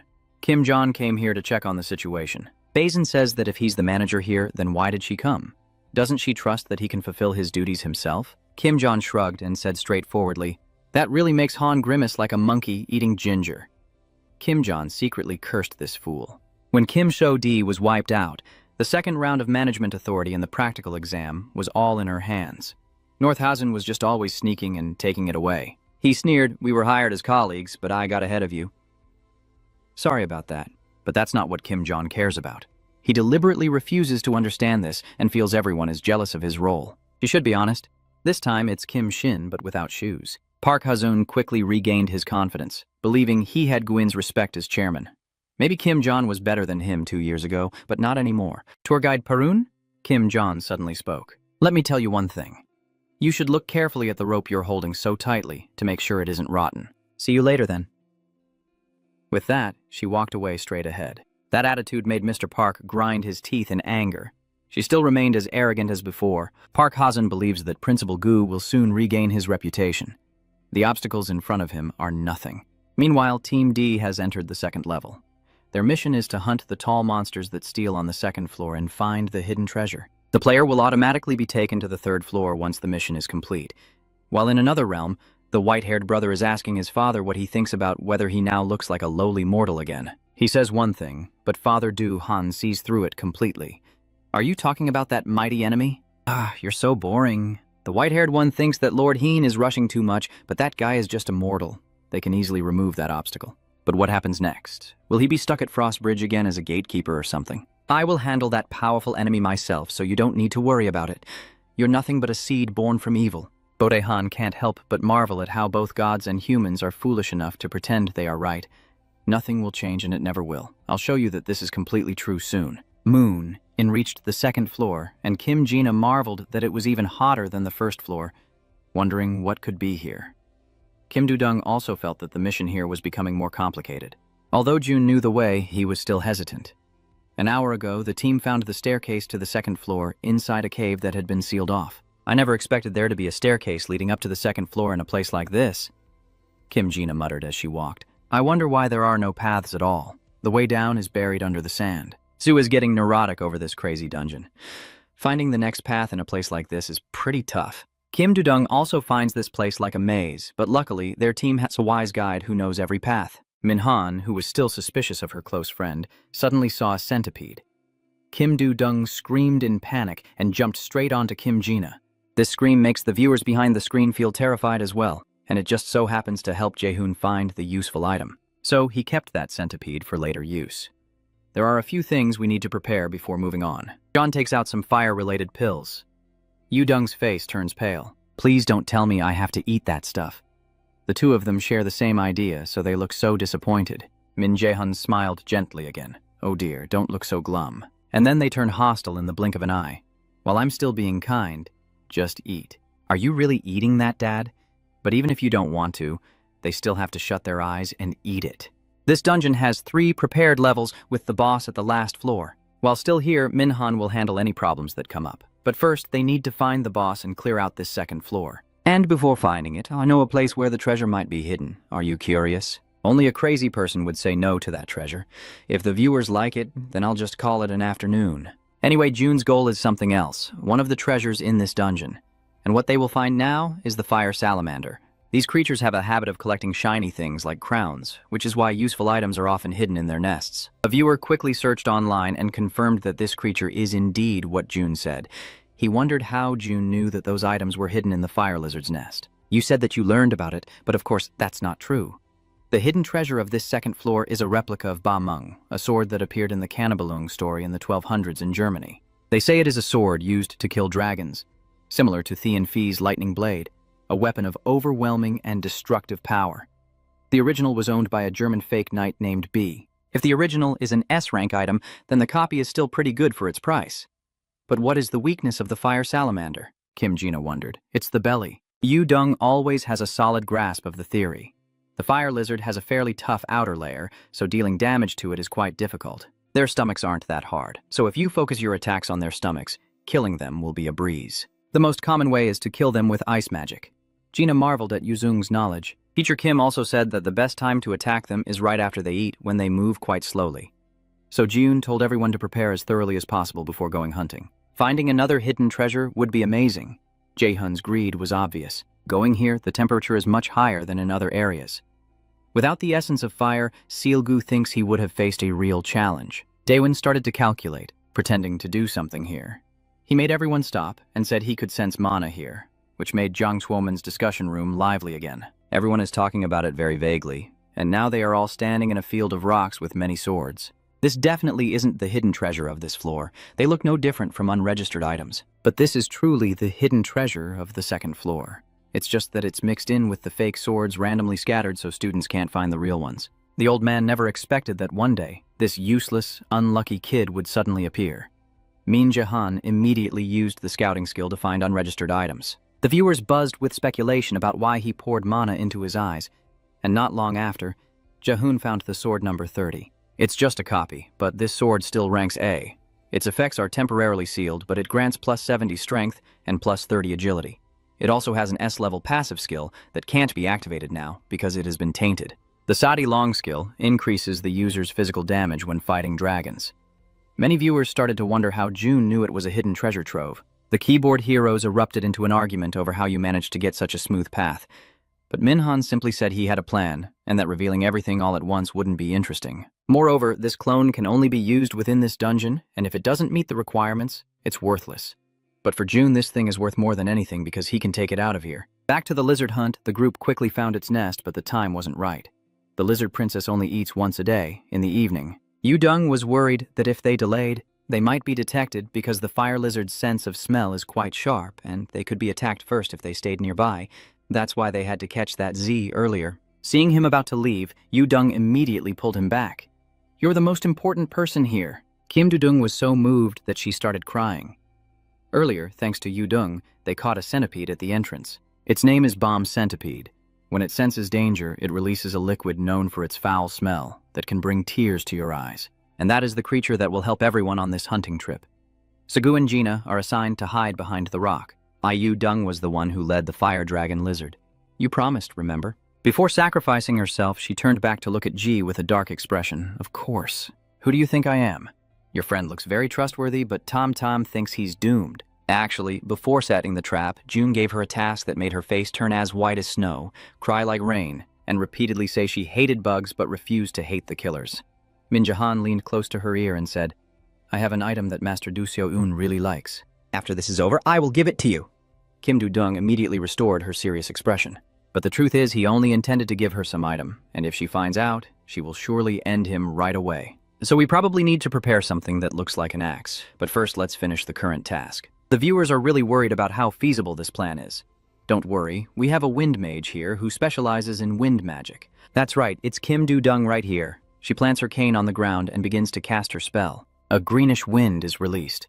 The viewers start to panic, wondering if she's controlling scents and directing them toward the nest. What is she trying to do? Some say that move is only feasible for those who can control mana precisely.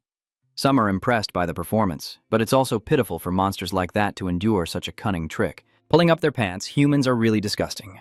Let's get back to the unfortunate lizard. After smelling Zetbomb's scent, the girl tears up. The initial plan went smoothly, and the unlucky lizard was suffering, crying, screaming, and smashing things. Everyone, remember the plan clearly? Then Gina nodded in agreement. Their mission was to wait there and move the moment Jae-hoon gave the order. June didn't hesitate and hurled a level 2 ice spear straight into the monster. It burst into tears and exhaled fire. The moment June was waiting for was when it would breathe fire to launch the newly acquired sword straight into its stomach. The girl looks confused, tears still falling, while Kim Do-dung, the crazy guy, swears at the audience, which is hard to understand. Could it be that Jae-hyun switched to the lizard meat trade, while Kai-nyong just shed tears and didn't react further? This is only the beginning, so just sit back and watch. June smirks mysteriously at the audience while someone else nearby has their mouth agape, almost dropping their jaw. Hua couldn't believe that a new student knew about this point when he had deliberately left it out of the curriculum. The fire lizard then curled up and spat out a huge blast of fire. Following June's orders, Seo and Gina charged forward with shields to block, and the sword thrown into its stomach was returned, gleaming brightly. The viewers are in shock. Ba is glad that the impurity has been cleansed. The seal of the passive killer skill is also broken. The viewers immediately erupt in chaos. This is exactly what Jaehyun expected. He explained that the core of the salamander contains a cleansing power. I can use it to purify impurities, but the cleansing flame only works on living monsters, so using it is quite difficult. But with the ability to manifest magical creations, this kind of thing is pretty simple. Minhyun makes the audience feel like they're not watching Tan Bin's stream, but rather a final year student. Seeing you with a sword, everyone wondered if you were heading towards the mage warrior path. June immediately activated 3 quick skills, moving swiftly. Kwang Fong presses forward, aiming at the fleeing serpent god, and with a decisive strike, he cuts off one of its legs. As soon as he landed, Jaehyun activated the Abyss Ice skill to create a spike that pierced from below, exposing its belly, but he seized the opportunity to charge with his sword and aim straight for its stomach. The hunt is over, and the audience all pray to God, even if not everyone is religious. Some feel that mage warriors are not just a path, but are part of this guy's true nature. Meanwhile, S. Anhan was munching on a snack while secretly investigating the true identity of the newcomer Minhan. A long, detailed article attracted many readers. Chairman Du is also reading this article and smiling. So is this why you suggested that to me? You're quite the troublemaker. If it's not Minhan causing trouble, then who is? An hour before entering the dungeon, he told her about the interesting events during the midterm live broadcast. But Seung said that discussing guild-related matters like this is too risky. So you suggested the teacher monitor your plans and decide when it's worth stepping in. And it was no surprise to him and June. The guild leader did not disappoint them. Contact the reporters now. Right now, why not? I think Guin is about to sink completely, so it's in line with June's plan. Seonhan's post has skyrocketed in views like gaining weight after the new year. She still doesn't understand why June made her do this.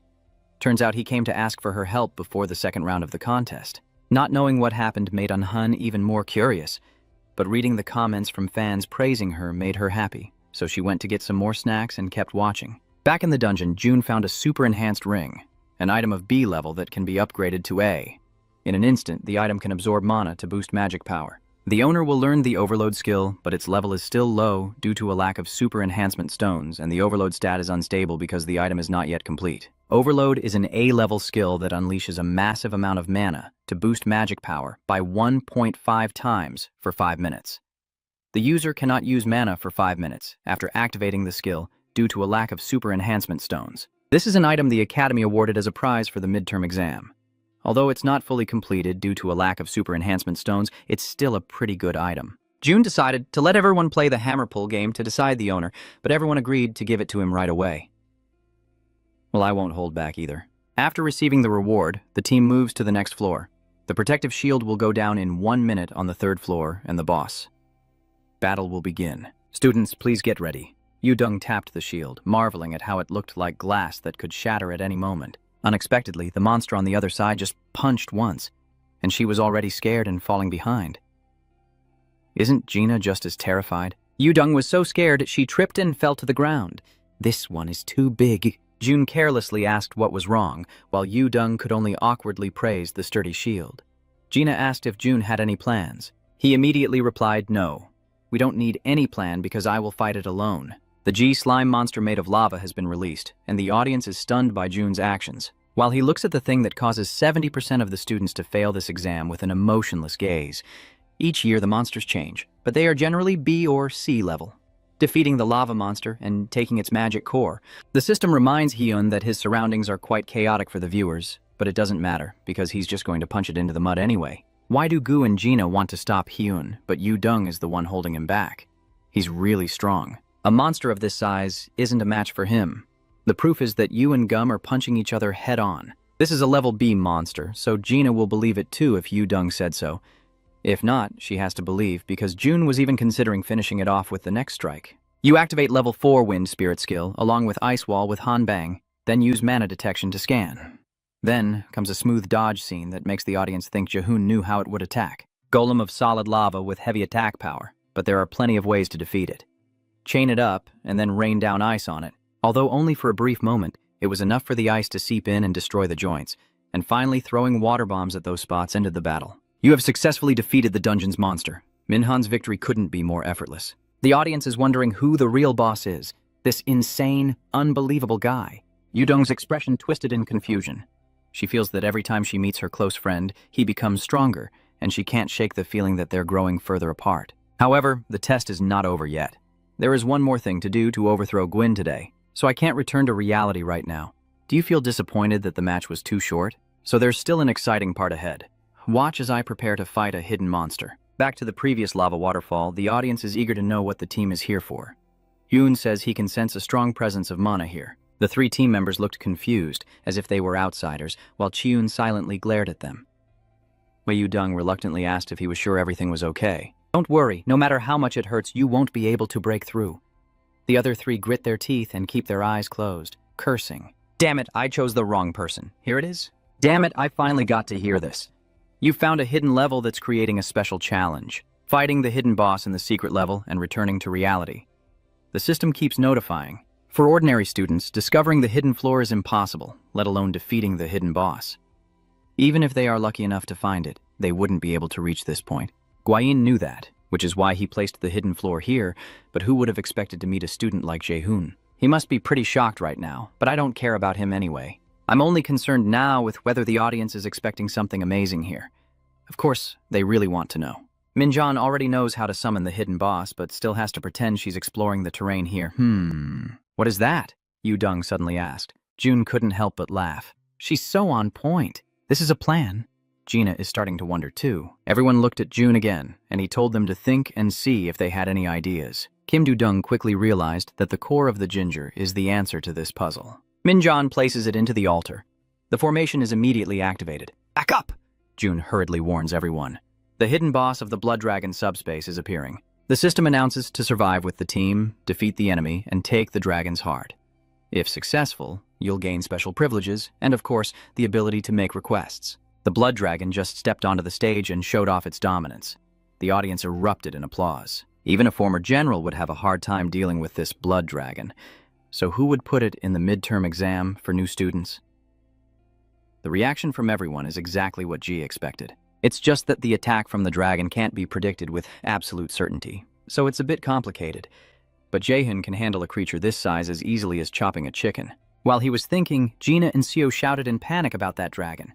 Kim Do-dung sprayed glue because their acting was worse than the crowd's. Maybe these two have never lied to their parents to secretly buy books and supplies. Just look at how she's acting. Everyone back away quickly. Wow. No wonder my little friend is different too. Acting well and getting into the fun with full energy. So he secretly tampered again, causing the space-time connection to become unstable. The blood dragon became extremely furious. Through the screen, Guza Ayan's face is bloodless. He just wanted this year's exam to go smoothly, but instead, disaster struck in a single day. He had hoped to shift the media's attention elsewhere, but now everything has fallen apart. Minjan, this is definitely its trick. It's meddling with the system again. Han reassured the old man that this time it was just a subspace. How could a student do something like that?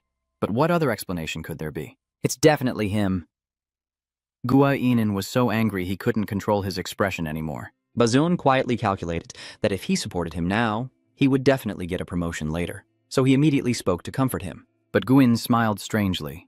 If Minhan's goal was to get the item, there wouldn't be any big problem. As long as it's that thing, it's better than the reputation of MS Academy falling.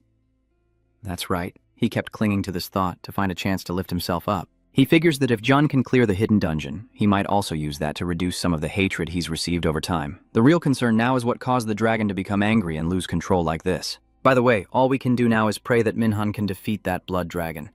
He smiled and then completely erased the smile. Kim Do-dung, wake up. Rina Segu, I'm leaving Kim Do-dung to both of you. Guy stares wide-eyed at Kim Do-dung on the screen, dying. The entire team is panicked because their friend is seriously injured and bleeding heavily. He feels himself being deceived, but the audience remains unaware. The public erupts in a wave of intense outrage. Even if I punched so hard that the table broke, the situation was already beyond saving. On the front line, Minhan quietly smiled and wondered how it felt to be controlled and fabricated by him in the media, just as he always did. The wave of public opinion continues to rise. Min Hyu quietly uses telepathy to ask Yu Dung if he's okay. Did she get hit for real? And of course not. Am I really that good at acting? Yu Dung quietly laughs. No audience would ever guess that the emotional friendship scene just now was all acting. Even Kim Do-dung's wound was caused by her blood loss skills. All these actors are geniuses. Maybe I should take acting lessons. Studying like this is really a waste of my looks. Korea has lost a promising actor. Don't make me laugh. I have to pretend. Da Hyunun is barely holding back his laughter. What's so funny about Kim Do-dung twisting around? Dae-hun quickly switched to the dragon fight so he wouldn't lose control later and mess up. He didn't forget to tell the girl not to let those two get hurt. But hey, my older brother is a wounded soldier. I could easily defeat this one, but that wouldn't be fun. So the dragon blows a fire to lure him in. He just pretends to dodge a little so it doesn't look too obvious and become dangerous. Then he tells everyone to focus on defense and pulls out the spear. Viewers hope that with those items, June can defeat the dragon soon, but he advises to thank them as they extend its lifespan by a few minutes. The passive skill, Dragon Slayer, activated on the entire sword, boosts all attacks on the dragon race by 300%. So those powerful strikes also had a significant effect on the dragon. It swung its tail once, forcing Seo to strain himself to withstand it. This one has a weakness, a mole on its heel. Even during the theoretical discussion, Ho Ian and Ina were curious about it. Remembering this, June immediately grabbed his sword and charged forward with determination. With a single downward slash, he instantly activated Overload to boost his power. Min Jahan uses a ice and earth technique to completely finish off the monster without any sword or weapon, but its power is immense and amplified by half of his strength, causing the entire cave to freeze over. The viewers began to argue whether it was an A-level or S-level skill, but regardless, everything ended here. After showing signs of fatigue from the attack, Minhan discreetly smirked, hoping Jin would like this big gift. Happiness didn't last long before sadness erupted in just a few moments. Gua-in desperately shouted into the phone to explain to his partners, but everyone said, "There's no more chance for you now, we've hurt each other enough." No one believes him, and Pak Hazun can't stop the media from reaching the journalists because someone deliberately acted first. Guza, furious, hits Hazun, shooting him into the wall. He knows someone is backing June behind the scenes, but there's no longer any chance to save himself. The Lotus Guild has released this document revealing Minhan's backing has arrived. As their representative, IU Sungam personally sent it. What was brought is the official document on disciplinary measures taken against MS Academy and the imprisonment of Gain.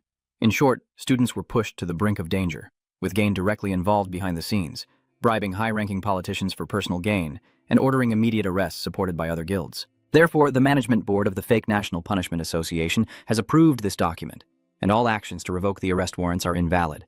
Everything is settled, and Guza-in is immediately arrested. Meanwhile, June and his companions are surrounded by the press for an interview about what just happened. Due to the Academy's confidentiality agreement, I can't say much, but this is already the third time. I don't want any more of my students or friends to lose their lives. You say little, but everything you say is deadly. Anyway, move aside so I can take your friend to the hospital before I forget to light this last piece of oil and leave. Everyone, remember this. Today's incident was not a random accident. Just as you left, Ga-in was brought out here, and someone immediately threw an egg at him, so eggs kept flying from nowhere non-stop, all of them hitting that guy and making him enjoy it all. The crowd had already been demanding him before, while Minhan stood covering his mouth, smirking. A while later, wounded Kim Do-dung burst out laughing, even mocking June for his terrible acting. Although this action was a complete success, Seum-yu still thought June was reckless because if anything went wrong, he would be the one to suffer, but his top priority was to save others. And one day, Guza-inin will also return because he has connections with the Norse gods. But right now, after saying that, Kim Do suspected that his friend had been poisoned. Seeing these two bickering, Sung-woo realized that this boy still remains a child in some corner of his heart. However, I must also announce that in 3 days there will be a press conference where we will put an end to Gain. Meanwhile, at the headquarters of the National Investigation Bureau, the manager is overjoyed, and Kim Jong will soon return to the bureau if everything goes smoothly. He also knew about Gain's previous arrest and had prepared in advance. 3 days later, the Doangye Guild officially held a press conference. Minhan, dressed in a suit and slicking his hair, looked extremely handsome, but carried a cold aura. Chairman Du thought you were nervous because you were lurking, but it turns out he just doesn't like crowded places. Now basically MS is in his grasp. Furthermore, Hyun is now working with the investigation bureau, so nothing can stop him anymore. The time has come to truly put an end to everything. Today's press conference is hosted by Yoo Seung, manager of Song Jae-seo and Min Han. The journalists all look at Jae-hoon with determined eyes. The first journalist asked if Gwyn had intentionally murdered the student and used the accident as an excuse to cover it up. Seung answered yes, and they collected all the evidence of his crimes by brainwashing Dong-hee-soo so she would retrieve the documents for their plan. Furthermore, this is not the first time he has committed crimes and has done similar things multiple times. Moreover, a huge amount of funding has been poured into Mus Academy. There are many other suspicions that have not been uncovered yet and are still under investigation. In this way, all the dark secrets have been brought to light. At the end of the press conference, someone asked Jun if he was Seung Iyu's student. Indeed, Min Chan cheerfully admitted, "I owe my current position entirely to her guidance." Someone asked if you had hidden your talent from the beginning. Jun explained it was to avoid attracting attention, and then someone wanted to know when the two parties signed the contract. Jun said it was only a few months ago, and he considered himself lucky. Questions about his personal life flooded in. Jae-hoon paused briefly to avoid getting carried away. Seung quickly stepped in to help him. A few days later was the interim principal inauguration ceremony. The four reporters had the chance to gather, and all marveled that everyone was doing fine. Although Guza-in's scandal is not fully over, the Dong-A Guild and the Investigation Bureau will support them, so there's no need to worry. Ho-aeon and Ina both feel they are still too weak and want to become stronger. Yoo-dung also shared that thought. Jae-hoon also believed their idea was correct. But this is your personal matter, so it's best not to let them get involved. You also need to become stronger to face the Norse gods. At this moment, the lights on the stage turn on, and a familiar figure appears. Kim Do-dung is extremely surprised. Professor Kim Jong is the new principal. This is nothing surprising to Min Han because he and President Do have already discussed this with the management. So, you were already surprised before. Let Dong-A take over, it might cause some controversy, but the police department is already worried, so it makes things easier. All the other professors have been expelled, so Kim Jong naturally took this position. And, above all, she is trustworthy. Kim Jong officially greets the students in her new role, and now Min Jan has to sit here entertaining friends with karaoke. I thought I'd get a break to make up for it, but instead I'm stuck in this hellhole. But there's no other way. Who asked me to accidentally promise my friends that I would go singing after the checkup? So when Kim Do-dung showed up demanding to take over, we couldn't forget even if we wanted to. Ho-eon even booked the best spot in this area, so here we are. Next is Jun's turn to show himself, but his singing sounds like poison, making everyone spray glue and outsiders think he's being terrorized. At least this shows he's still human, and no one is perfect. The scoring machine probably has to try hard to give him a 10, and he must also try hard to sing the whole song. The lesson here is never to invite this guy to sing, or if you do, don't let him sing. Next up is Ina's turn. When handing over the mic, there was a gentle touch that caused her to drop both her hat and the mic. But luckily, Jun reacted quickly and caught it. Yoon, worried that her neck might be hurt, carefully extended his hand to give her the microphone. Ina shyly thanked him. "I'm too embarrassed, don't expect anything from me. I'm sure Han is better at singing, so no need to worry." Dae-hyun thinks he's doing okay, and whether Ina sings well or not, he'll still clap and cheer for her. Whoever has the talent it can sing so well that everyone is amazed, while Hindu has already arrived at the place. A black cat on the rooftop of a tall building.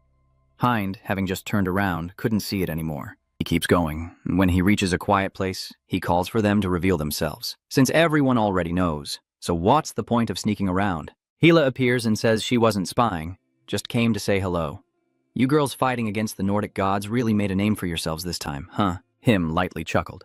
Compared to Odin and the Norse gods level, Hela's words are anything but humble.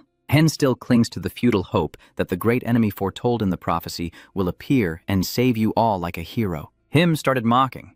Believe it or not, who cares? Just mind your own business. He mocks the idea that an ordinary person could defeat all the Norse gods and expects Hyla to step aside. But of course, she refuses. "Are you trying to sleep? Anyway, you can't use your full power here. I am the one with the advantage."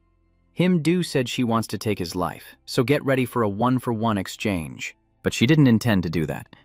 My task is to extend the rest period a little. "Oh my god, I never expected your singing voice to be this amazing," Kim Do-dung exclaimed in awe. Ho-aeon even thought she was a professional singer. "Ina, have you ever studied vocal music before?" Yoon also couldn't hide his curiosity. When Ina said she had never studied music, everyone was incredibly amazed. "It's really not bad?" Ina looked confused. "Of course. If it was bad, we would have just left." The other three nodded in unison, and after speaking, Kim Do-dung led the way to order a song for Ina to sing. Next, Ho Aeon also stepped forward, surprising Ina, then blushing from the enthusiastic support.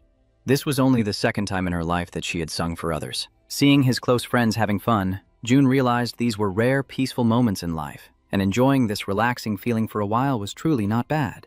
The next day, June returned home and gave his mother a gift. She was very surprised and happy, and also curious about what was inside. It was a bank book. Yes, it's an allowance. Seeing the balance in that book, June's mother realized that at her son's age, he only focused on having fun and enjoying himself. June, is this money earned by you? Yes, I give everything to you, Mom. Finally, June revealed what he had hidden for so long. He just wanted to hold his mother and tell her that her son had succeeded. But before that, June was too busy taking care of his mother. He changed so many things after the regression. The main goal now is to protect your family and friends, while also killing Odin and ending all the suffering. You won't let the old man take away everything you cherish. Now you don't have to worry about money anymore. Mom was so moved she rushed to hug June. You must have endured a lot, right? Mom knows. Mom knows everything. Standing before his mother's comforting embrace, June couldn't hold back his tears.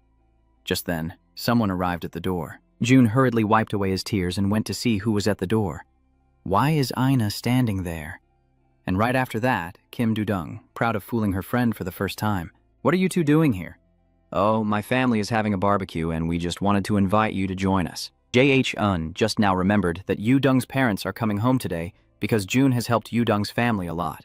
So the adults insist on inviting him. That's right, you're really a burden. These two really cannot get along peacefully, huh?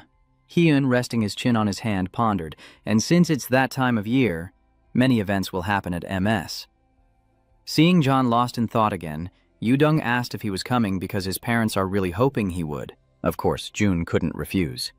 Yu-dung scheduled to meet at 6 p.m. After the appointment, June was about to go inside when Ina, sharp-eyed, noticed the water stain on his sleeve and asked, "Are you crying?" "No, it's just water splashed on my shirt while doing the dishes." Dae-hyun quickly covered up and admitted that her eyes are sharper than an owl's only after she left. "Look at that matching lamp. Kim Do-dung's house really is a wealthy place."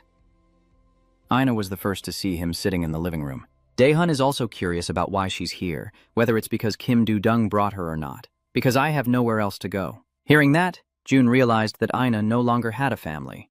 That was also why Kim Do-dung brought her here. My friend is very thoughtful too, just kidding. Long time no see." June is called by Kim Do-dung's parents. Even before the regression, they always treated June well. As soon as I thought about it, his father was already grabbing him by the neck. Looking at this kid, he seems much taller now. "Uncle, if you're just praising, then praise. But why do you have to push others down?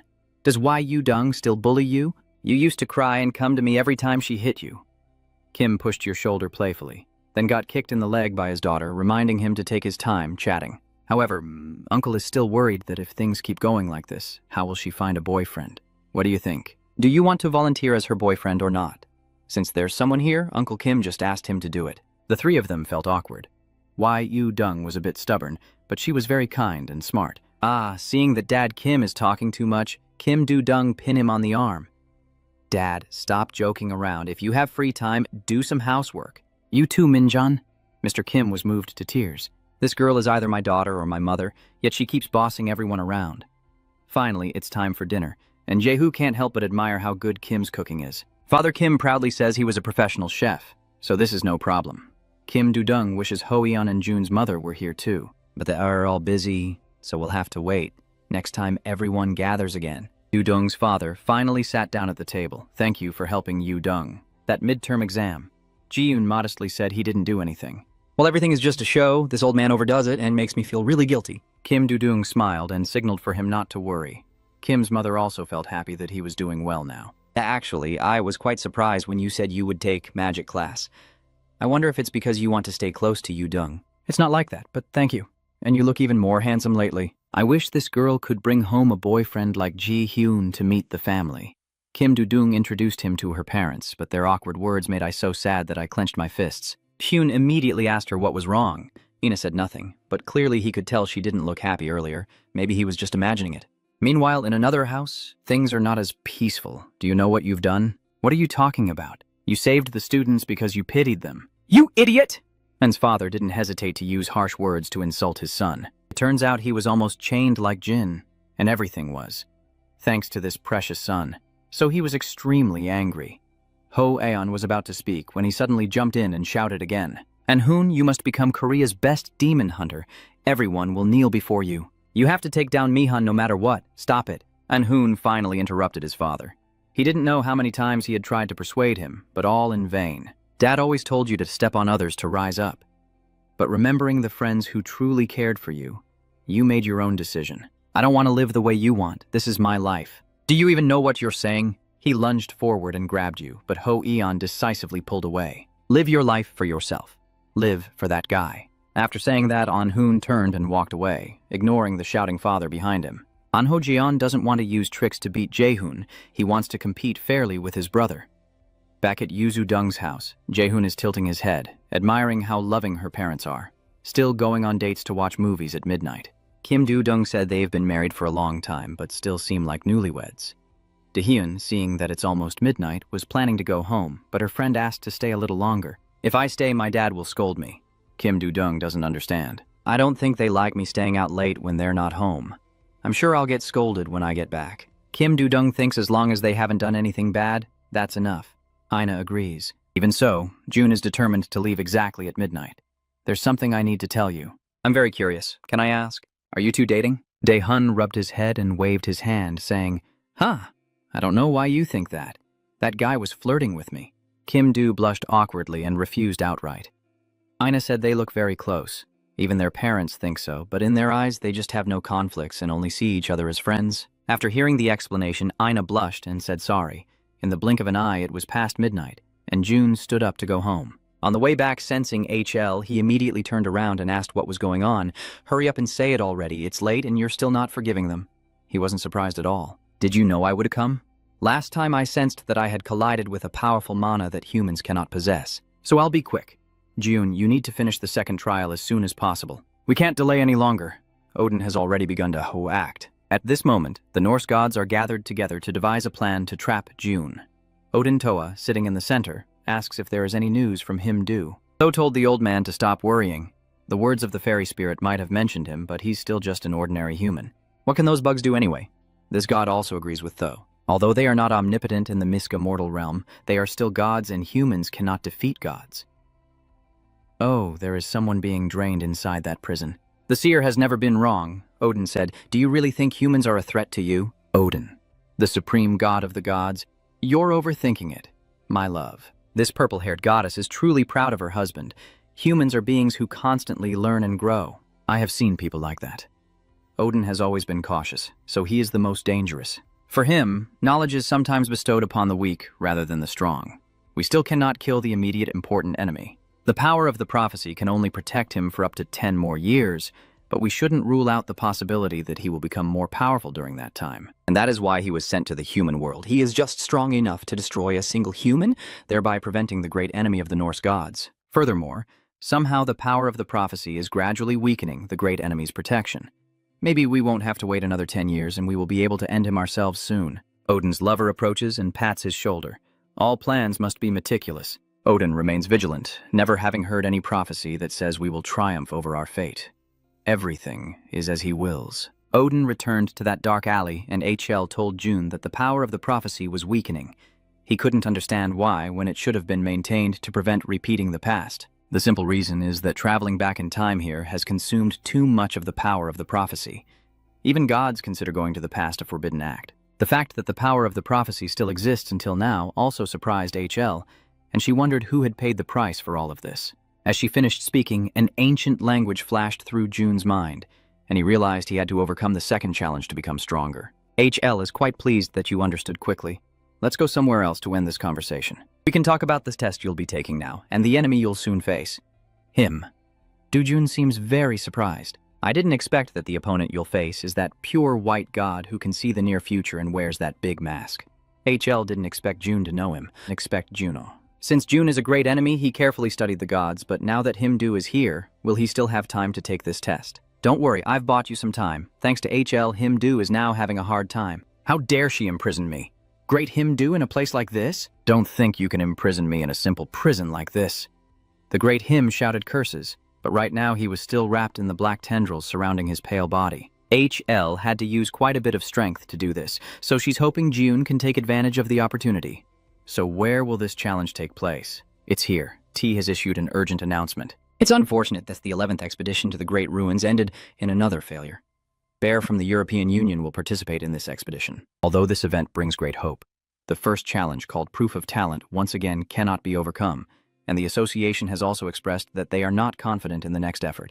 And that places Iceland, the center of legends about gods hiding the secrets of the giant's relics, which were created to nurture June into someone capable of once again defeating Odin. What do you mean again, ma'am? HL also looked confused, not understanding why she used that word again. So how would June know? Anyway, if he can't pass the test of talent, he won't be able to get in there. Proof of talent, right? That's correct. And only you can succeed in overcoming it. Once you do, the path to the Great Ruins will open before you. Meanwhile, B is in Iceland, also watching the news report, and he seems to be extremely angry. He's not just angry, he's really furious. Bach shouted loudly, asking what kind of cursed ruin it was that even he couldn't get in. Camilla, are you sure the mages have studied it thoroughly? Camilla reminds him not to doubt others like that or to be so boastful. Moreover, this is the only great ruin in the world, so she also wants to conquer it, just to get a glimpse. Bach held his head against the door, demanding proof if he wanted to go inside, but he wouldn't say how to prove it. Camilla also doesn't know about this. Maybe there's a key? Camilla was just joking, but B was tense as a stretched string, like he's about to bite someone's neck. A few days later, before June set off for the relic in Iceland, he made a phone call to ask someone at home to tell his friends so they would believe and not worry. The preparations for this trip had to be done quite quickly. First, John used mana stones to maximize the power of his weapon and upgraded his level above 30. The person he trusted to help was Director Kim John. This time, June is bringing Hill along, the small black cat hiding inside this hood. At the same time, Black appeared on TV and declared that the European Fake Conquest Association would conquer the Great Relic in Iceland by any means, and no one would stop us from doing so. That means the relic is protected by BK, and this will be June's first battle against an S-rank fake conqueror. So that's the real three-dragon sword. Hela thought that now she could be beside to observe this great enemy. I will see if your decision is right or not. The ruins are mysterious tombs that suddenly appeared all over the world. After the explorers excavated them, it turned out they were hiding ancient relics. This is an opportunity to obtain a higher-level item than in the dungeon, so the competition among the explorers has become tense. Each government was forced to intervene. Hela whispered to Jehun that the necklace on Miss's wrist was the item they had hidden in the ruins. You don't think everything is just a coincidence, do you? Suddenly, you're the one who has Miss Tiu's name, while all the ruins are being targeted by the Purge, right? June guesses that she must be talking about the glowing spots back then, and now realizes that the origin of everything is that strange light. You look at Hela with confusion. Hela asks, "Why do you look at me like that?" June smiled and turned away, saying it's nothing, but he's been wondering for a long time. Were those ruins created by giants? It was created 10,000 years ago by their guardians and Thor Jangdia's enemies, to fight the great foe foretold in prophecy and countless humans who would oppose Odin's army. That is also why the ruins contain many riddles. In legends, giants are depicted as wise beings.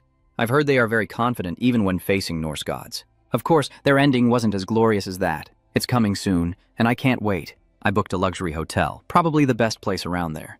Anyway, this is your second trial. Hela was panicking. I've never been this nervous before. I have prepared everything I can. Check if Nenlai's translation system is working properly and also bring some good items. Before leaving, Jehun used an A-grade dark mineral to upgrade his dark armor to level A. Miss, the innate armor crafting skill user, then upgraded the dark armor to level S, which evolved into Hell armor. This item increases physical and magical resistance by 350, raises the active stealth skill to level 3, and adds the passive dark synchronization skill. Dark Sync skill, level. Syncs the user with dark energy to create a residual image that can dodge enemy attacks.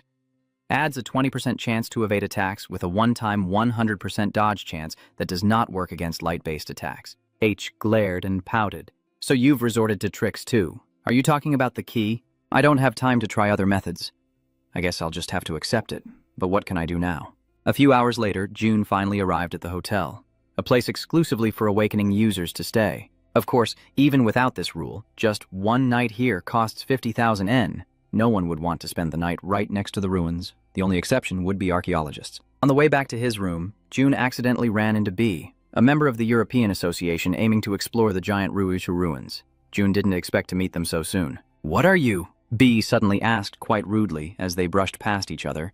Although he is the true owner of the 3 Mung Dragon Blade and also the president of the European Monster Hunting Association, Ji-yoon isn't afraid at all. What's going on? Camilla didn't have time to intervene before B rushed in front of Jaehoon. The two stared each other down fiercely. How old are you? Where are you from? Bear asks. June still does not answer. Camilla quickly runs over to tell B to watch his attitude, and then jumps in to separate the two. What are you doing? Sorry about that. Just go ahead. He's a bit difficult sometimes. Camilla pushed June away and continued telling the story about how he was abandoned by his wife. Bear gritted his teeth and warned him, "Enough nonsense." Camilla still enthusiastically apologized to Jaehoon. After he walked away, she frowned and said, "Bak, I told you to be careful. If the image of the association is destroyed in your hands, what will you do? I know you're sensitive because of our previous failure, but don't take your anger out on a child." "No, it's not," Bak said with a serious expression. "That kid makes no sound when he moves. He knows how to hide himself as he wishes." Back at Mus Academy, loud shouts echoed through the principal's office. It turned out Kim John had called June's friends to explain about his trip abroad. Kim Do-dung once again complains about her friend wandering around and getting into trouble. Last time, it was the amusement park, and now she wonders where he vanished to this time. Ho Aifian awkwardly smiled and said, "Jaehoon really is someone who often gets into trouble, so maybe this time is no different. No, he's not the type to get into trouble. Not the type." Kim Do-dung knows his friend too well and is confident that once again it's the giant ruin in Iceland, with the European Fake Awakening Guild's gatekeepers in thick clothing, standing under the snow. A shining black figure with red lights slowly approaches. The bearded man shouts loudly, "Hey, reveal your face quickly! This ruin has already been handled by the European Fake Hunting Guild." The other person sneered, "Not letting me in? You're really too lazy to lift a finger." "Sorry, I feel like a criminal here. Who else could do that besides June? But I had no choice but to do it." Back when we first arrived in Iceland, Hila said the condition for entering the giant ruins was the NY system. Hun sighed. "I guess the first condition is just the beginning, so there must be a second one, but probably no third one." "Don't interrupt me, there are only 2 conditions. The second is that the strength and agility stats must be above 150. In simple terms, it's like being a level S person." We stared at each other in disbelief. June awkwardly smiled. "I haven't reached level S yet." "Damn it, no way. I once saw you take down Soratoa all by yourself." De Hyun's eyes widened in shock. "Oh, so that's your third form?" Hila didn't dare answer, only saying it's unrelated and reminding you that for now, you need to find a way to meet the second condition. June already figured out a way. I remember completing the second mission at Frandier's estate and getting an extra reward for finishing the hidden segment there. I got this from Frandier's estate, but I've never used it because I didn't need to. The system displays information that this is an unidentified item called the Level 3 Cursed Key. Thanks to reconnaissance skills, Jun detects that this is a special item. Loki's key can open any door or gate. Hila was also surprised that he had obtained this, strangely, as if someone had foreseen everything and prepared it for me. Yoon locks the door and opens the gateway into the great ruins. You still have an empty card in your hand. I guess this empty card will be usable soon, too. Seanhan's accelerated perception skill and Kagan Sound's reconnaissance are both useful, but Ji doesn't copy them because he feels he would lose something if he used the empty card. And if you only copy the skills of those around you, they will start to suspect. So if the system has given you a blank card, there must be something to copy. The corridor leads into a brightly lit area. June had taken a few steps when he heard voices talking. "Are you the great enemy in the prophecy?" An enormous figure sitting on a large throne at the end of the road. He has 3 eyes and introduces himself as Smear Smangon. "I am the guardian of the giant relic under my father's orders." As Catgirl Hyla jumps out, Smear instinctively recognizes someone familiar. "No, you are her embodiment." "Yes, my name is Hila, and I am responsible for guiding the great enemy through the 5 trials." "Sumair, the power of the prophecy is weakening as it protects the great enemy. We must prepare so that the great enemy can face the second trial as soon as possible." "I refuse." Smear interrupted Hila, outright rejecting her. H was shocked and asked why Smear said she should also know how the great enemy opens the door, which was already cheating. This made Minhan furious, but Smear said he still can't pass the second trial yet, so he was being very generous.